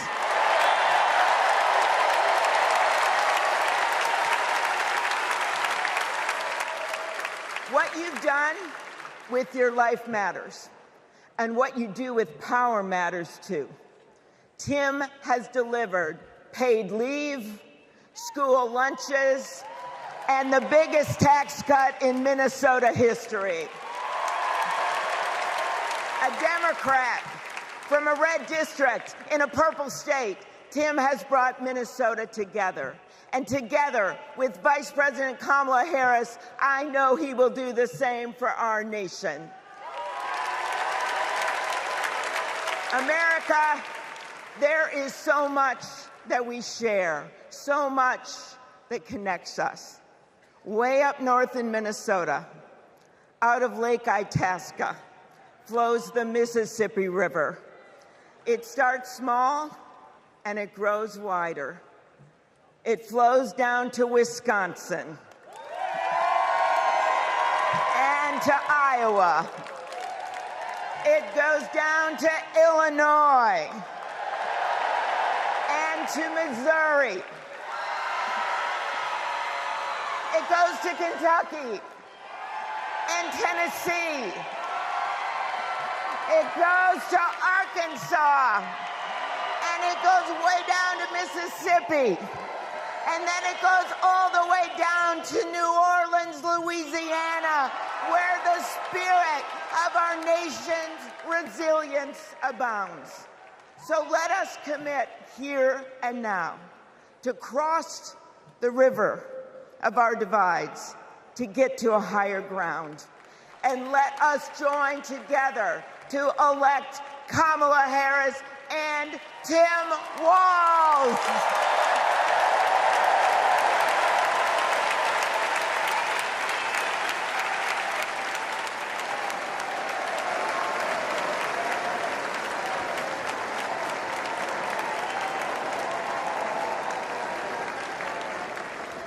Please welcome Ben Ingman from Minnesota.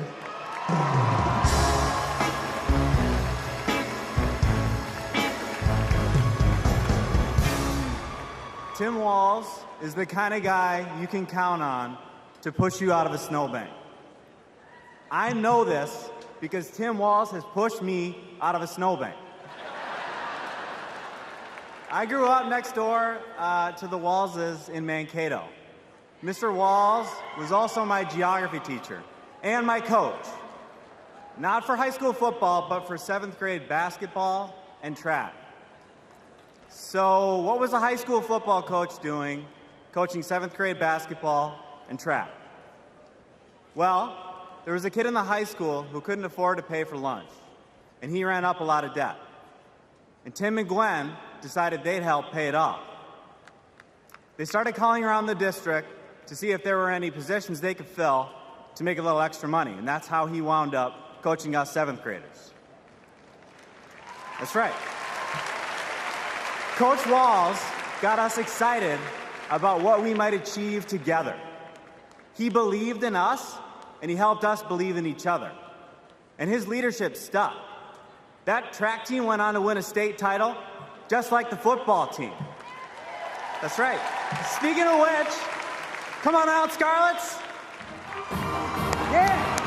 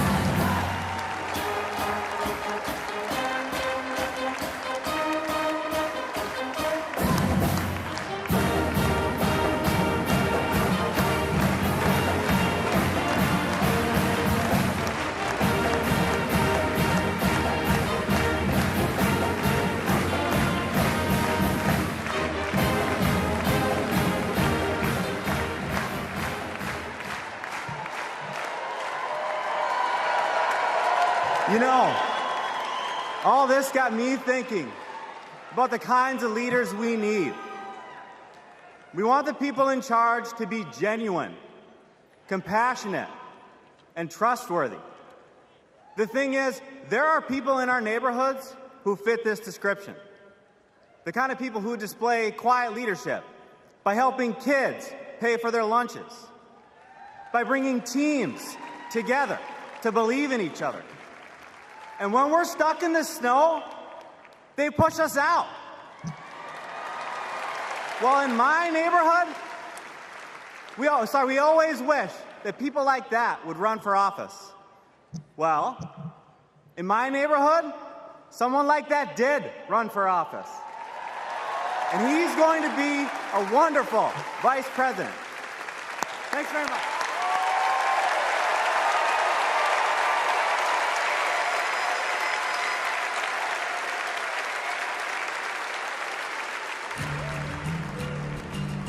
Out here in the wide open spaces, we are reminded of the values we share: a commitment to community, country, and standing up for what's right. Tim Walz grew up in a small town in Nebraska where he spent summers working the family farm. there were just 24 students in his graduating class. His dad served during the Korean War, and that meant a lot to Tim. So he enlisted right after his 17th birthday and served 24 years in the National Guard, rising to Command Sergeant Major. Tim went to college on the GI Bill and became a social studies teacher. That's where Tim and I met. We shared a classroom with a divider right down the middle. His classroom was a lot louder than mine, but I could hear how engaged his students were. Tim taught for over 15 years, and he coached football, helping lead the team to a state championship after 0 wins just a few years before.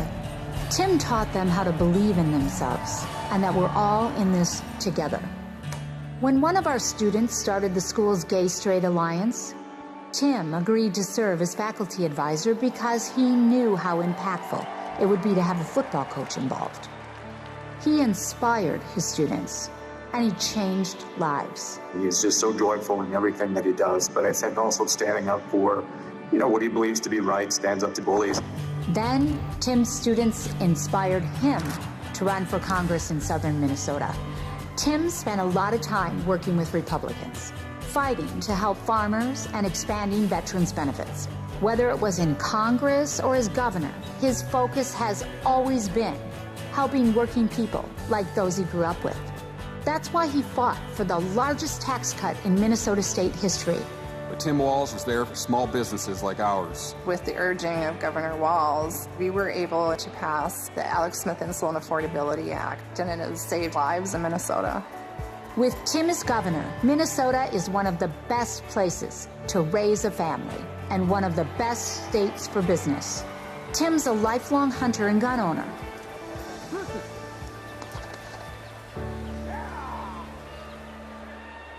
But after the Sandy Hook school shooting, he knew that we had to do something. So he's fought for background checks and red flag laws.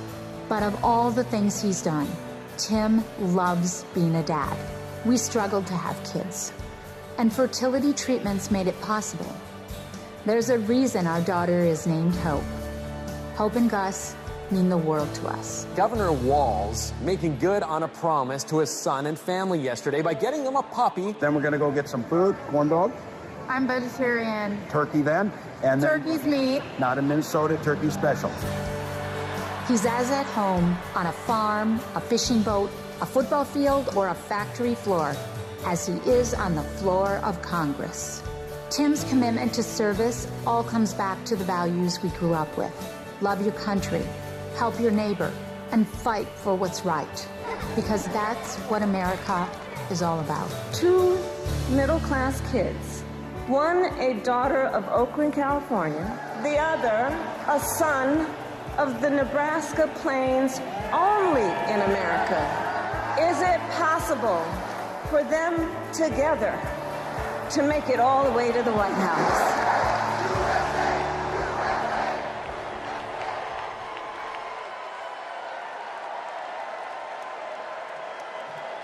Please welcome the Democratic nominee for Vice President, Governor Tim Walz.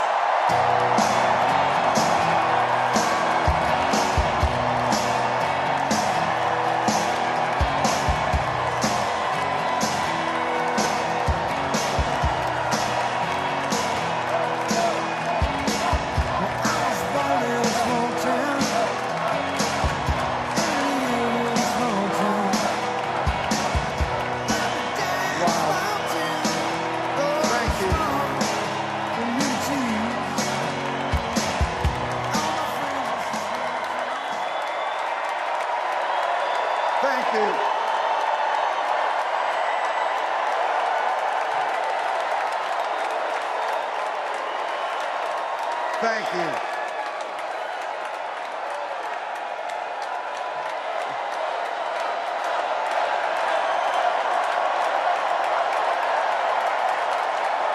Wow. Well, thank you.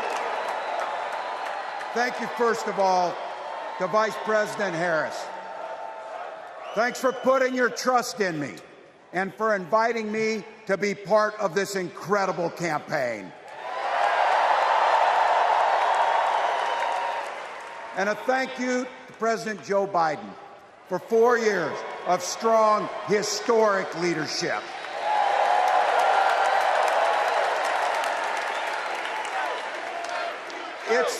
It's the honor of my life to accept your nomination for Vice President of the United States.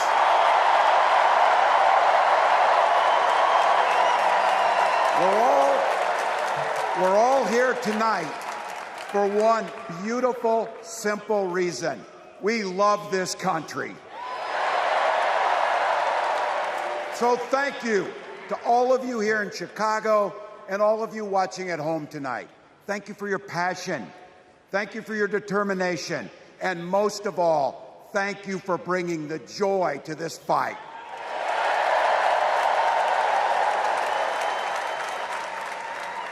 Now, I grew up in Butte, Nebraska, a town of 400 people.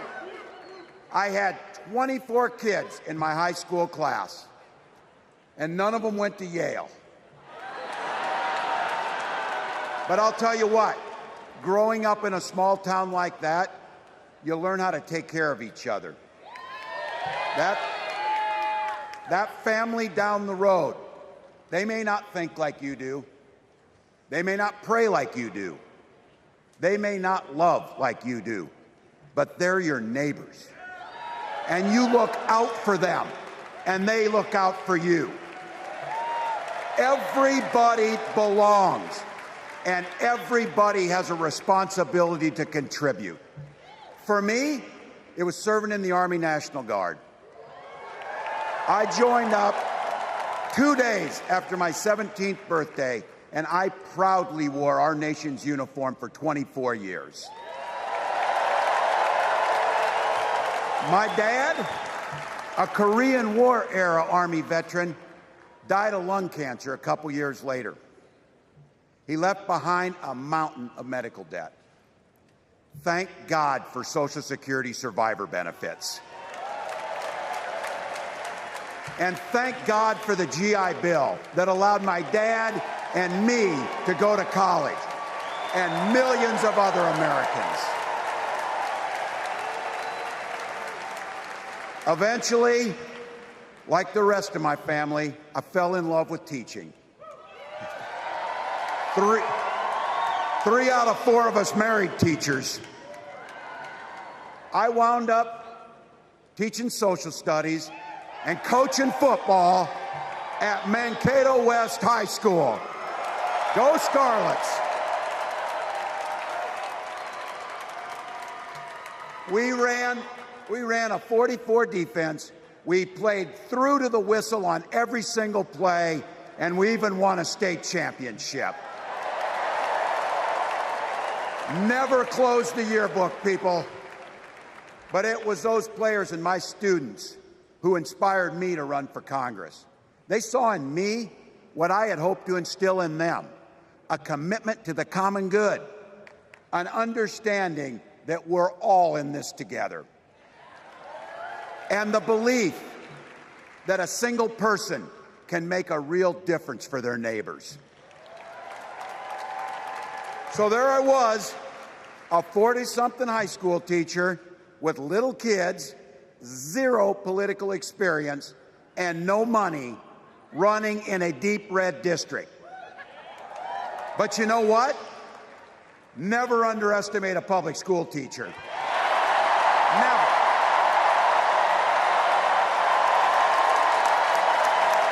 I represented my neighbors in Congress for 12 years, and I learned an awful lot. I learned how to work across the aisle on issues like growing the rural economies and taking care of veterans. And I learned how to compromise without compromising my values.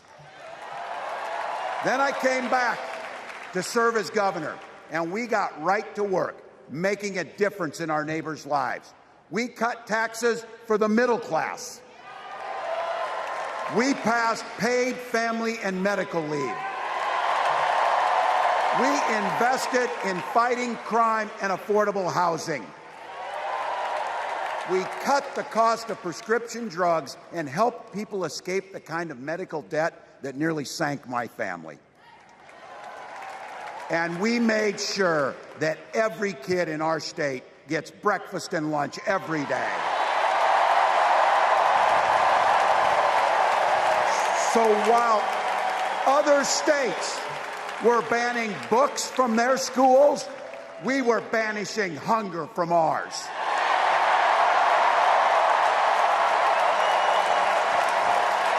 We also protected reproductive freedom because in Minnesota, we respect our neighbors and the personal choices they make.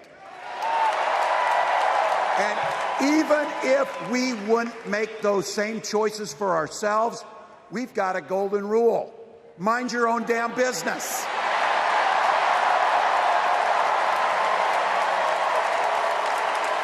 And that includes IVF and fertility treatments. And this is personal for Gwen and I. If you've never experienced the hell that is infertility, I guarantee you, you know somebody who has. And I can remember praying each night for a phone call. The pit in your stomach when the phone would ring, and the absolute agony when we heard the treatments hadn't worked. It took Gwen and I years, but we had access to fertility treatments. And when our daughter was born, we named her Hope. Hope, Gus, and Gwen, you are my entire world, and I love you.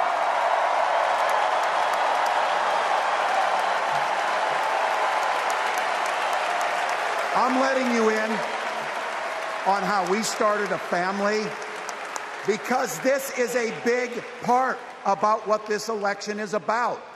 Freedom.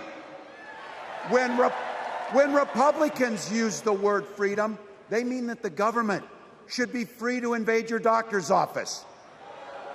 Corporations free to pollute your air and water. And banks free to take advantage of customers. But when we Democrats talk about freedom, we mean the freedom to make a better life for yourself and the people that you love. Freedom to make your own health care decisions. And yeah, your kids' freedom to go to school without worrying about being shot dead in the hall.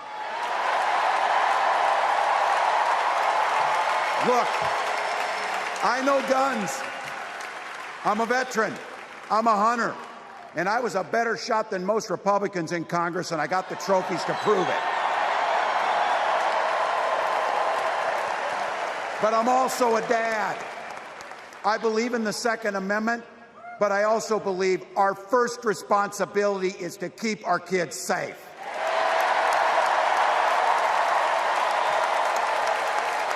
That's what this is all about. The responsibility we have to our kids, to each other, and to the future that we're building together, in which everyone is free to build the kind of life they want. But not everyone has that same sense of responsibility. Some folks just don't understand what it takes to be a good neighbor. Take Donald Trump and J.D. Vance. Their Project 2025 will make things much, much harder for people who are just trying to live their lives. They spent a lot of time pretending they know nothing about this. But look, I coached high school football long enough to know, and trust me on this, when somebody takes the time to draw up a playbook, they're going to use it.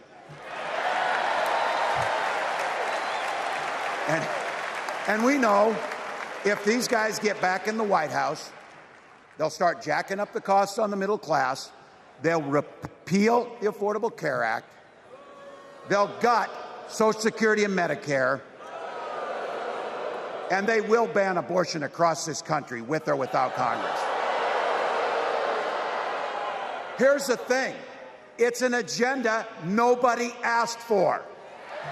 It's an agenda that serves nobody except the richest and the most extreme amongst us. And it's an agenda that does nothing for our neighbors in need. Is it weird? Absolutely. Absolutely. But it's also wrong, and it's dangerous. It's not just me saying so. It's Trump's own people. They were with him for 4 years. They're warning us that the next 4 years will be much, much worse. You know, when I was teaching, every year we'd elect a student body president. And you know what? Those teenagers could teach Donald Trump a hell of a lot about what a leader is. Leaders don't spend all day insulting people and blaming others. Leaders do the work. So I don't know about you. I'm ready to turn the page on these guys. So go ahead. Say it with me. We're not going back.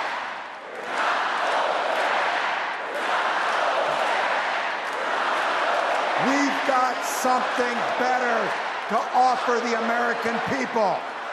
It starts with our candidate, Kamala Harris.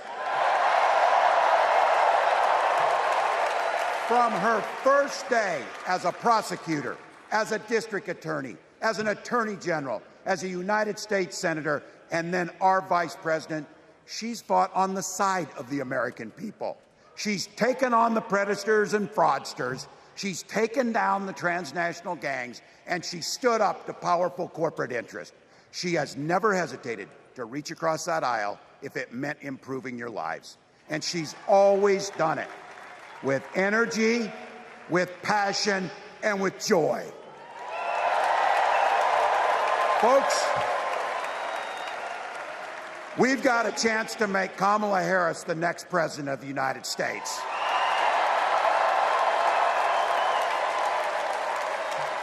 But I think we owe it to the American people to tell them exactly what she'd do as president before we ask them for their votes. So here, this is the part, clip and save it and send it to your undecided relatives so they know. If you're a middle-class family or a family trying to get into the middle class, Kamala Harris is going to cut your taxes. If you're getting squeezed by prescription drug prices, Kamala Harris is going to take on Big Pharma. If you're hoping to buy a home, Kamala Harris is going to help make it more affordable. And no matter who you are, Kamala Harris is going to stand up and fight for your freedom to live the life that you want to lead.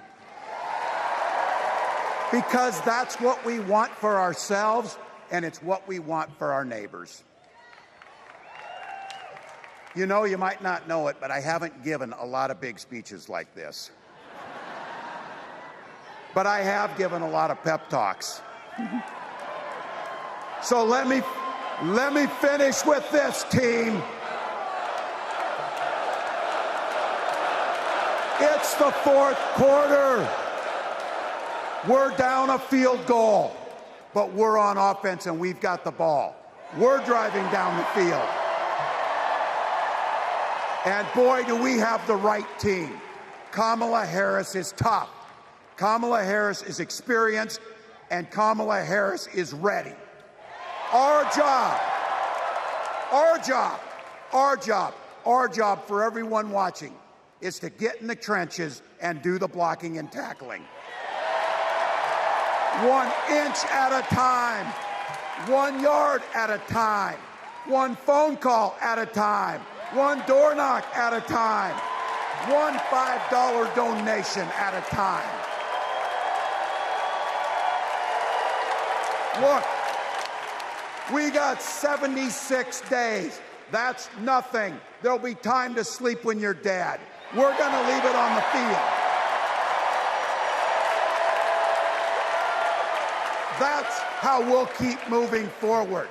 That's how we'll turn the page on Donald Trump. That's how we'll build a country where workers come first. Healthcare and housing are human rights. And the government stays the hell out of your bedroom.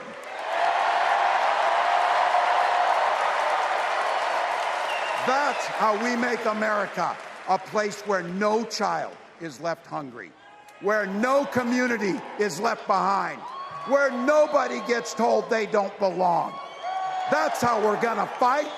And as the next president of the United States always says, when we fight, when we fight, when we fight.